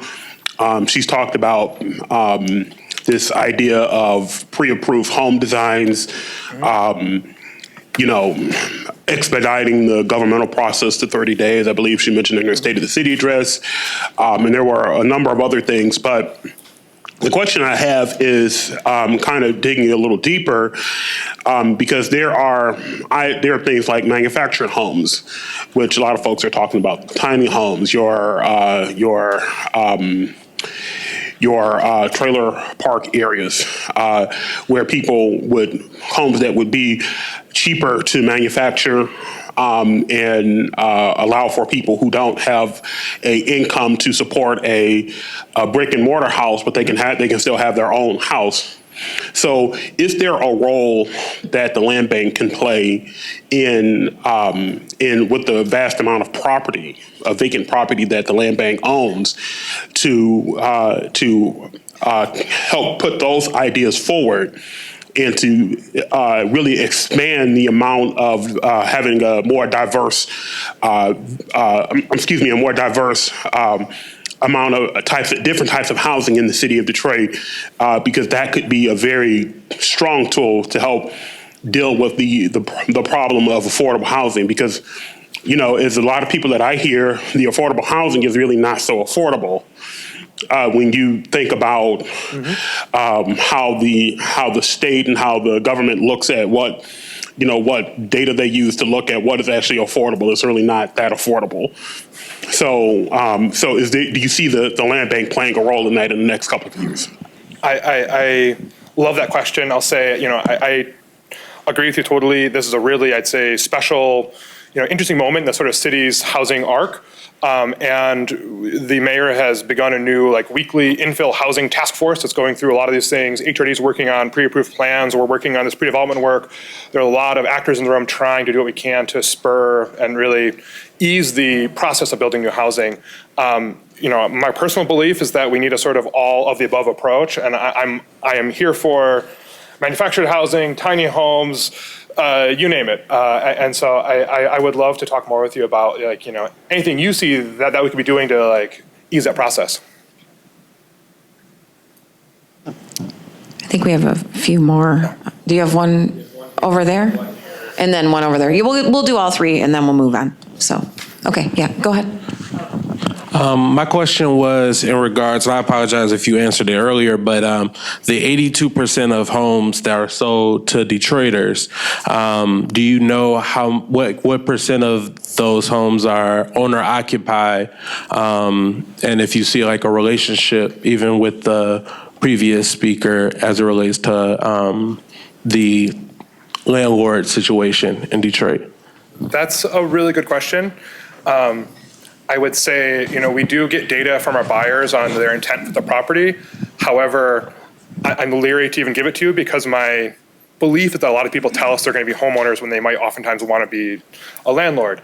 We have really, concrete data on where they're from, who they are, but, the data they give us tells us that, 3/4 are going to be homeowners, but I think the real number might be slightly lower.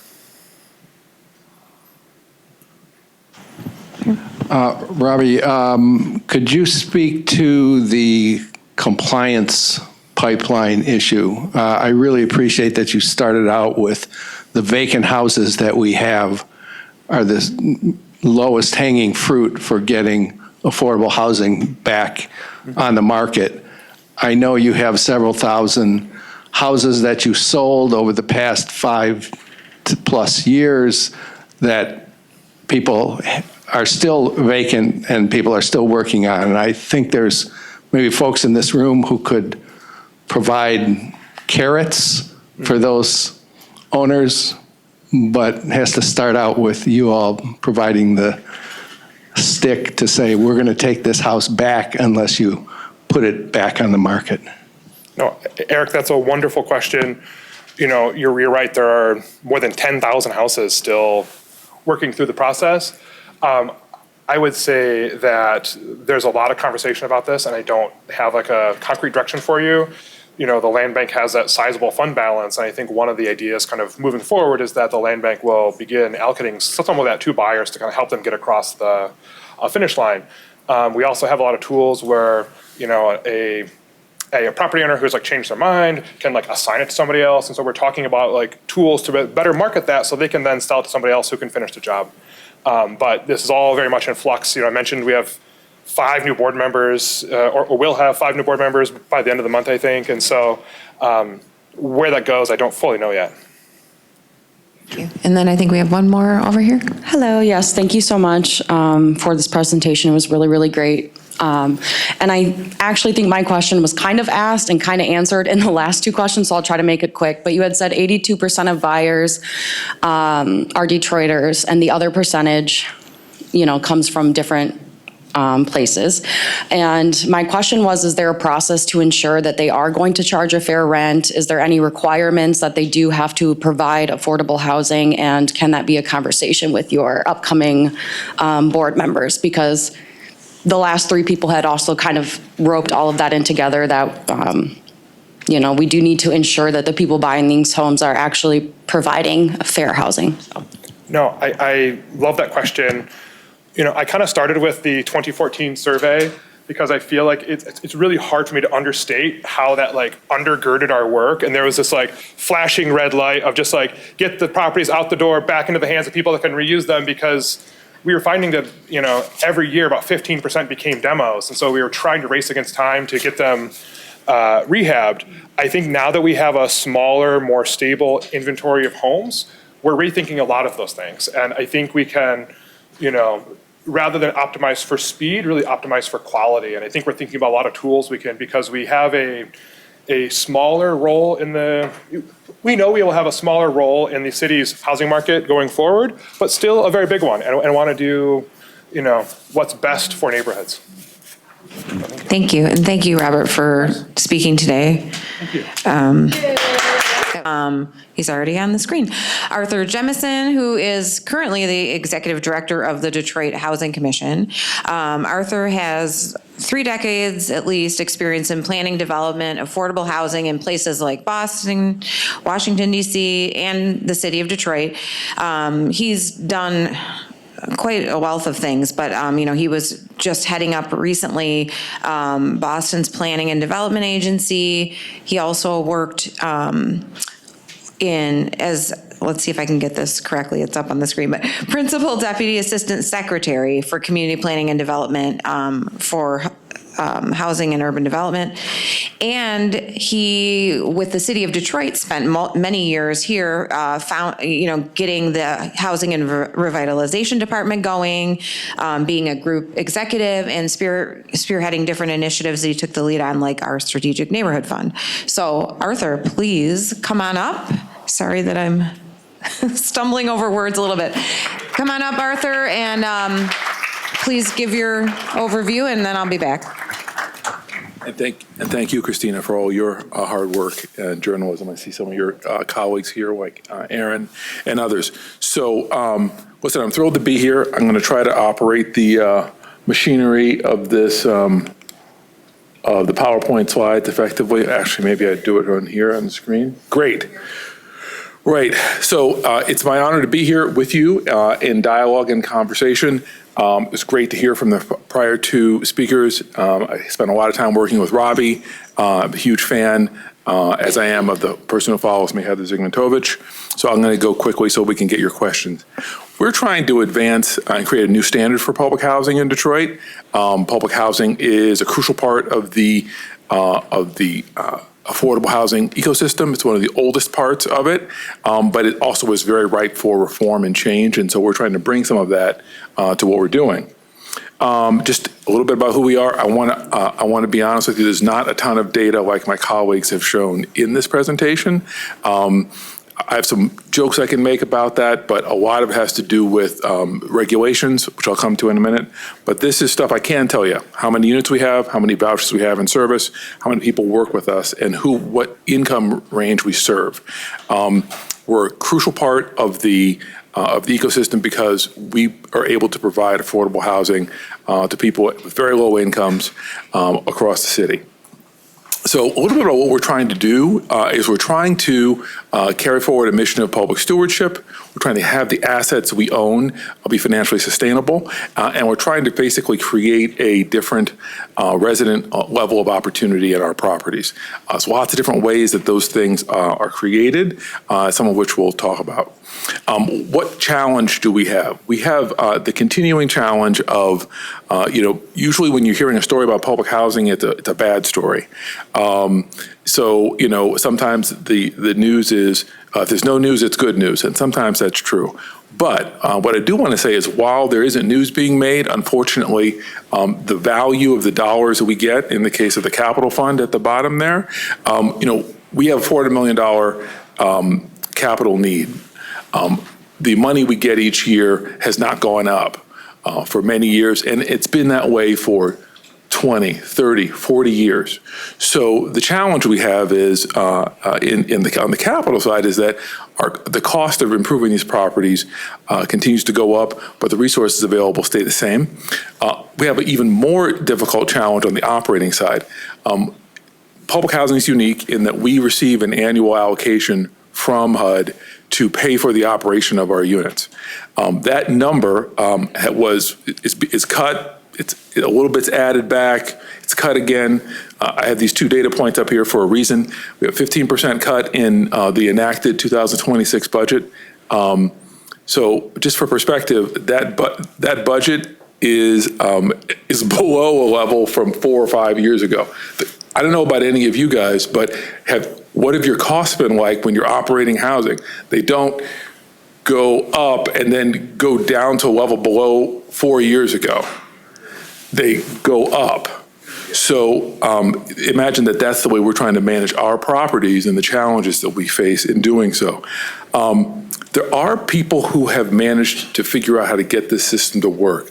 And they've been able to get the system to work in a way that actually makes them a real contributor to the system. And so we study and are focused on those places right now. The Cambridge, Massachusetts of the country, the Austins, Atlantas, and Philadelphias are finding ways to do it.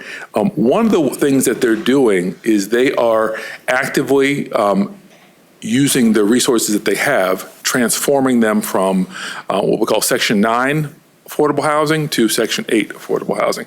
Now, why? You'd say they're going from 9 to 8. Is that good? It is good. It's good because The Section 9 resources have two features that are important. One, you cannot borrow against them the way that a regular affordable housing developer can. If you have project-based vouchers in your development, you can borrow against it to make improvements. The resources you get through Section 9 do not allow that. Second, there's a annual allocation to Section 8 vouchers. That annual allocation is indexed against a series of annually adjusted factors and has a trend line that goes up, maybe not as fast as we'd like, but it goes up, and it's connected to real events in the economy versus the subsidy that's enabled. Subsidy that comes to public housing is not connected in that way. So those are a few reasons why we're making that transition. Sometimes you will hear people call this RAD, the Rental Assistance Demonstration Program, which is what allows you to go from the Section 9 programs to the Section 8 programs.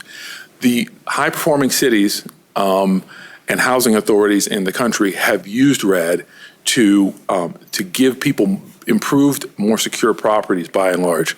There are obviously, like anything, a few cases where people have not done a great job, but in the places where it's been prioritized, they've been able to make huge and positive changes. So this gives you a sense of what we've been trying to do, which is focus on redeveloping our properties, looking at where the properties are located, see where they connect with planning and other initiatives that are ongoing.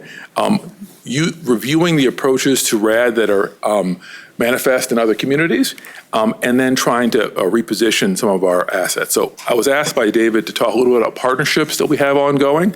We're really pleased to be working in much greater coordination with the city at this time. So although DHC was not the beneficiary of resources from the ARPA resources that came to the city, we have and are able to access resources through the CDBG DR program. So we're expecting about $33 million signed up contract that's going to come to us to support our investment in the redevelopment of a series of our properties. We're very excited about that. It's not just going to help us with the capital needs that the properties have. It can help us leverage more capital through the RAD program and a few others. Again, modeled on those other places that have had such success. We've also had the benefit of about $500,000 in choice neighborhood funds from HUD to help us plan the Diggs and Forest Park redevelopments. We've been working closely with the city on an eviction prevention initiative, which has prevented about 250 evictions already. It's required us to use not just funding from the city, but some of our own money to help people who with high balances come into currency. And we've been working closely with the city on placing people who come through the housing services pipeline. Our waiting list is very well aligned with some of the criteria that people who are in shelter in the city experience, and so we're able to work closely with housing services to house important parts of the population.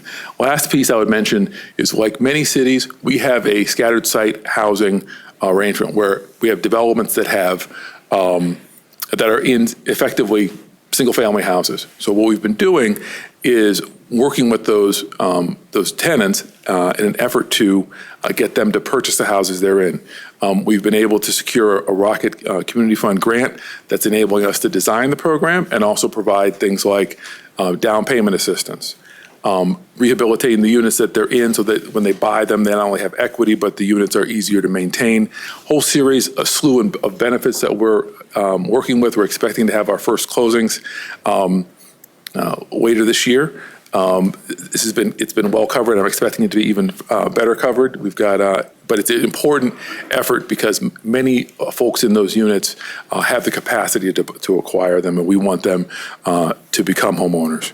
So this is a little map sort of showing the general location of our properties and how they line up with some of the city's SNF and other planning initiatives. So you can see that we have actual contribution to make, frankly, to the revitalization of those places, and so we are taking that seriously. Just to highlight a couple places where we're active right now, we're expecting to begin work later this summer and Villages of Parkside. And we have been working closely with the team, MHT, over at Garden View Estates, and have exciting work planned over there. A few images and pictures. There'll be more again coming out later, but we're really excited about these redevelopments. And then we've got Sheridan, where we've got a business proposition and strategy. You can see here, multi-layered to redevelop the crucial 400 units right there down Jefferson that we're excited about. So this is the one slide where I get to talk about data. So we are a housing authority, and we have a rule called PII, which is, personal identifying information. What that means is that we can't let people know. I mean, there's a reason why there's a bubble showing where the scattered site houses are, is because if you are one of our tenants, we shouldn't be telling people what your address is without your permission. And so what we're trying to do is, so we have some limitations there, but I do think that as we begin to staff up with the benefit of the resources I've described to the partnership, we're hoping to be able to be a better participant in the data environment that you're creating. I'm a big believer in, and I think David's, I haven't seen David yet, but David's, oh, okay. One of David's things about what you measure changes. If you don't measure it, it doesn't change. So we were excited about providing, hopefully, as much information as we can about that's anonymized. Someone will help me get that right, but information that helps us know a little bit more about what the performance of rental performance, the what kind of support people in these income brackets need. I think there's not as much information widely known about those populations as should be, so we can plan and understand their real capacity for rent, home ownership, a number of other aspects. So we like to joke that we've gone from house on fire to mission critical, and that plus the additional staffing is going to give us, those aren't official designations, by the way, but in terms of our sense of urgency, that is the way we've tried to approach the work. We are trying to, we think that with additional staff, we'll be able to have someone who does the kind of work on data, or who aspires to do the kind of work on data that Robbie and Ed and other people have shared up here. So that's hopefully I'll be invited back and I can present that next year. So none of these pictures were from AI.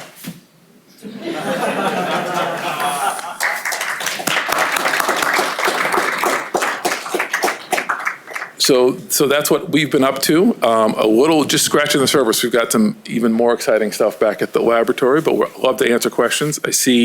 I don't know if do I get to call people? I mean, Ms. Underwood is a frequent I feel asker. like you should. I'm going to let you handle the question and answer. We have a few minutes for that, so please.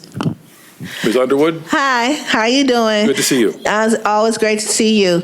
I have a question regarding to the RAD program, and you say that's the new approach. Now, with the people who are living in the site-based units that you have in the public housing, that's a separate program from Section 8. So how you gonna switch those people over? Because that's a housing choice. I hate to use the term Section 8, housing choice voucher. Because they gave Section 8 such a bad name. So housing choice vouchers. So how do you gonna get the people who have basically site-based housing with a voucher? It's two different programs. How you gonna switch it over so they can get a housing choice voucher? Do they have to reapply? So how that works? And you said it's around about 3,000 of them. And so how you gonna do that? Sure. So I'll give a really specific example, then I'll do a bigger example. So, because I think I heard two different questions. First one was, so for the 3,600 units, what happens is if you are able to use RAD, what happens is each unit gets a voucher assigned to it. So it's what they call a project-based voucher. So as long as you stay in that unit, your rent will be the same. In fact, probably will be a little bit lower. But that's, so you don't have to, you go from getting this. So today, maybe it's an easy way to do it.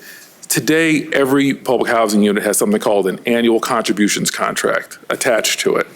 So that contract is antiquated and doesn't pay very much. So when you go from that annual contributions contract to a project-based voucher, you're able to get a higher payment standard, and you're able to get it, and you're able to borrow against it should you need to, if you need to rehabilitate the building. So that's the actual transition. So then the second question I think you're asking has to do with the scattered site individuals. So there's about 150 of those houses. We're starting with a pilot cohort of about 12 people who are going to be buying their houses this year. And then on the basis of that, we're going to adjust the program to make sure it works properly. But anyone who doesn't want to buy a house, the house that they're in, will have the opportunity to do one of two things. They can either move to a different public housing unit, or they'll get what they call a tenant protection voucher, which means that they will have a housing choice vouchers that they can use wherever they want in the region to rent housing, the exact same way they were renting the house that they chose not to buy.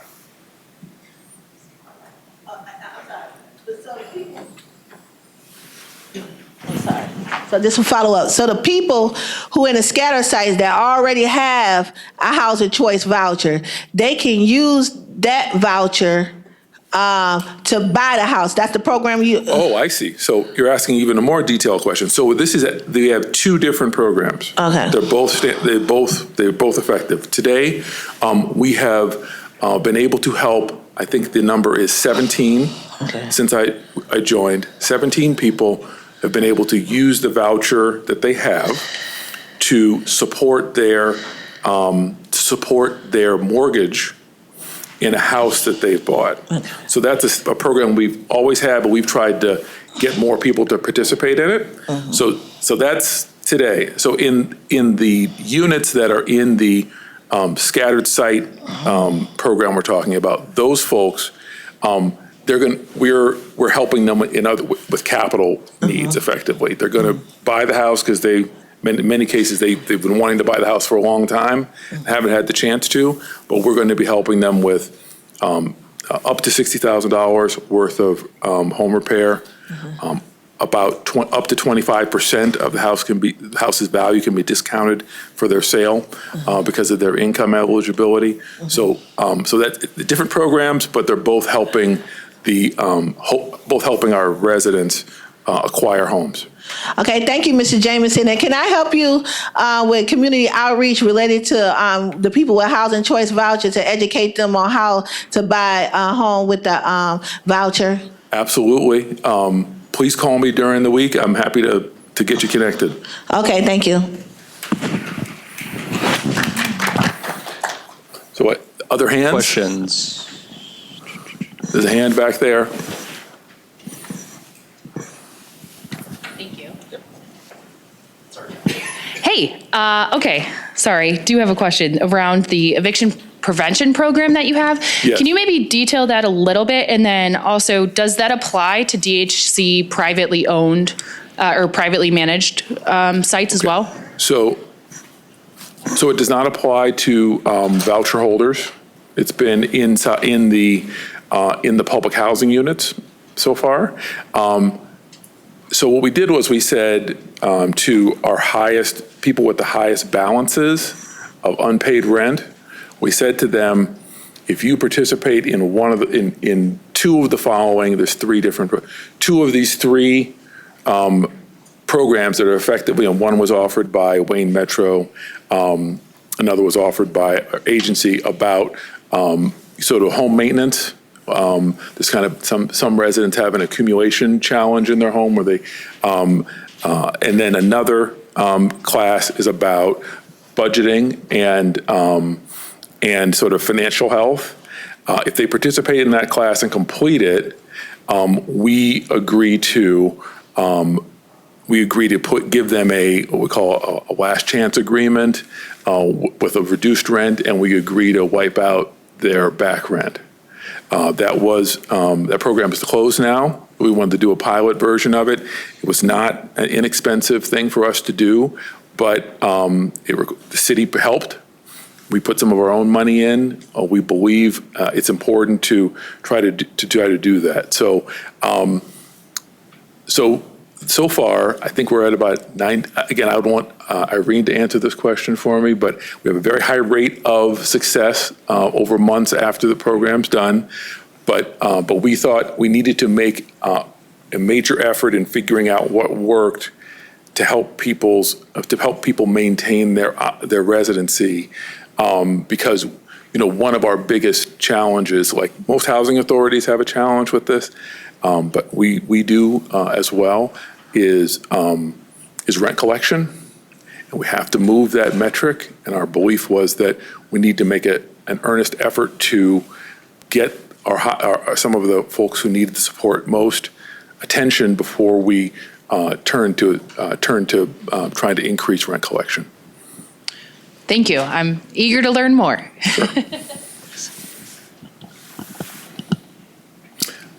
Any other hands? Exciting. One up here, I believe.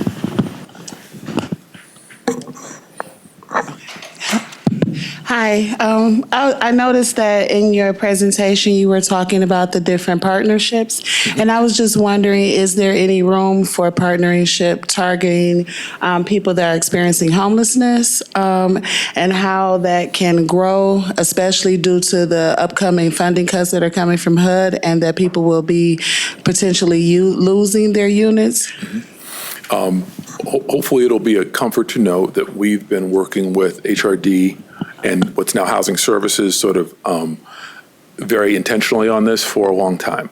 So, one of the challenges, if you have experience in this area, it sounds like you may, one of our biggest challenges is that people who present as homeless do not have, they're like many of us. If you ask me where my Social Security card is, I probably couldn't tell you where it is. Getting all their documents together, getting all their materials together to demonstrate their need is something that is frankly needed. Now, on our side of the stick, it's easier for us to admit you into our program if someone can help you put those documents together. And so we've had a partnership for, I want to say about 3 years with Housing Services, where that is the highest ranking, as it's the top priority on our wait list, are people who are experiencing homelessness. So if someone can present them with the data and documentation we need, we can quickly absorb them. So we've been working very intentionally in that way. Recently, city officials identified what we'd all been hearing, that changes to the COC program would begin to impact them and the shelter system, and they asked for our additional help and attention. We're in the process of discussing that with them.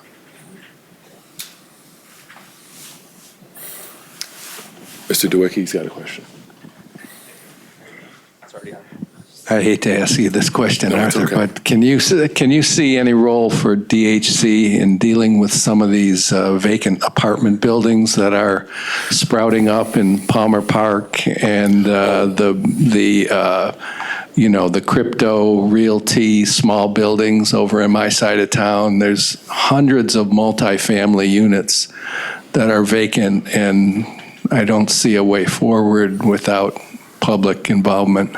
So I guess I'd approach it two different ways. The first one is we do see some opportunities for the Housing Commission to be a steward and potentially owner of some assets that are now becoming available.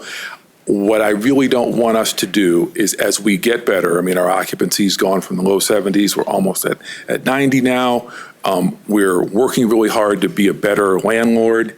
I don't want us to have our focus sort of diluted, but some of these opportunities are important. And so I think we're trying to look at them carefully on our own part. And the other thing we are trying to do is see if there's ways we can use other instruments we have to help people put the financing together. So, something that was, I think, one of the quiet successes of the last few years was, I think my time's up, right? Was the project-based voucher program. We made a major effort, and this is preceding my involvement, but the Housing Commission made a major effort to make available project-based vouchers to developments, mixed income developments. It made the affordable units in the developments deeper, sort of able to serve deeper AMIs, and also made it possible for them to strengthen their financing. So we have had, unfortunately, with increase in the rental, the rates in the community, our dollars aren't going as far as they used to. So we haven't been able to put out more project-based vouchers, but we are, we're doing the home equivalent of, looking inside of our couch cushions and other places to try to find more voucher capacity, because we do think that in some of those cases, the ability to use that voucher support could be helpful for those projects. So we're looking at some acquisitions of our own, and we're trying to figure out if we can find more project-based vouchers to support the industry. So, great. Thank you. Anybody else before you're? Okay, Christina. I don't know, am I? Christina used to cover the stuff we were doing thoughtfully, rigorously, so. Thank you, Arthur. It looks like, do you have one thing you want to add? Would we ever move to zip code median income for programs that usually use area? So we do have small area, sorry, again, we're going to nerd out a little bit. I see professionals like Alexis and others here know the stuff, but I'm going to nerd out. So small area AMIs are a thing we do now, where, sort of small area FMR. So if somebody wants to use a voucher they have in an area of higher rent, the rent can be, the payment standard that HUD and the tenant can use can be raised so that they can live in a broader, have more choice of where they live. This is an important thing because, especially in tight markets, people can't take their voucher and they can't live some places just because AMIs are too high. So when it adjusts to small area FMRs, it makes it easier for people to rent in more places. All right, well, one more question.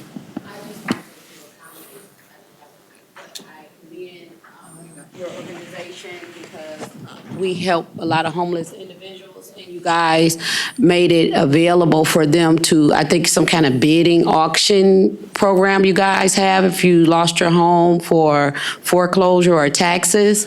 And you guys have really helped a lot of families that have come to us, and we referred them that they have their homes, new homes, and they are homeowners. So I commend you guys for that program. Appreciate it. All right, thank you guys so much. Thank you. Thanks, Arthur. Thank you for being here today. I leave you in the capable hands of Heather Zygmuntovich. Heather Z is coming up here today, and I'll tell you a little more about her. Heather is the Senior Housing Advisor for the Housing and Revitalization Department for the city. And so she's been a leader in some of these approaches to home repair, which is, we all know that's an ongoing and very long time issue for Detroit. A lot of interest. We get a lot of feedback on that. She's led programs like Rehabbed and Ready, Bridging Neighborhoods, Renew Detroit, and then you were the founder of the Home Repair Task Force for the city. So you're hoping to build, the strategy to keep things going well and better outcomes for residents. So I will let you get at it and share some of your thoughts. Awesome. Can everybody hear me okay? Cool. Thank you so much for having me here today. So I think I know most of the faces in this room, so hopefully a lot of this is like very consistent information. You've heard it before, but I am going to break it down a little bit differently with the measure or like the lens of thinking about data and how important it is to how we move our work forward today. So the problem. I think if you don't know our work, the easiest way to talk about this is everybody knows that we regularly talk about home repair need as if it can't be solved. So like if I was to ask just raise of hands, who has heard we will never have enough money to fix the home repair problem? We will never be able to spend enough. I've heard that one a lot. Or one of my personal favorites, home repair is a black hole. Like it's just like you put in the money, we don't know where it goes. It's just this really difficult problem. So we know it's a problem.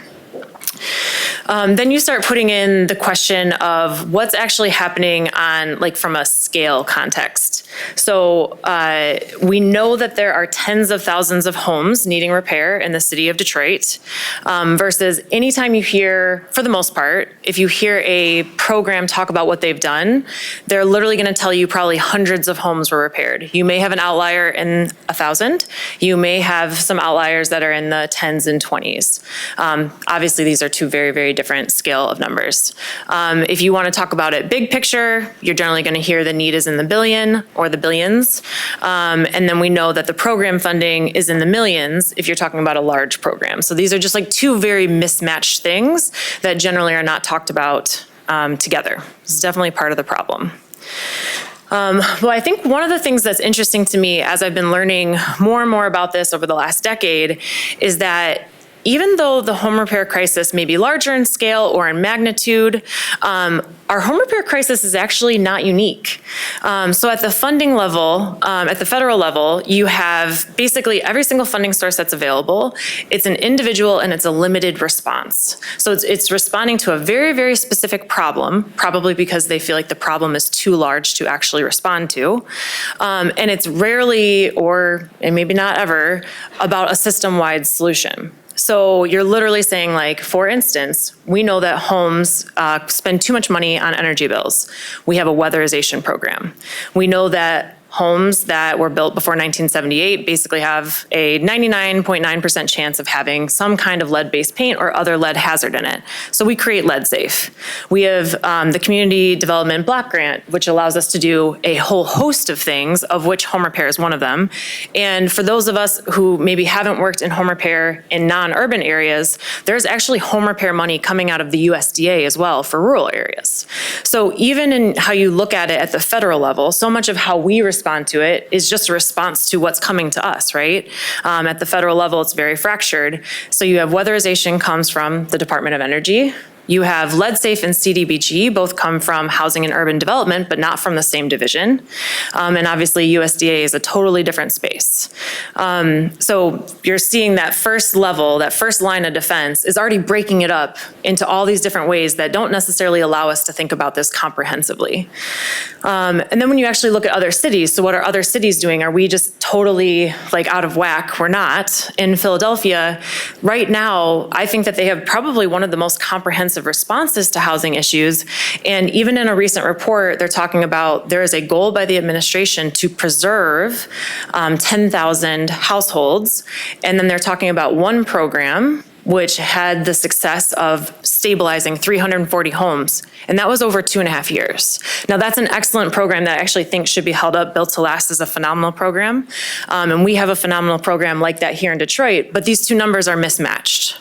And I think one of the things that is particularly difficult for those of us in this space is always wanting to serve the neighborhood, always wanting to do our best to get the word out, and also understanding that the demand is so deep and so intense that should we properly get the word out, you will be completely flooded with responses. Now, that doesn't mean that we shouldn't do it, and that is why we still put the word out, but we're also not the only city that's having this issue. So one of the things I started doing when I had the privilege and the opportunity to start thinking about home repair on a larger scale is I just set up a very simple Google alert. Just tell me when you see things about home repair, not specific to Detroit necessarily, not specific to Michigan, anywhere in the US. And so once a week, I get these notices. I'll probably have one by the time I sit down that's like, hey, here's what came out. And sometimes it'll be about contractors and solutions and home improvement. But usually any given week, about half of the stories that are gonna pop up coming from Google are other jurisdictions that opened up home repair programs, that shut them down, that reported their outcomes. And it's always program specific. And you will often also see things like what you see here that happened in Gulfport, Mississippi last week. They opened up a home repair program and then had to shut it down after 10 minutes. So this is not, what we're going through is very difficult, but it's also not unique to us. So there's an idea that's been brewing for quite a bit of time with many of the colleagues here in this room is how we can start thinking about this. And so although I had started working in home repair specifically in 2017, By 2021, I had a great boss who started asking me, like, how much home repair are we actually doing at the city? Like, not just your program, not just the few programs you might be running, but all of the programs. Thought that was a great idea. And for those of you who are deeply embedded in this space, I suspect you might look at the table that is up there and be like, wow, there feels like there's a lot of errors in this table. I look at this now, honestly, with a little bit of horror that this is something that we created and we were like, wow, this is like more information on home repair than we've ever really had. Because I look at it now and realize how potentially incorrect a lot of it was. Like, we just didn't have a good space to go to comprehensively understand what was going on with home repair. So that was like our first pass. How much home repair is actually happening in the city? And the first way that we thought about it was, well, how big was the program? And so you see the column, we're basically just saying, like, here's the person, it says funding source, so whoever's running the program, where's the resident actually applying? I see errors there. And how much funding is available? Cool. And I think as someone who's operationally inclined, I got this list and I thought that this list was going to answer a lot of questions for me, and honestly, it answered none. I'm like, wow, there's a lot of money. I still don't really know what this helps me understand. So a couple months later, we took a second pass. And I'm like, my first thought was, okay, so we know that the total funding available is this large number. This is what you get in a press release or in an announcement. But I also know that's not what's being spent in a given year. So we started asking, like, we literally went back to all the same partners. Again, many of you are in the room who filled out this form the first time. How much do you actually think you're going to spend in 2022? So obviously the first question that came in response was, well, I'm on a calendar year, I'm on a fiscal year, I'm on whatever it is. So that was a little bit problematic, but we're like, whatever, just, get in what you can and also share with us the number of units. How many units do you actually think you'll finish? And that gets a little bit harder. There are also a lot of questions. You'll see that some of these programs had just been announced, so we didn't know the units or we didn't know the spend that would be coming out yet. It definitely kind of like unlocked another layer of questions. So we went back, and then the next month asked for a little bit more information. Okay, so we understand that we don't actually have the same periods of performance, but can you tell us what your period of performance is? Can you start to tell us, do you think you're gonna get your money again? Do you know if you're going to get your money again? How long is that grant period? So we're really trying to understand where is this all coming from? How does it all interact? And on top of that, I think like that last iteration, we had gone to another source of information, the U of M Poverty Solutions Home Repair Resource Guide, and started pulling like, well, who can do which repair? Like maybe that would be like the important way for us to think about it. But we also had known for a long time that none of our intake requirements were the same, so we started trying to break that down on a different tab. And I think ultimately this exercise, what this taught me, and I think kind of like forced us to deal with, is like, this is far too complex. Like we're literally not thinking about this the right way. And if we continue to think about it this way, I suspect we're not going to get a different result. Like we've got to start thinking about it differently. So what I've been lucky enough to be working on since the fall of 2023 is actually trying to think about home repair a different way. Now, every single program you saw listed on there, every single program you know of or you may run is a critical piece of this. I think the point is that there hasn't been a place where we all work on it together. And we have to find a way to work on this together because it is a crisis, and the only way we're going to fix it is if we're all collectively working on it. So for those of you who have been along for the ride or have heard me speak on this before, you've seen this slide. If you haven't, I think what you really want to know is this. The whole idea of getting us all together was to, first and foremost, speak regularly. We should know who our colleagues are in this space, and we should be working together. The second thing, we should be trying to solve problems together as well. Home repair, while being a very individualized activity and just very in the weeds, for lack of a better term, you run into the same problems, and we're all running into the same problems, and we were all trying to solve for them by ourselves. And it's very inefficient. We shouldn't all be trying to come up with the same waiver for a situation when you run into an heir's property. Or like we shouldn't have a different referral process when we run into that household. We should all be finding a way to get them services so that they can properly own their homes with the deed in their name so that they can go through our programs. But I think the biggest thing that really resonated with me was understanding that we really didn't have a good concept of what truly we were all doing together. You only knew what any individual program was doing. And so, yes, we needed to start talking regularly. Yes, we need to start problem solving together. But I think more than anything, we have to figure out through sharing our data and combining it, what are we actually doing collectively? And how can we start thinking about scaling our work together so that we can start really rowing in the same direction, really making an impact? So really that joint problem solving, you're talking about the current situation. The data share and analysis is allowing us to think about how we do this in the future. It turns out that, not surprisingly, because all of us are deeply care about this work and deeply embedded in it, people started showing up, and they're still showing up, which I feel very lucky. Because we all want to solve this. Like, we deeply understand that we're going to do significantly better work when we actually start working together. So this is a snapshot of organizations that are fully on board, and calling out that I'll talk a little bit about the census, which I think was mentioned a little bit earlier today, was funded by the Rocket Community Fund, and that's how we started this whole data share process. And I did literally like a cold call out to Data Driven Detroit, like, hey, would you guys be interested in working together and actually like pulling this data? So this has been a partnership that we're now on our second year. We're preparing to finalize and get a second 2025 home repair census out in late summer.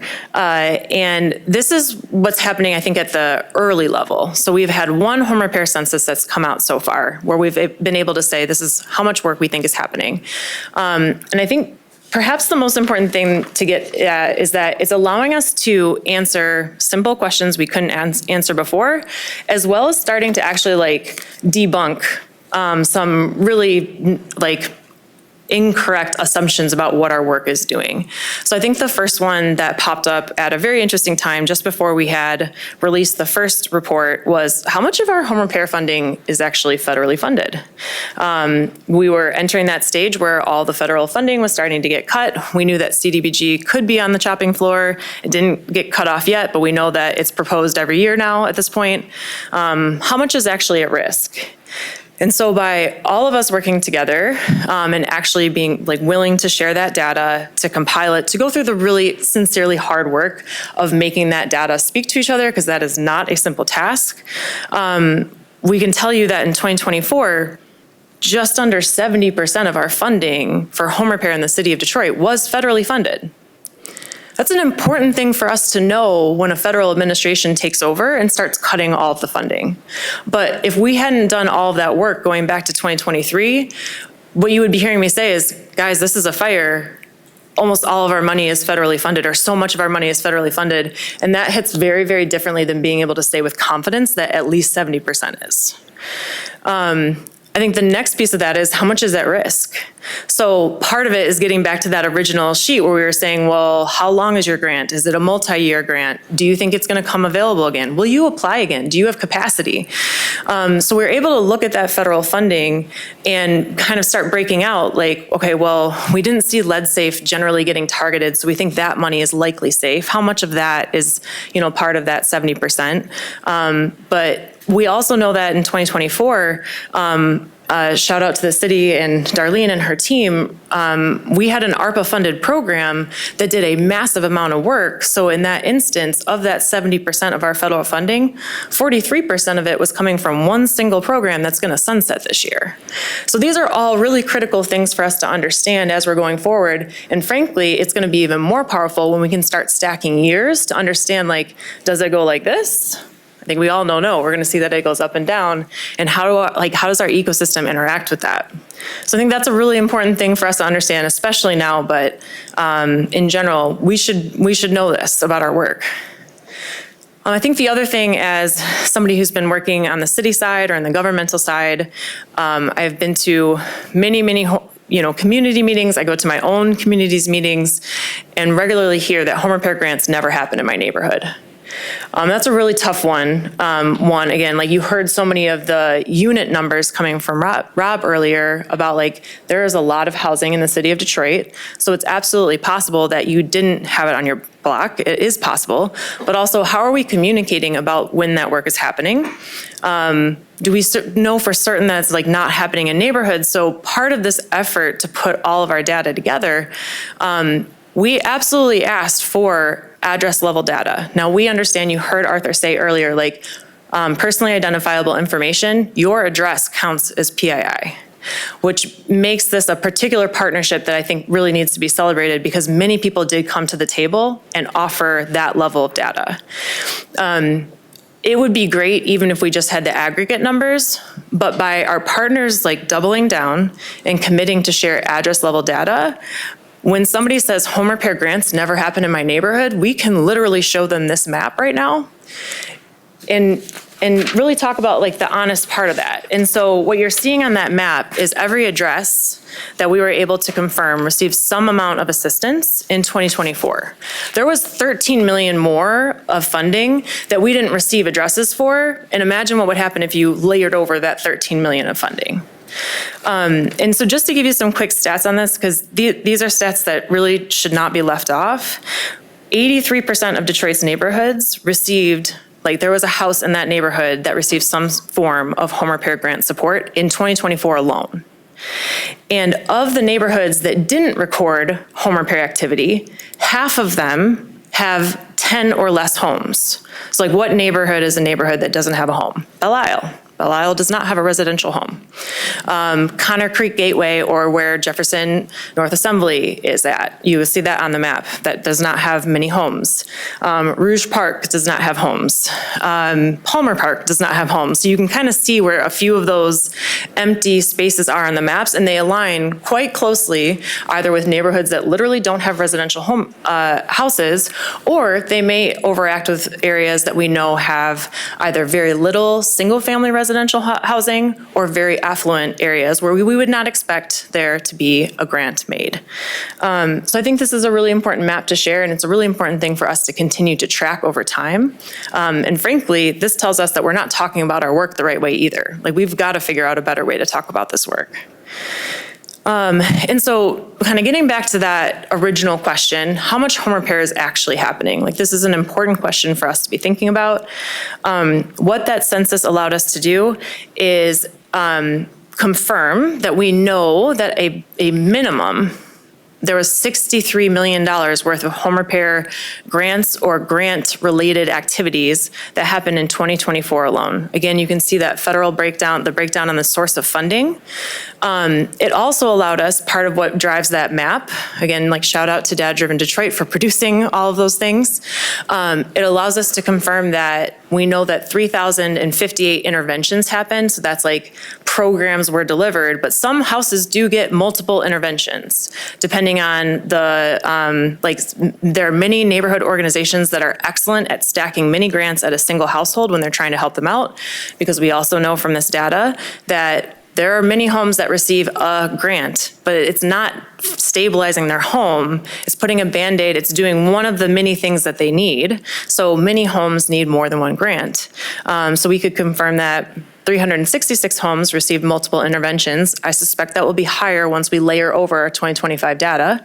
And we know that 2,628 individual homes, again, bare minimum, receive some form of assistance. Like these are important things for us to understand. And none of us talking about our programs individually sound anything like this, right? Like when you think about the tens of thousands of homes that could potentially need home repair assistance in the city, talking about the, 250 homes that happen through this program or the 15 homes over there makes it feel helpless, but like these numbers actually are not helpless at all. These numbers tell us that there is a pathway to do this work better, but there's not a pathway if we don't actually work together. So that's what we're getting from just 1 year of data. Like Arthur said, I did not use AI in this, and you can tell. But some of the things that I think about as we're starting to pull this data together a lot more is we know from that data, so we ask what type of repair happened. Now that is a very particularly difficult data set to get because of how we think about data. And like if I put up a gutter versus do a full roof replacement, the gutter is part of the roofing system. So if you say like roof repairs, these are not apples to apples. These are harder things that we have to figure out. That's why we talked about that joint problem solving piece of our work. But we know that at least 1,100 homes in 2024 got some kind of roof assistance. I can basically guarantee that probably 95% of those homes need some kind of drywall assistance. I would love to work with somebody to come up with a drywall apprenticeship program and find a way to get into those homes, get additional leverage after any of our programs are doing any kind of roof repair. That's an important thing to say. And then frankly, that's something that allows our partners to listen to us more.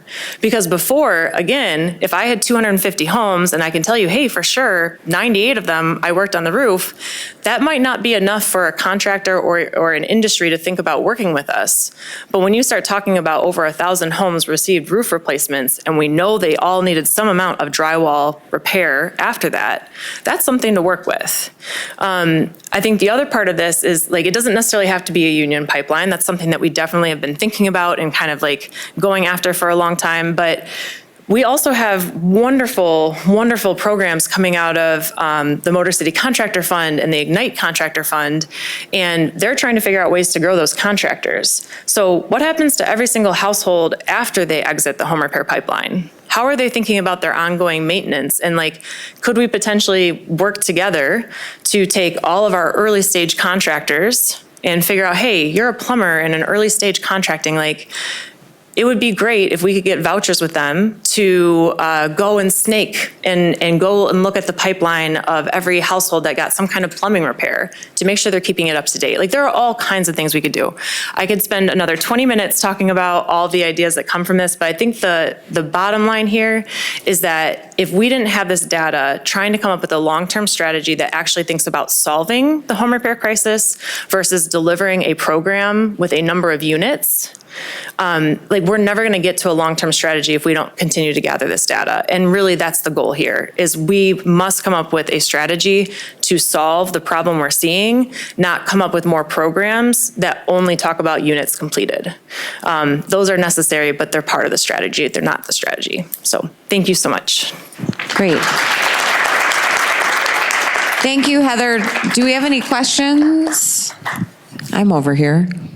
Let's start over here. Thank you so much, Heather, for that fabulous presentation. It's amazing and impressive to see how you and the team were asking all the right questions to really dig deeper into root causing and solving a very big problem. It sounds like your team is already tapping into some of the small business entrepreneurial system within Detroit, Metro Detroit, and that was actually going to be sort of a suggestion for a long-term strategy, because as you presented, that a lot of the funding is dependent on federal grants. That is somewhat effective, not fully effective, and just if tapping into our local community within Detroit, Metro Detroit, if that would help us be less dependent on federal programs or not as much dependent on federal programs, and really trying to build our own local community even stronger, and maybe even building more on the resources you're already tapping into, like Motor City Detroit and things like that, and if that's an opportunity for a long-term sustainable strategy. Yeah, so I think the coolest thing about when we fund this work, whether it's federal money or not, is when you have people running these programs thinking about how many times I can benefit the city of Detroit with this money. Like, we think about leveraging programs. You should be thinking about how to design a program so we can leverage what we have in Detroit. And so I think you have many programs, whether city-run or nonprofit-run, who are like very intentional about trying to get Detroit contractors. You're benefiting two pieces of Detroit in one fell swoop. And I think sometimes we think about what are the home repair stores, like How do we ensure that those materials are being bought in Detroit and not going to the suburbs? There are so many different ways that we can do it. And I think at the end of the day, like, I would never say that it's simple. Every single time you try to build something like that, it is wildly complex. But if you break off one piece of it at a time and say, like, this is what I'm trying to achieve with these dollars today, and how can I make that work, you usually can build on it. And I think that's something that we're seeing happen in this ecosystem. Hello. I have two questions. The first question is, does the outcomes that you have, do they indicate home repairs in owner-occupied homes and tenant homes? Like, you got that separated? Okay.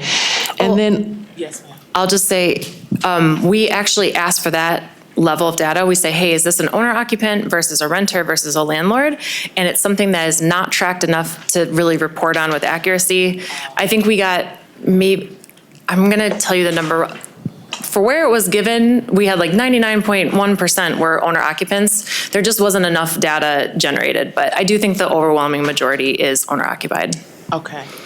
Also, when you have the 6.8%, and you said that comes from like state, local, and other sources, does that include like personal financing, like the other sources? Oh, great question. So the state, local, and other is actually including, so there is a broad, so I will say that what we're reporting there does include some loans, but it includes loans that are enabled by some kind of grant funding. So for instance, the 0% home repair loan is a program, unique to Detroit, but it's funded, like it happens in part because CDBG, Community Development Block Grant, funds it. Michigan Saves is the same instance where that is a green bank that makes very specific loans that are not collateralized, and they're able to do that because there's funding from the state of Michigan to enable them to do that type of lending. And so there is, I'd say, maybe like 3 to 4 million of that 64 is sitting in loans where they're enabled by grants, but the vast majority of that is reflective of grants and not getting into any kind of personal financing, which would get me on the bank topic, which I'd love to get into on a completely different talk. It's something we need to do. I think we have time for maybe one more question if we have any more. Does anybody else have, there's one up front there. Better to have you on the mic so we can get it on the recording. Hi there. I was just curious, I know you mentioned like getting the word out about some of these programs and households taking advantage of it. Like on the individual program level, I mean, what have you been hearing some of these programs doing to get the word out? I'm just thinking like, and I don't know, maybe there's some stigma behind this, but I imagine like if you had put a yard sign out in front of the house that said, this repair was supported by this agency, like even from an economic standpoint, you're looking at maybe clusters of houses getting repaired, which looks much better than just a random house on a street that, looks better than it did before. So I'm just curious what kind of things you were saying. So maybe I'm gonna give you a vague answer, we'll see. I think everything that you could think of in terms of how you get the word out and also the benefit of clustered versus individualized home repair, you will find proof on every end of the spectrum. So we know that there was a state program that used to actually require that there was like a yard sign that went outside. Oh, interesting. And then there were complaints about like neighbors being upset, so they stopped that. There are other people who literally, when they are selected to get home repair, are like so excited and they tell their neighbors, and then their neighbors engage more with the people who, like got them into the program. So you'll see there's something on both sides of it. In terms of what you said about like, well, wouldn't it be powerful if like you do more on one block versus an individual home? There have been whole programs that literally focus on if you can do, like they will award the people who can do higher density work if it's on the outside of the home and if it's on a single block because they're trying to achieve a certain thing. And I would tell you that any single person working in home repair, and many of the people in this room will tell you that every individual household that gets helped, especially when it's inside the home, like you can't replace the way that will change a life and stabilize a household. So I think that this is actually, like your question actually gets at the core of why we have to all do this all together, because there are good reasons to do it different ways, and you actually need an ecosystem ecosystem that functions all together, doing lots of the different things. But I think that there's not really a guaranteed, like, it should be done this way, because I think ultimately, like, the city has to get the word out. For us to be fair administrators of doing that, the city has to. And yet our nonprofit partners many of them will often tell you that we interact with the neighborhood daily. We have a list, and when we get money, we go to that list. They may not put out an application at all. And I think both of those approaches potentially can be right. And we have to start thinking a little bit more collectively, and instead of just saying, they did that wrong, it's different than me, we actually have to think about the whole thing and how they work together. Thank you. Thank you, Heather. Thanks. Really appreciate it. Moderating, and he is a senior reporter with Outlier Media. He covers housing, real estate, development in the city. And then we have all these different microphones. Do we need another chair mic? No, I can just stand here. Okay. Oh, yeah, that seems, Yeah. you can be the new me. Do you want to introduce the people, or would you like me to do it? They can introduce themselves. Oh, I like That'd that. be best. Yes, okay, well, we have Farrah Wilder and Dr. Richard Smith here, who will give us an overview of their backgrounds, and then you guys can get into it. So thank you all. Get cozy.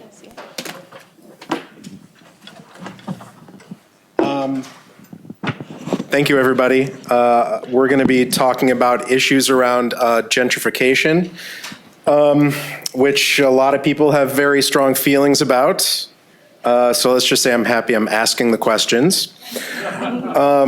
Yeah, so we're going to do our best today to define and then figure out ways to measure and mitigate the impacts of gentrification. And yeah, maybe the panelists could introduce themselves and talk about who they are and their work. Rick, since you're closest, do you want to go first? Hi, I'm Rick Smith. I am a professor and associate dean for research at the Wayne State School of Social Work. And I've been doing research on housing and community development. And I used to work at HUD. Actually, and same as Arthur Jemison in community planning and development. But that was 20 years ago.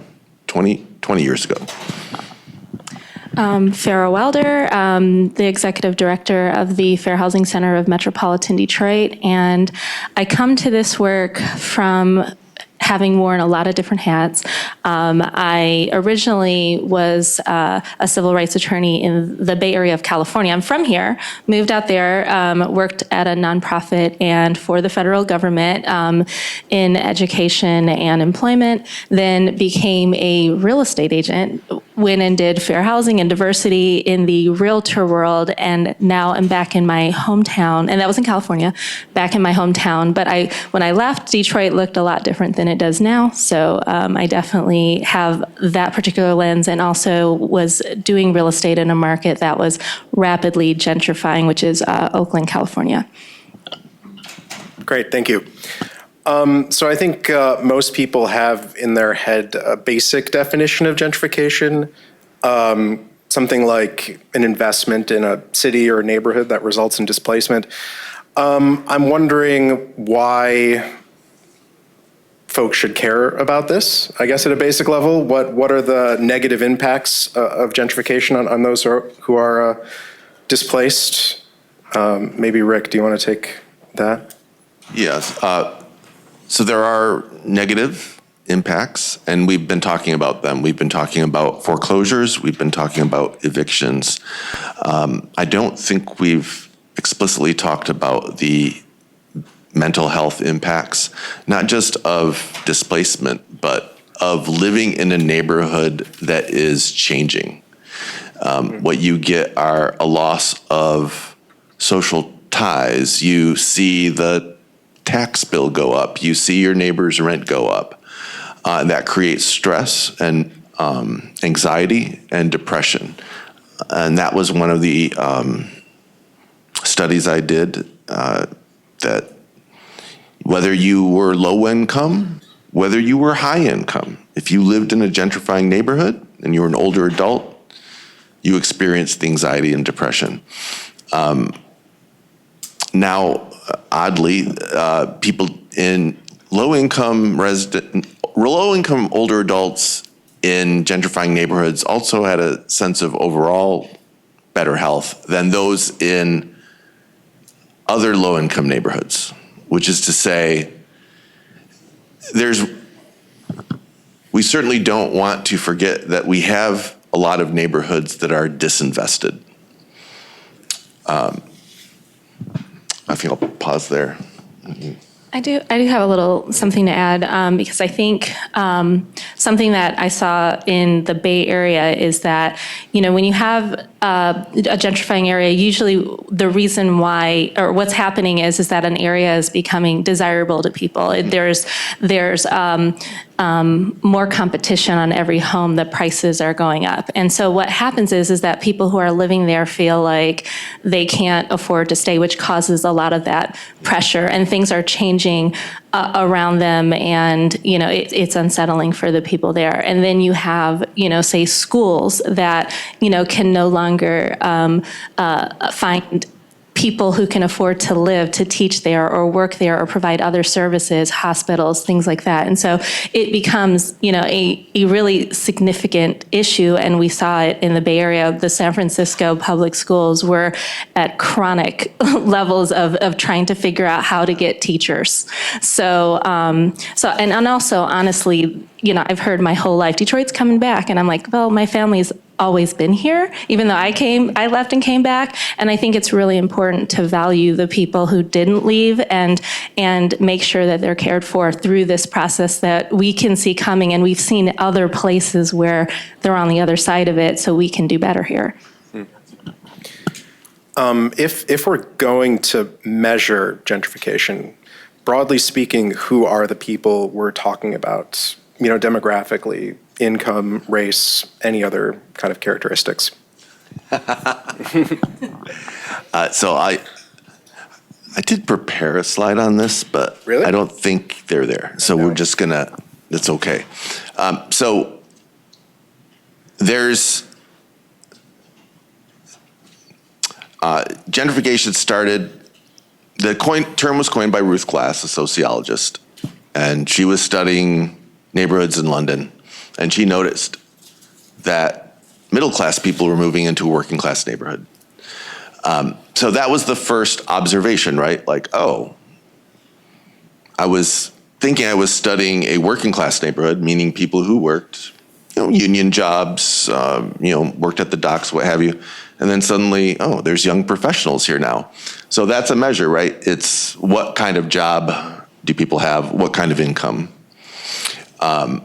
As that evolved, people started to think, well, if people with more money are coming to this neighborhood, then you see that in rents, you see that in home values, you see that change over time. It was actually George Gulster, who was a seventh generation Detroiter. He was a professor at Wayne State and retired to be closer to his family in Portland, Oregon. He was one of the first economists to think, hey, maybe race has something to do with this.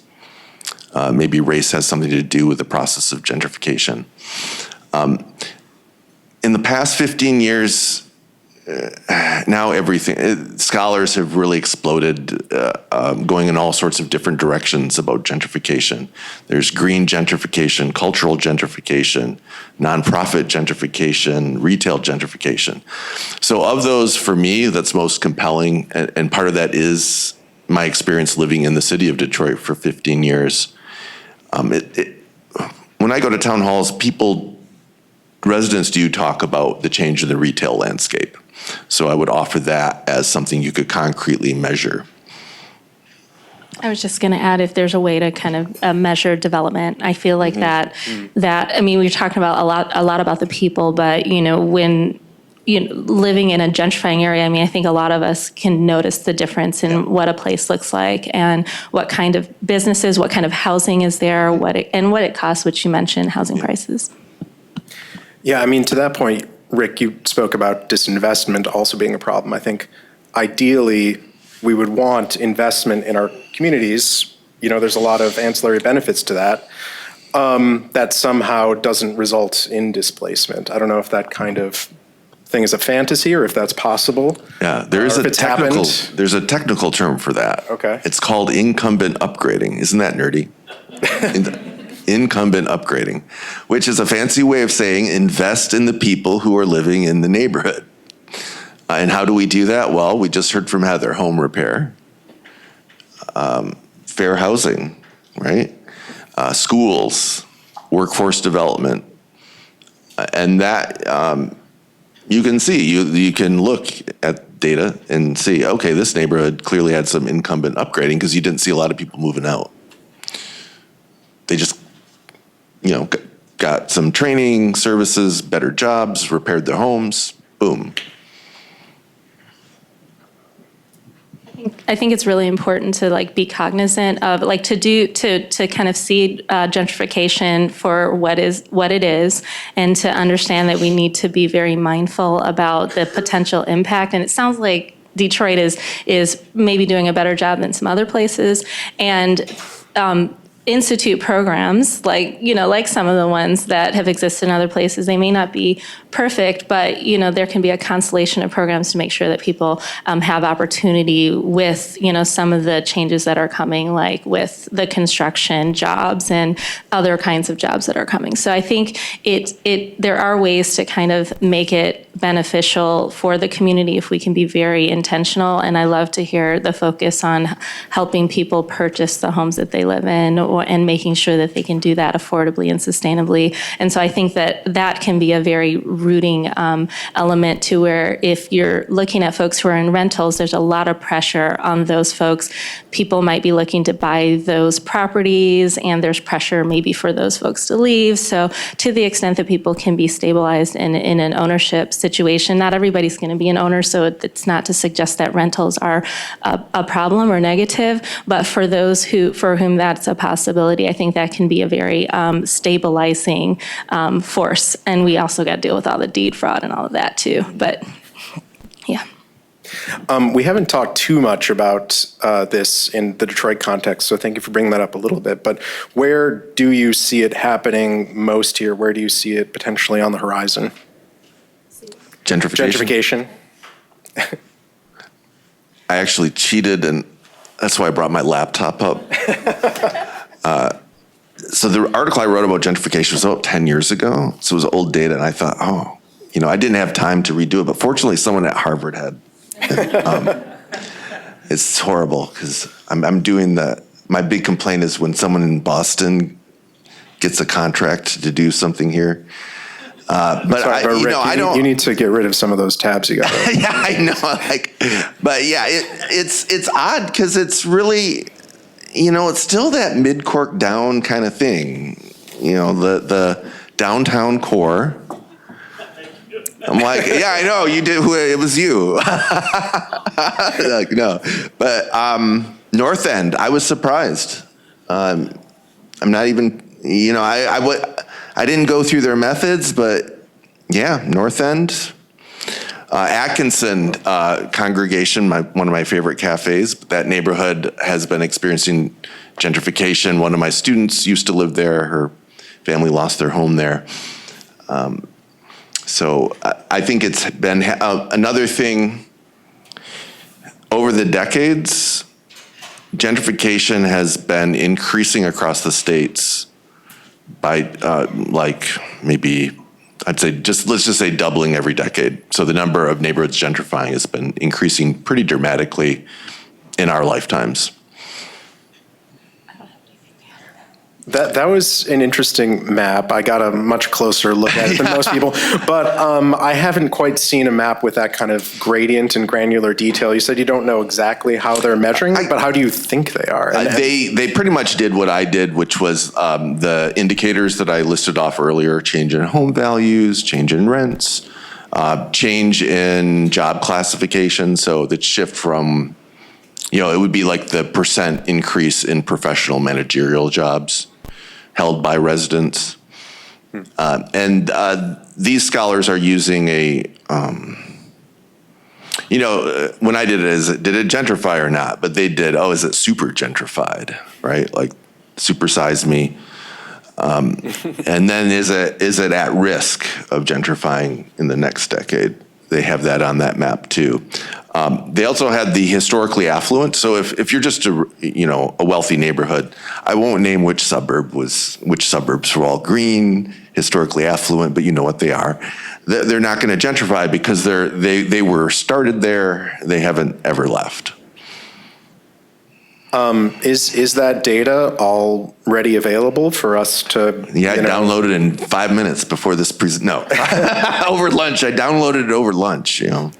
I mean, so that's all out there in the public. Is there anything else that we should be collecting? It's all you can measure gentrification pretty well just with census data. You think? Much of the research is using census data. That will not pick up the retail. And it doesn't get at the displacement question per se.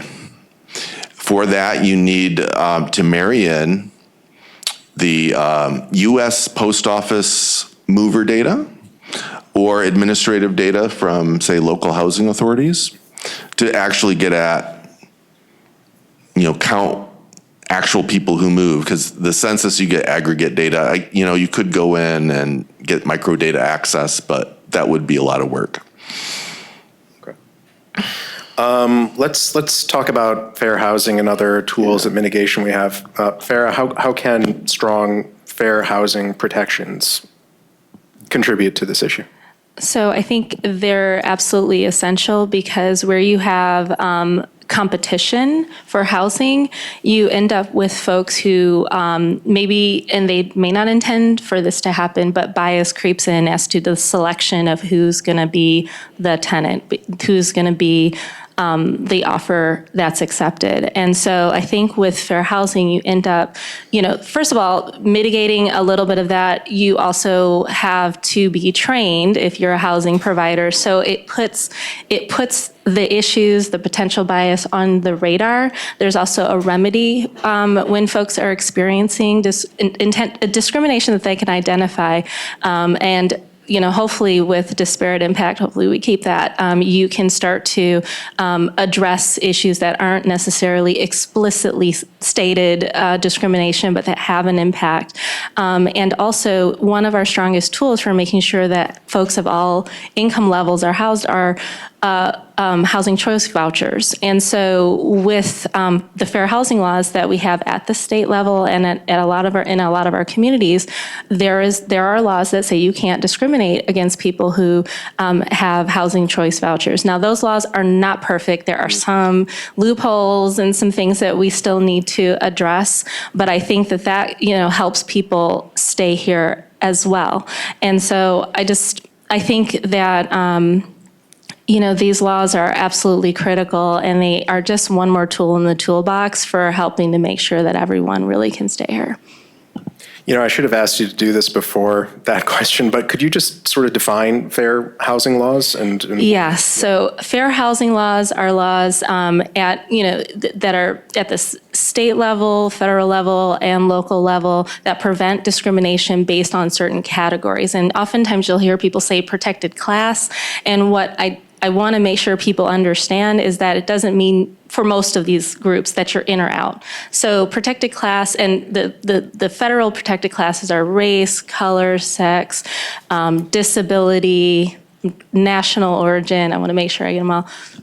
Yes, religion, and source of income comes in for determining whether you qualify for a loan at the federal level, but we also have a state level source of income law. There are some city levels, including Detroit, criminal records laws, so you can't discriminate against people, there's some kinds of criminal records that you cannot use in your housing decisions, and it's different based on the municipality, and there's one under consideration at the state, and at the state level you add height, weight, sexual orientation, gender identity, and I'm probably forgetting something else. But anyhow, so these are groups these are categories that you can't discriminate based on. And so white folks are also protected under race discrimination.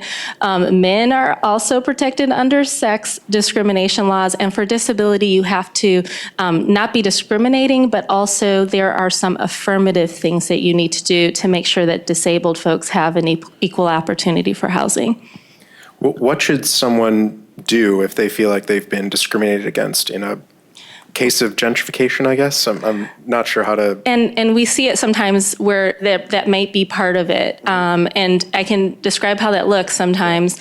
But first of all, I think the deed fraud stuff is a major thing that happens with gentrification. You know, you have folks who are seeing areas that are valuable. And, you know, there's all kinds of ways that people try to acquire property, and deed fraud is one of them.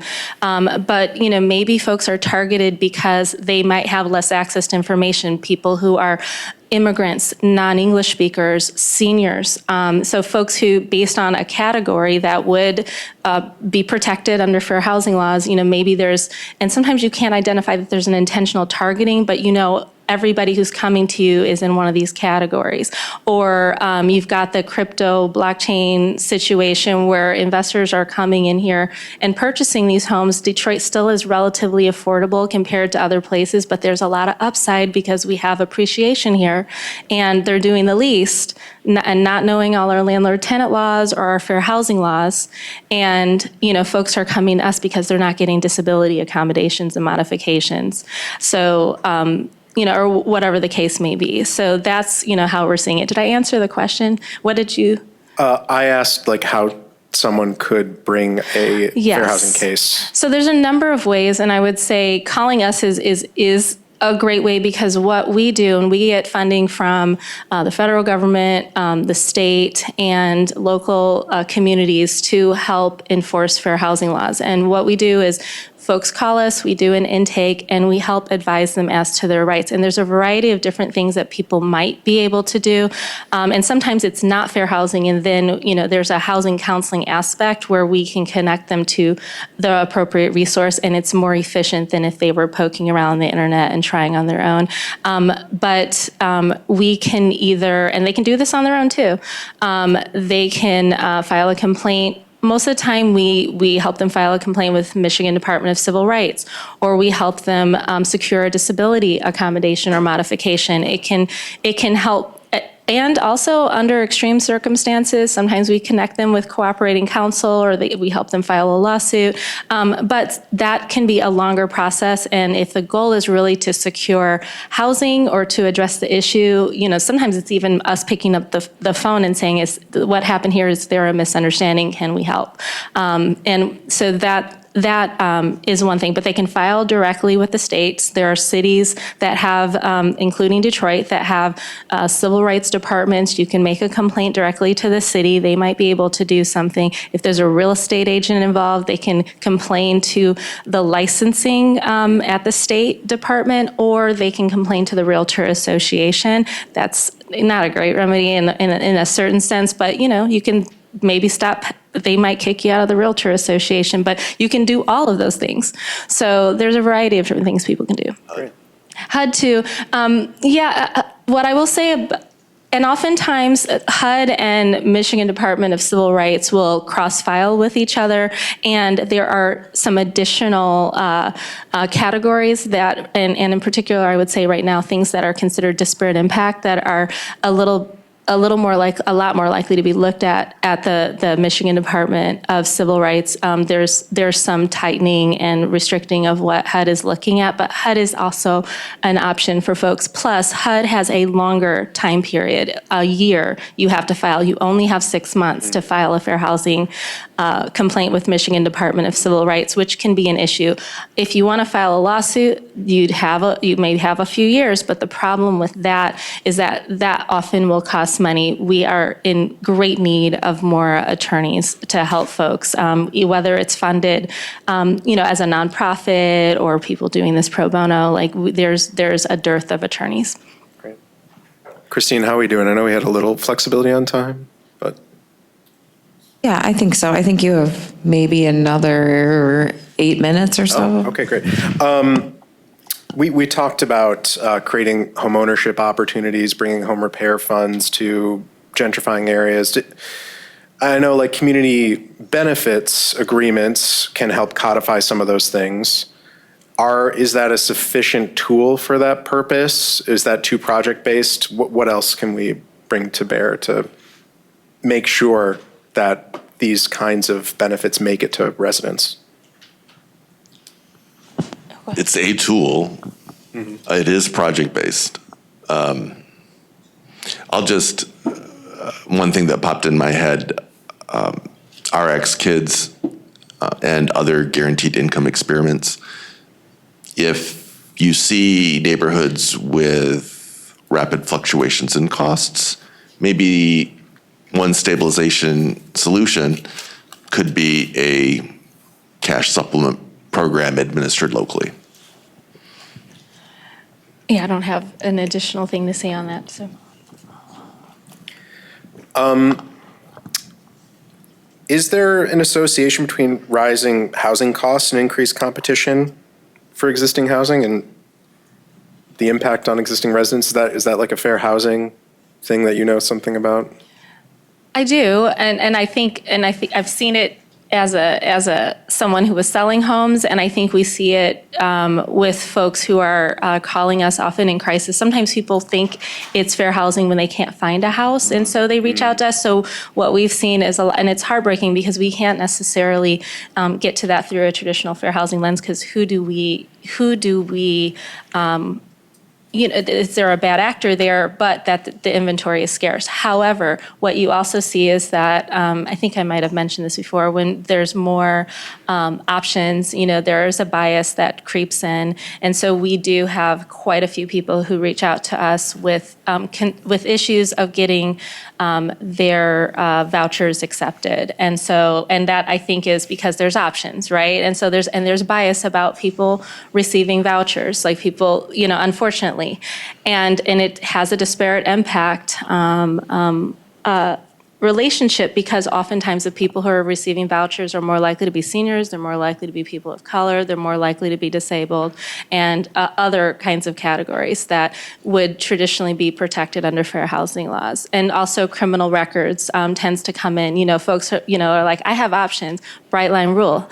It's a disparate impact. You can sometimes get to it. It's a little bit hard to make a complaint to the state under a disparate impact for a law they do not yet have, because you then have a calculation that you have to, give them, and they don't always see it the way that you do. You have to show statistically it impacts these folks more, and then that they didn't have a legitimate business reason. And so it's tough unless there's an actual law that covers that. But there are fair housing implications with the rising prices and the scarcity of housing.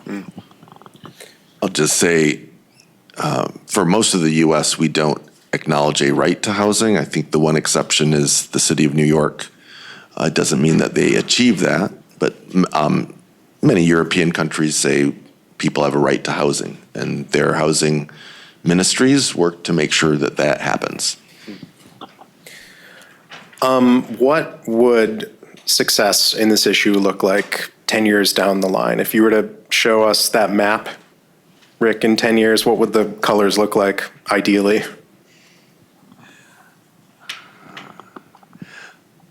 Well, we can't make every neighborhood historically affluent. Right. We'd have to have there is the not gentrified, but there's not gentrified, there's disinvested. We would want neighborhoods to be stable. Now, most neighborhoods are stable. It's like about 95% of neighborhoods don't change much. In Detroit, they do change much. That's so we'd have to come up with our own, co-create our own category, which thriving D style. I don't know.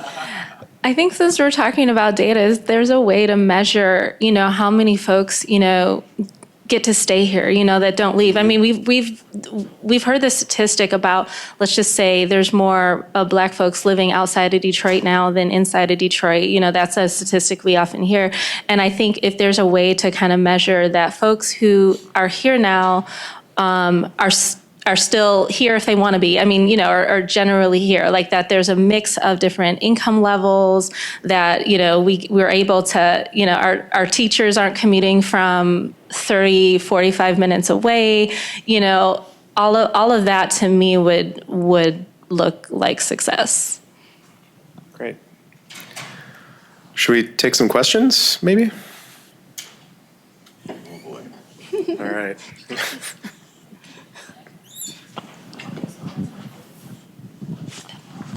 I mean, whoever's got a microphone, I guess we're maybe short on microphones. Sorry, I have one, but there you go. Thanks. So one of the things that's kind of always got me in kind of this conversation is that, I mean, we're talking about like the city of Detroit, which is a city that's heavily disinvested. We've lost, a couple 100,000 people, or, half the population. About 100,000 of the black population over the last decade. Not because the city's gotten nicer, right? It's because the city's been in decline, right? People are kind of moving out to the suburbs. It's just under half of the black population that lives in the city or in the suburbs right now. And so kind of what undergirds this whole conversation is that it's kind of the idea we shouldn't be making investments in these neighborhoods. And the reason that these people are leaving is because we aren't making investments in these neighborhoods. So people are the displacement that actually exists in the city is the displacement by decline, right? And so the investments that we get in these neighborhoods actually benefits a lot of these residents, right? You can go see property values around. That's billions of dollars in black families' pockets when they're actually able to sell their house. So I guess, I don't know if I really have a question in here, so much as that, like, how do you reconcile the kind of like long-term disinvestment that's happened in these places and continues to happen with kind of the idea that the investment that you make in these places is actually bad, and a lot of the kind of like solutions to it make investment more difficult in a place where it's already barely functional. Opinion. And I also do think that there are people who have lost their homes, based on the perception that Detroit is becoming desirable and is appreciating. And I do think that that is, a symptom of gentrification that we should be concerned about, because you then have, with the rising property values, the inability of folks who maybe find themselves either displaced out of a rental, which is less damaging on your credit than if you are foreclosed on. That's takes a lot longer to recover from. Then seeking housing in an appreciating area can be difficult, and there are people who do desire to stay. Of course, if someone doesn't have equity and because of disinvestment, that is a problem. And I think that's actually an injustice, and it has to do with a really terrible history of redlining and the disinvestment that came about because of that. So I don't think that's something we can ignore. And I think there does need to be kind of a balance of addressing that injustice while not making a relatively affordable place unaffordable for the people who've been here and want to stay here. Good response.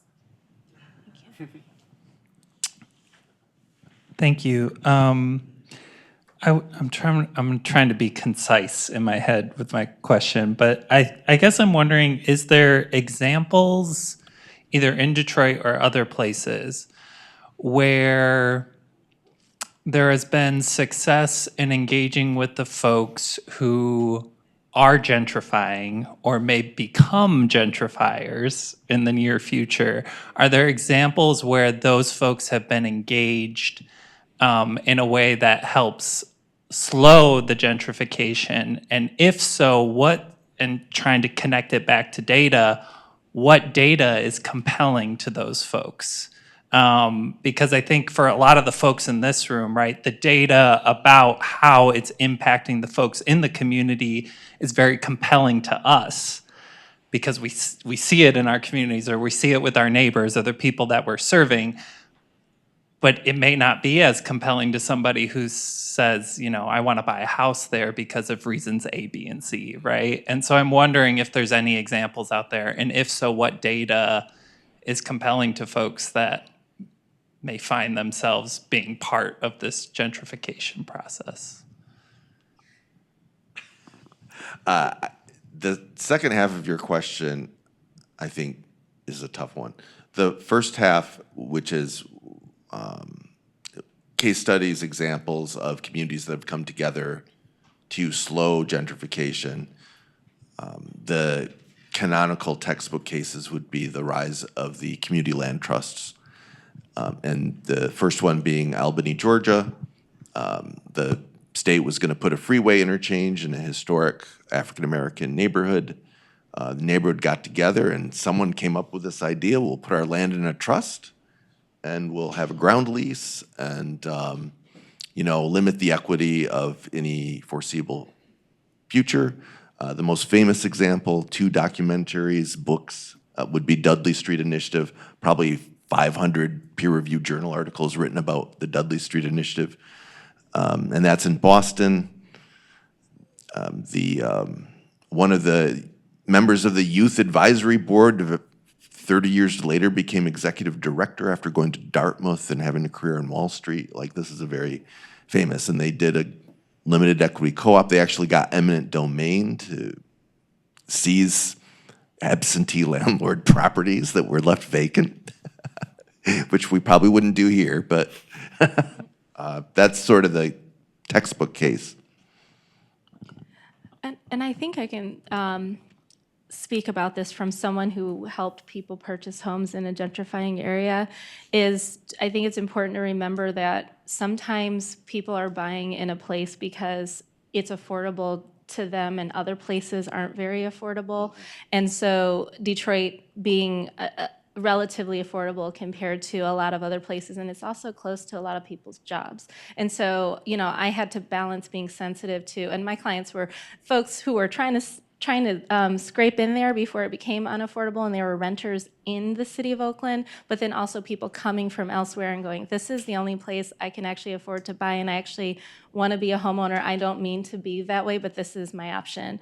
And so I think, and I don't have case studies or anything like that, but being sensitive to, you know, not necessarily saying everyone who comes from somewhere else is intending to do bad. They may be cognizant, they may not be, and making sure maybe that there is a way that they can understand the value of the existing community, the history of the existing community, even the stories of the residents. I think, to me, was helpful in Oakland. I mean, Oakland has a really strong culture, and I think a lot of people who moved to Oakland, because there was a lot of people from Oakland, and then there was people like me who weren't, who all of a sudden you get it, you're like, I'm in this place with all this history, and this is valuable and important, and these people are valuable.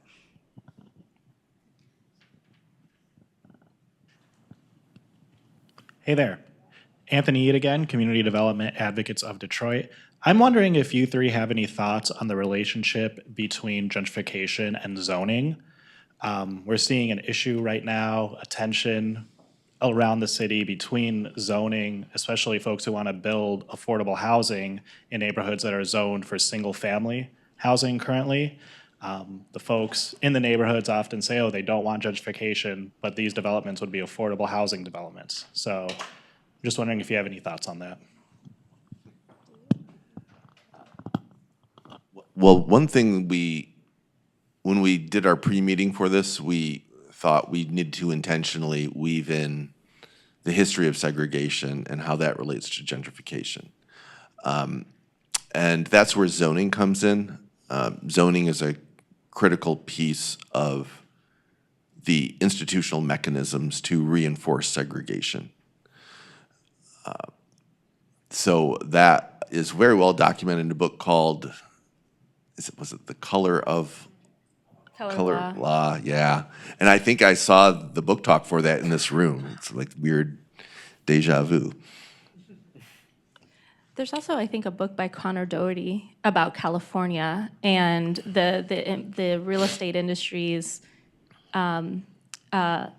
Basically, that they instituted all of these zoning laws to make lots bigger, to to only have multi-units properties by certain places, and also overlaying that with redlining. That's where people of color were going to be okay to live. And so I think understanding that history is important, and then also I do think like I live in a place, and I'm going to be real, like I don't know if I'd want my neighbor to build a high-rise apartment building right next to my house. But I also think that everybody, so coming from California and being involved in policy, and there's a lot of NIMBYs in California who, they are progressive people, and they want to make sure that everybody can live there, but they don't want to change their neighborhoods and their stereotypes about people who live in, say, affordable housing or whatever your definition of that is. And so it is a very difficult thing to untangle, but I also think that there's a lot of middle ground that can be had between, building, high-rise apartment complexes, and also allowing for a little bit more infill development that eases the cost burden and allows for people. And there's examples in LA, like, if you build an ADU and you agree to rent it out to someone with a housing choice voucher, you get all kinds of help in building that unit. And that can actually cause, that changes sometimes the zoning law. Like, you are taking single family and maybe saying you can have multi-units, maybe 2, 3, or 4 units on your property. And you're also allowing for someone who may be lower income to have the opportunity to have a home. Yeah, and a resource, if you look for, one of my mentors was John Quigley, and he wrote extensively on inclusionary zoning. This was 20 years ago, but you brought up the minimum lot sizes. It's very well documented what zoning makes housing more affordable and what makes it less affordable. We're going to close this out with one more question, and then we're going to move to our next segment. So here, we'll give him real quick. Uh-oh. I'll make it easy. Real quick. So one of my favorite definitions of this comes from architect Rebecca Willis from here in Detroit. And she talks about systemic, cultural, emotional, and physical displacement, right? So a lot of convenings in Detroit, we don't necessarily just talk about physical displacement, we talk about cultural displacement. And I'm wondering, in the research, are there good indicators of cultural displacement, and how would we even potentially measure that in a place like Detroit? I'm pretty sure I was at the panel where you and Bucky talked about this. Probably.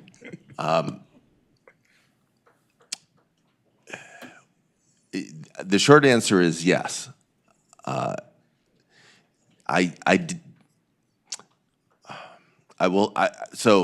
can get back to you with the actual measures used, but spitballing, it would be these service amenity measures and how that changes over time. And of course, you could always do a household survey, which we do a lot of that already, but. What is a survey amenity? Service or amenity. So it would be like the change.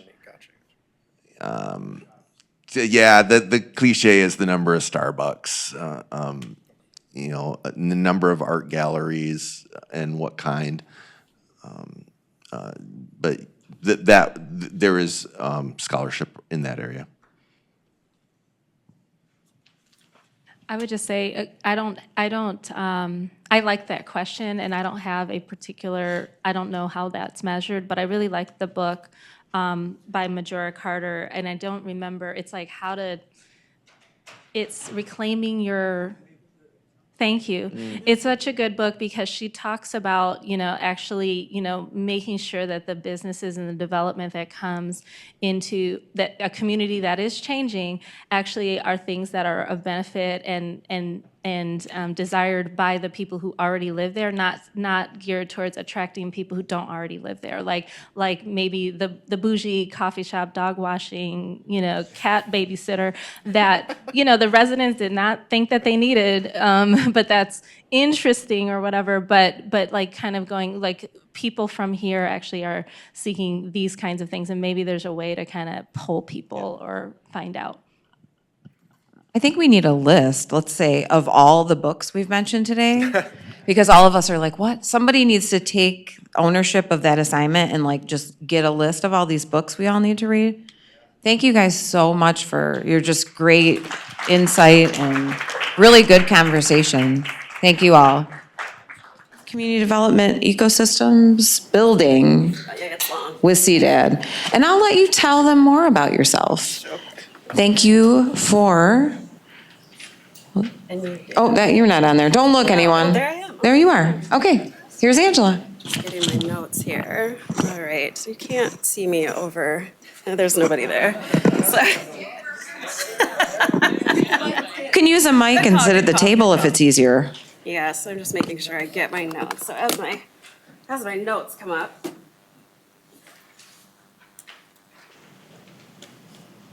All right, can you all hear me? Fantastic. All right, so I'm Angela Carlberg. I'm Senior Director of Community Development Ecosystem Building at CDAD, Community Development Advocates of Detroit. I feel like maybe I need a permanent name tag here, Heidi, at the Fed, because I feel like I've been here quite often. But today, in the capacity that I'm in, is representing one of two co-leads with the Regional Housing Partnership. The Regional Housing Partnership, alongside with LISC, is our co-lead, is part of the statewide housing plan. A handful of years ago, the governor decided that they were going to go on a roadshow and better understand what is the housing ecosystem that exists across the state. They broke the state up into regions and then said, hey, regions, based on our understanding of what is happening here in the state and best practices across the country, here is a really large list of potential goals and strategies to meet those goals, all in service to meeting the governor's major 5 strategic goals or indicators or markers as far as their benchmarks are concerned. So over 100,000 units of housing, for example, redoing some permanent supportive housing, reevaluating the sustainability components, and so on. So that process was then, like I said, brought down to the regional level, where we were brought along with LISC and brought our partners along to say, hey, of these priority areas that the state has identified, can you guys narrow down what makes sense for Detroit? Cool. Yes, we can absolutely do that. And then when you look at the list, it's like everything. Awesome. And when you dig further down with those 8 priority areas and their respective goals, there's probably about 7 or 8 goals underneath those priority areas. And underneath those goals, there's about 5 or 7 different strategies to meet those goals. So I said, hey, identify some key performance indicators that match those goals and strategies, and then bring everybody together to talk about how do we prioritize those things in order to meet the governor's benchmarks and be good stewards of their money. Sounds great. Yeah, exactly. It sounds super easy. It wasn't. And so what I'm going to talk about today, I think, in terms of data, that we've talked a little bit, but maybe not as much, and it's harder in the qualitative sense, but thinking about data across scale and time, and how we bend it, or the time it takes, or the different timelines that people are moving on, because that's important to know as far as a collaborative process is concerned. So that is something that we have definitely come across. So this conversation is really important because as we were bringing folks together at this table, bringing community all the way from, our residents to our institutional partners, government, everybody was around the table, which means everybody has their own agendas, which means everybody has who their responsibilities, who they're reporting to, which also means that if we were to boil down what exactly it is that we are solving for, right, is some long-term systemic challenges. Right? And everybody has their own respective role in addressing that. And are they willing to claim that responsibility in doing so?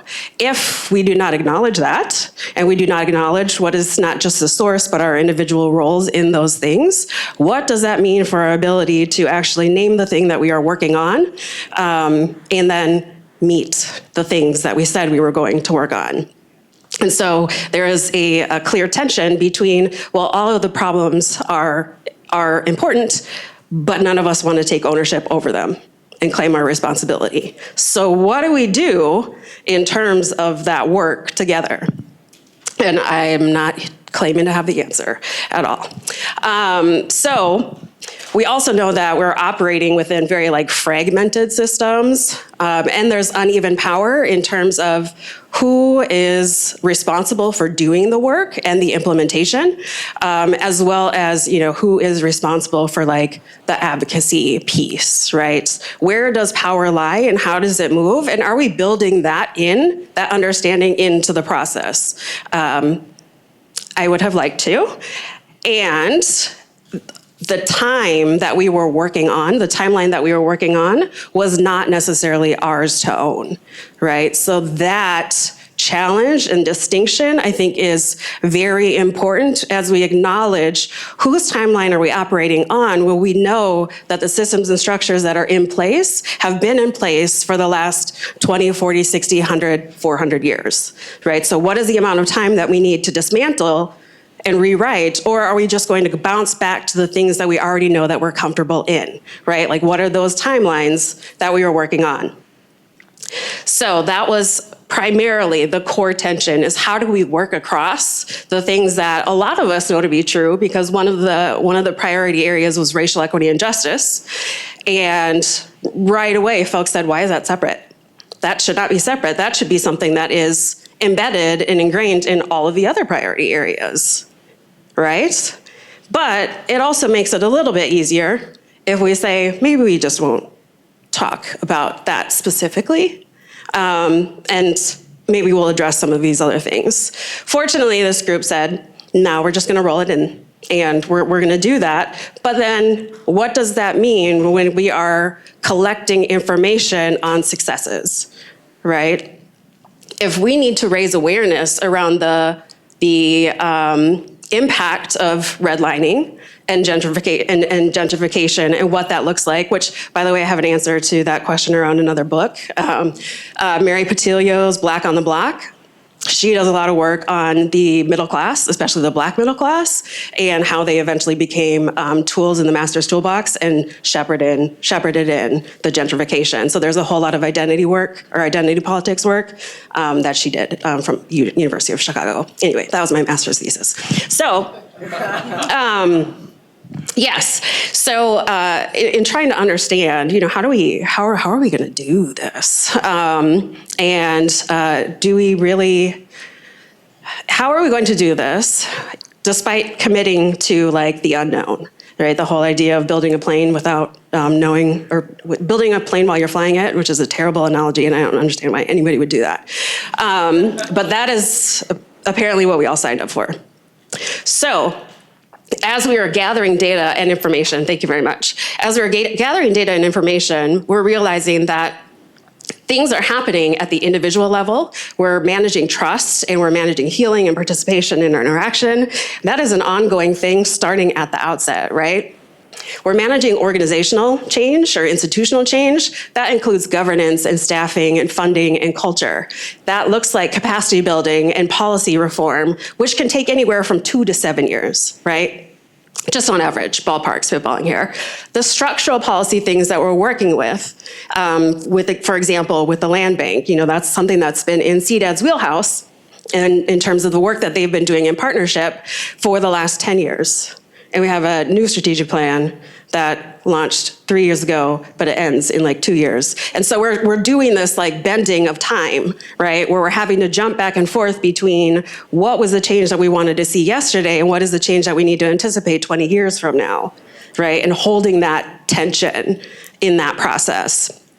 And so we also wanted to acknowledge that like that time is not neutral, right? There's immediate urgency in addressing resident needs, right? Addressing what is the polycrises that we are operating within right now, which is a lot, right? But then we also know that we're operating off of programmatic cycles and funding cycles and election cycles and the financing cycles for developers and construction. Like the weather is a little bit more unpredictable, but still, like the construction, home build, all of that. And then the systems change cycle, which we know is generational. So I wanted to share those things and to really uplift that we are at 2.5 years in to acknowledging that as much as we wanted to do everything, and then we scaled back to say, let's maybe do one thing, and then bumped it up to say, let's maybe do like 3 things, possibly. That we're in a space now where we can at least be able to distinguish and say, like, these are process improvements. So these are a win. When I want to do that policy advocacy and take that learning agenda forward and say, hey, let's host, because we can claim our responsibility over the number of times we convene folks to raise awareness around gentrification and redlining, and how does that connect to shared equity and community ownership, right? So we can count those. It becomes a little bit harder when we say, well, is there a one-to-one relationship between the work that we're doing now and having very clear, like, our own developer portfolio, right? And if we have money, direct funding to do that, direct investment in buildings and those units, that's a different thing, right? And that requires us to really better understand and articulate with clarity how we're doing that work. And we're still figuring that out. So we have 2.0 coming up, the statewide housing plan 2.0 coming up, where CEDA will continue to work with LISC, who will help to convene folks and go through the 2.0 process with the state. So again, like I said, this is a MISHDA endeavor.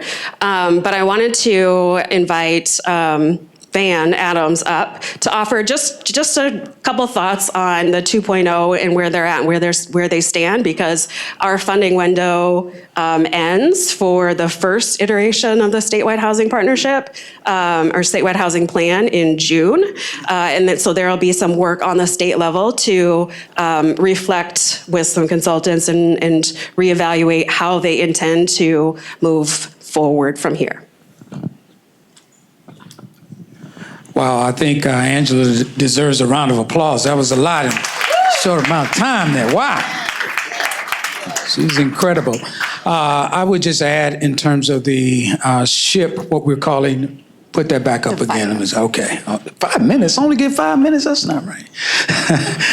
SHIP 2.0 is that we have started that process, and we have retained a company organization called ICF, which has a lot of experience in this area. And essentially, what we will be doing is covering the entire state in terms of engaging those stakeholders and partners and getting the interviews, surveys, and storytelling to begin to shape the 2.0 process. So far we've done about 3 of those, mostly in northern Michigan, as we kind of come down. There's a lot of territory to cover. But I do hope that many of you that are in the audience today, particularly those that have been very vocal about certain issues, whether it be homelessness or the rental landlord situation, would lend yourselves to participate, because that's what it's all about, hearing from folks, various levels. Like, we don't want all just, top level organization. We want to hear from those grassroots folks as well. So do look out for that with the lease there, and we can share that information when that takes place.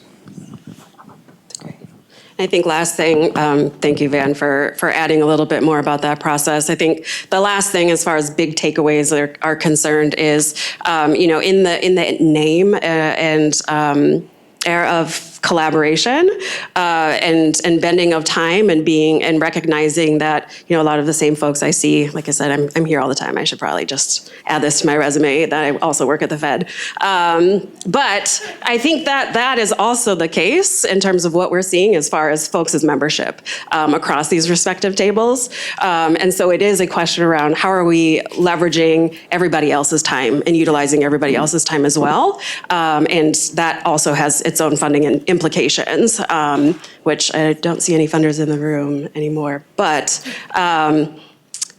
we can talk. Let me add, before we close out, since this is the Data Summit, I hope that you all will take advantage of what's called the Housing Data Portal. And it's at michiganhousingdata.org, and this is something that MISTA has made available along with MEDC and the Michigan Municipal League to be kind of a one-stop shop for data as well, demographics and economic development. So please take advantage of that. Thank you both so much for being here today. All right, and now I think we're getting near the last closing event, pretty much. So I want to bring Trina back up to kind of oversee this next little discussion that we're having to close out the day. And then we're going to have Kevin Ryan, the Senior Program Officer at the Ford Foundation. I still see you over there, yes.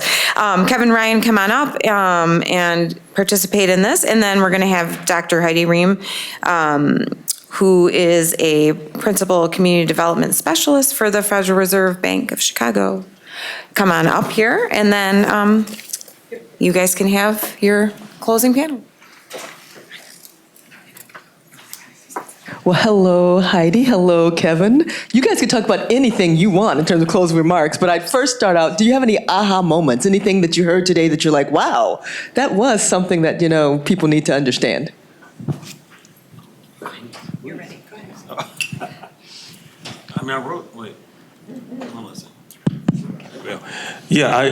I wrote down a bunch of takeaways, so I would love to hear other people's takeaways too. So one, comprehensive data with cooperation from different city, state, and federal and private data sources is needed. Using NVI as an example, how do we think about incorporating resident input and voice as a part of our data gathering? There are a number of areas where it's difficult to get good data, for example, on non-payment of rent, as well as home ownership data and homeless data. So how do we handle that challenge? There's also this question to me about how when we call together meetings like this, we're sharing data that helps us find joint problem solving and scaling strategies. How do we create an ecosystem that actually works together, which has been extremely challenging here in Detroit? What can data tell us about issues that can be difficult to measure? The gentrification example to me is one that we need to think about. And then the big overarching issue that's sort of related to data, but a little different. Financing challenges. Capital stacks are extremely complex and challenging, as has been pointed out. HUD's future is uncertain. So how do we actually move forward? And are there different financing mechanisms and dollars? I mean, we heard a lot in the early part of the day about LIHTC, which is, I hear about LIHTC all the time. It drives me nuts because I don't know, I don't even know what the percentage of projects that apply are eligible for LIHTC, but because there's just not enough LIHTC dollars, they don't get funded. And so I'm just wondering, are there new financing tools that we need to create specifically for Detroit, which we've all acknowledged is a very unique market that can help us, and can data sharing and working together help us identify what those financing structures could be? Thank you. Okay. Some of mine were sort of similar to Kevin's, but I'll just say them anyway. First, I should say any views I express are my own. They do not represent the Federal Reserve Bank of Chicago or the Federal Reserve System. And there's been like an encyclopedic amount of information and data presented today. So, and I'm very sort of, deep in sort of housing work, so I had to kind of keep focusing on like, what's this report? What should this report include? Because there's so much that could be talked about just about the housing ecosystem. And I also, while I want to just reflect what's been said today too, I don't come to this without context too. Like I've been in Detroit for 15 years working in the data space, and there lots of different efforts to wrangle data, to share data, to collaborate, right? To like inventory what data sources are out there and how they're used, how they're not used. And so I am sort of bringing a little bit of that history in it, for better or for worse. So some of the takeaways I think I got from today is, in sort of thinking about what to include in like a state of housing report, what data would best and sort of better serve existing Detroit residents.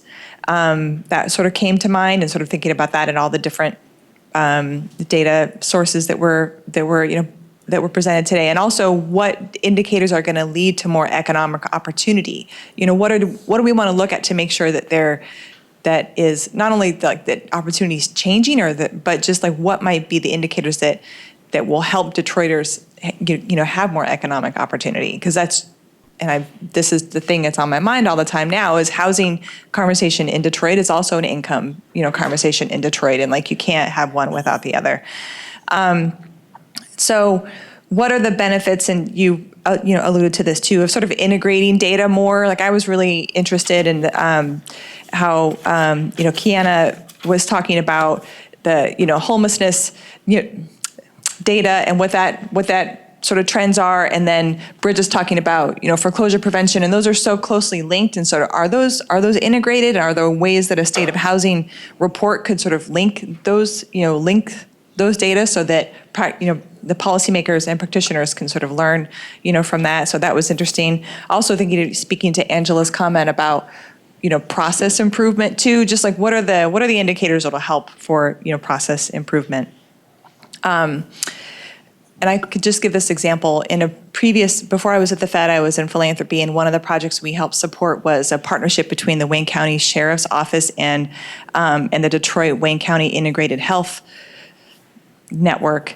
And they found that they had a lot of clients that used both of those agencies and systems, but they didn't know who those clients were. So they built this data system that showed them which are the folks that are being arrested and going to the jails that really should be or were previous clients in the mental health system or in the health system, and how to that those kinds of shared data will serve people better. So just thinking about ways to do that.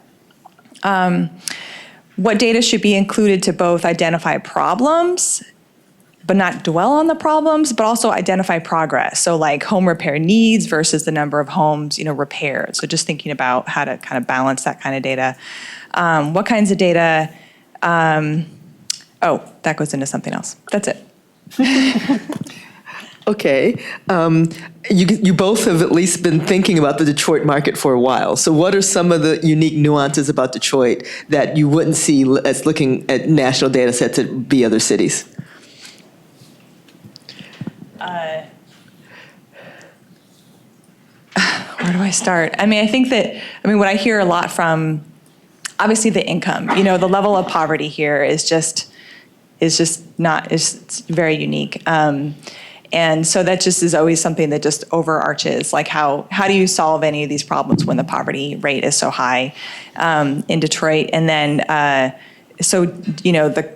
the costs sort of being what they are, particularly around housing and development, are just, that gap is just larger than so many other places. And I would just say, I guess the other thing that I think it makes it unique, well, two other things. One is sort of the industrial past and like what that means in terms of building on land and the expense of building on that industrial, formerly industrial land in terms of the supply. The Detroit Land Bank is the largest in the country. The amount of vacant land is just astronomical compared to any other place. In terms of the land bank owned, property. And the last thing is the amount of philanthropy, I think, in Detroit is like pretty unique. Like there's a lot of philanthropy in Detroit, I think, compared per capita. I don't know if anybody's done that study yet, but like per capita, like there's so much philanthropy here. And so just, those are the things I would say are unique about Detroit. Yeah, and I would agree with all those. And then I was talking to Lou Glazer. Some of you know Lou Glazer. I was talking to Lou the other day. And to me, and I know this is getting a little bit broader, but the fact that we always divorce Detroit's issues from the state is really challenging to me, because Lou was saying that we're now 39th in income level, and if we continue along the current pathways with the policies we have, we're going to end up 48th in the country by 2047. That's disgraceful, and we don't talk about that. Education, we fall into the 40s in education across the state. Now, people would love to blame Detroit and say, oh, Detroit is the reason why these numbers come down. But when you look at the data, that's not actually true. But somehow we never link the urban and rural, particularly urban and rural issues together to come up with a comprehensive approach to how we create change. So the better and more accurate our data is here, and I said this when we talked earlier, I hope that this spreads to other towns and cities across Detroit so that we're actually gathering better data across the state that links us together in one common strategy and approach to addressing these issues rather than creating the blame game here. Can I add one more thing to that? One of the takeaways that I forgot to mention was just the utility of data to improve or to build trust and transparency. Like there were a lot of examples today about how Detroiters or even external folks will think Detroit is something, but the data actually shows it's not. And so just using the data to build that transparency, but hopefully also build some trust within your residents too. Thinking the land bank does this, but actually the data shows this, and all just things like that. Just how to add on that. Sorry. Awesome. Of course, this is not anything you have to commit to, but just thoughts about potential next steps. So not necessarily potential next steps, but potential next steps that might be a good starting point since we've had this conversation today. Well, I mean, we've gathered so much information, and I think the thing that's most impressed me is that a lot of people stuck around for the whole day. And you all have great ideas about where we should go with this. So then the next step is how do we make it into an action plan? And how do we actually move this forward? Because I will say, I mean, I was working in New York from the mid-90s to 2016, and that housing survey in New York was invaluable to our strategies, not only our strategies around Detroit, but our statewide strategies and approach to how we move forward on housing issues. It was invaluable. We used it in reports. We use it in our reports. We use that information in our policy fights all the time. And, we can get into the politics of it that maybe got in the way of getting all the things done we wanted to get done. But we had the data, and you knew every year that it would be updated. You knew there was opportunities for everyone, no matter who you were, to access it. And I think we got so used to it over those 25 years that it's not even a second thought that you're going to have that data available. That's where I want to see us get to, where it's not even a question. No matter who's sitting in the seats that we're sitting in today, 20 years from now, we have that data and information, and it's helping us build stronger relationships, like Heidi said, but a better city and a better state. That's what I hope we go to. So the next step to me would be, all the information we got today, let's synthesize it, and then let's start the next meeting with how do we get it done? What's the action plan to get it done? The only thing I would add to that is just to, just make sure we're building upon the good work that's already been done too. I mean, there's just been, the NBI, is such a unique tool.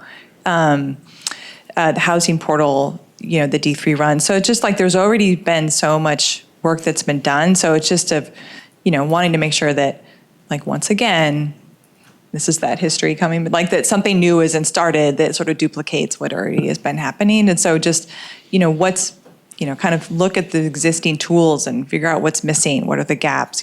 Some of the gaps were, the tenant non-payment issue, or like, the property management issue that you brought up, Allison. Like just thinking about like what's the, what are the things that are not included yet. And but it does seem like sort of, and I'm trying not to seem cynical, but like there's been attempts in the past to like bring the data folks together again, and like, so, but hopefully I think today has been really demonstrated that like there's a lot of value in doing that, and that people come together and they share that there's so many opportunities for improvement, and most importantly for, serving our communities better. Good. One thought that I had, and this is just me, right? So when people think about Detroit, they think about the vacant land. They think about, even though property values are going up, they're still lower than a lot of places. And the fact that there's so much need, but there's so much possibility, and figuring out how to marry that a little bit. And so I know one comment that David made before he left was just that subsidized housing is different than public housing. Some countries, like Singapore, do public housing very well. And I know we're living in a larger country, and Detroit can't divorce itself from what's going on with HUD and what's going on in the world, but are there some innovative things we can do around public housing so we're not always making it about development and paying for full price and making sure you get these complicated capital stacks? We're just saying, let's just provide more public housing.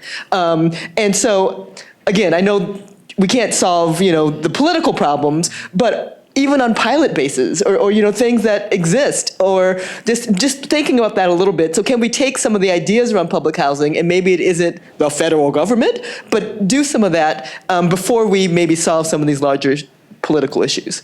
Any thoughts about that? Sure. Yeah. No, I agree. I mean, Arthur touched on this a little bit, and I think getting more data from Arthur about the overall situation would be really helpful. But I do think, I think to me the way I see this is we're talking about data and reporting, and how we can collectively have the same information, share the same information. And then I think there are certain bless you. There are certain projects that can come out of that, and to me that's how I look at it. Because I don't know about you all. I learned a lot more about some of the internal workings of what's happening at different agencies and what's today that was really helpful. And I think if we can build off of that, we can pick probably several issues with so many people in the room, several issues that we could work on together. I think that speaks to one of the things that Heather was trying to do, just bringing people together, sharing information, then starts to break down those silos, So just what are the opportunities to keep doing that? The other thing I would say, and this is again reflective, not only of today, but just what I hear in the community as well, but just that there, at some point, or, there's the need for sort of taking housing like off of the market, is maybe a solution, so whether that's more public housing, whether that's alternatives, and someone mentioned, community land trusts and other ways of, shared equity or something, like taking it off of the market so it's not, so the costs are, more measured and more, controllable. So just think maybe it's public housing, but there are possible, other opportunities too to think about that. You have a question? This is a wild card because I was in Chicago last week. So they have Chicago Housing Authority. I went to the Chicago Housing Museum on a tour, and they have more success rebuilding their public housing stock, and they do mean affordable housing. But what they have trouble attracting the private developers to do the market rate on public housing land. Now, one thing they said in the tour that I had not anticipated, the properties owned and operated by the Chicago Public Housing Authority have to follow federal regulations, which means the residents can't smoke pot, even though it's legal in Illinois. Now, I don't think we want to arrange our housing policy around this regulatory, interstate, intergovernmental contradiction. But with the voucher, they can smoke pot. If they're in Chicago Housing Authority property, they can't. So.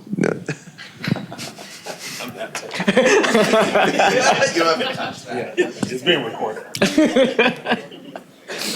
Okay, Chase, you have a question? Can you get it to Mike? Thanks.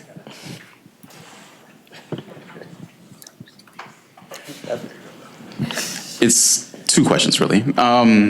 So one of the things in developer spaces that many developers talk about is that we are asking both government that works in the real estate space, so like the Housing Commission, as well as private developers to solve for poverty, right? And I know we talked about income bands here a little bit, but I'm curious for both of our panelists, like how do you think about the necessity of actually raising income versus just building more housing for low-income residents, right? Can we have fewer low-income residents?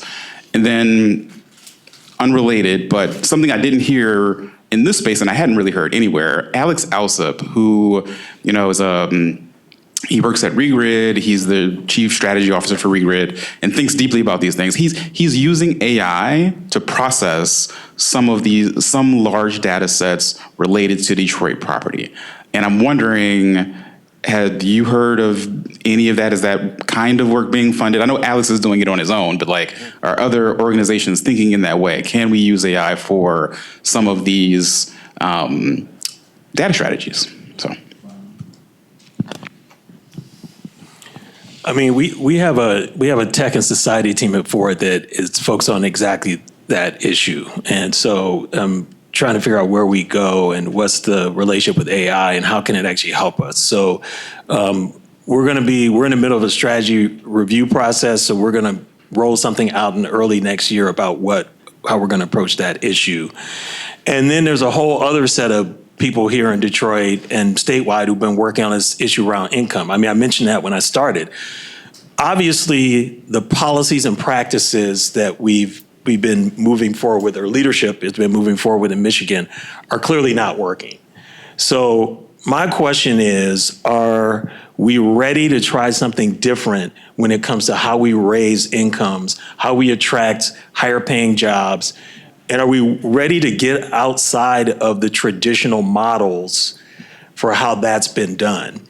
And it's very hard in Michigan, as you all know. The auto industry is so dominant in the discussion, and we're kind of, at least for Kevin Ryan, Detroiter, it feels like we're stuck in moving away from this big manufacturing approach to job attraction and retention and all that, to a 21st century model and what that looks like. So that means that we need a room like this with the same cross-section of people, including the business community, to actually strategize about how we actually work together to do that, as opposed to certain business interests leading in this way and other businesses over here, and then the advocates are scrambling to figure out how they can make some inroads. So until people are ready to take that on seriously, I'm less bullish around that than I am around what we could do here.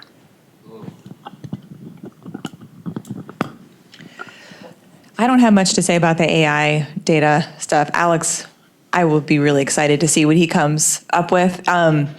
So I know I don't know, the Fed is sort of beginning to do some AI data stuff, but anyway, it's like very nascent. So I don't really have anything to add to that, but I think it's cool. I think it could, unearth a lot of possibility, and, I think it's exciting. As long as it's private and secure and all that sort of stuff. But the thing about income, Chase, it's a really interesting, I think you're right. It's sort of like that, developers in the city have to contend with the economic reality here. And so in that, they are, they are sort of in that, like they're having to kind of help solve this problem that is not really theirs to solve in a way. On the other hand, there's just a housing need. And the problem is, I think there's just not enough subsidy to provide housing for those with lowest incomes. So that's part of it.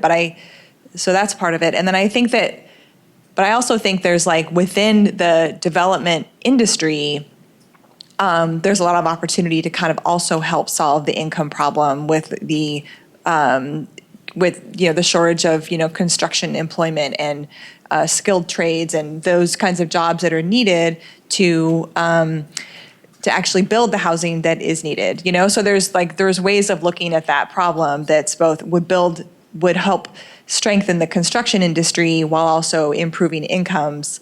I just say like several years ago at some conference, someone said there's, the U.S. is going to have a shortage of like 1 million electricians given sort of the future we are moving into, electrification. And so and that's a good job. And it's so just thinking about how to bring all those kinds of conversations together. And it probably doesn't happen as much as it should, right? Like the construction industry thinking about income or thinking about, or the developer community thinking about income, or I imagine they would have a lot of smart things to say, given we do hear from developers who are doing workforce development on their sites and the challenges that they have. So it's all integrated, for better or for worse. We have time for one more question. Okay, one more. I guess I want to end this, and I don't want nobody to take it personal or anything of that nature, but reward without effort is the strongest pull into addiction. So when we're talking about our communities, if people are not working and have income, it doesn't matter how many houses or how much construction workers need employers. If we're not pushing the initiative for people to work, we won't have a infrastructure, we won't have an economy to be able to sustain anything that's being built. People have to work. People have to get jobs. We can't give all these rewards without people actually working. We can't keep giving incentive if people are not willing to work. We have to get people back working. So the main thing is, if we don't have income, people can't get a home because they won't be able to sustain. If I give you a house tomorrow and that's your grand dream, I'm going to give you a home. If you don't have an income to sustain a home, it's a waste of all of our efforts. So the goal is we have to give people incomes. When I deal with the population, I deal with one of the major barriers is childcare, right? So this woman can't go get a job. I kind of like push transportation off to the side because you can get on public transportation. And here in this world, we say jump in an Uber and jump in a Lyft. You can't afford Uber and Lyft, but we have to get back to the initial goal is getting people income. So we have to push get a job. I don't even think it's when people say the income rate, the minimum wage, people don't even want the job. I mean, even at McDonald's, they paying $15 an hour. You can't still sustain in a home. We have to give initiative. If you want a home, you have to come with some income. We can't keep giving vouchers and all of these things. Not that people don't need them or use them as a subsidy, but you still have to have gainful income. Thank you very much. Well, Kevin and Heidi, unless you have any final thoughts you want to say, I'll give you guys the floor to have a final thought if you have anything you want to say. No, these people have been patient. I know. So let's give Heidi and Kevin a hand.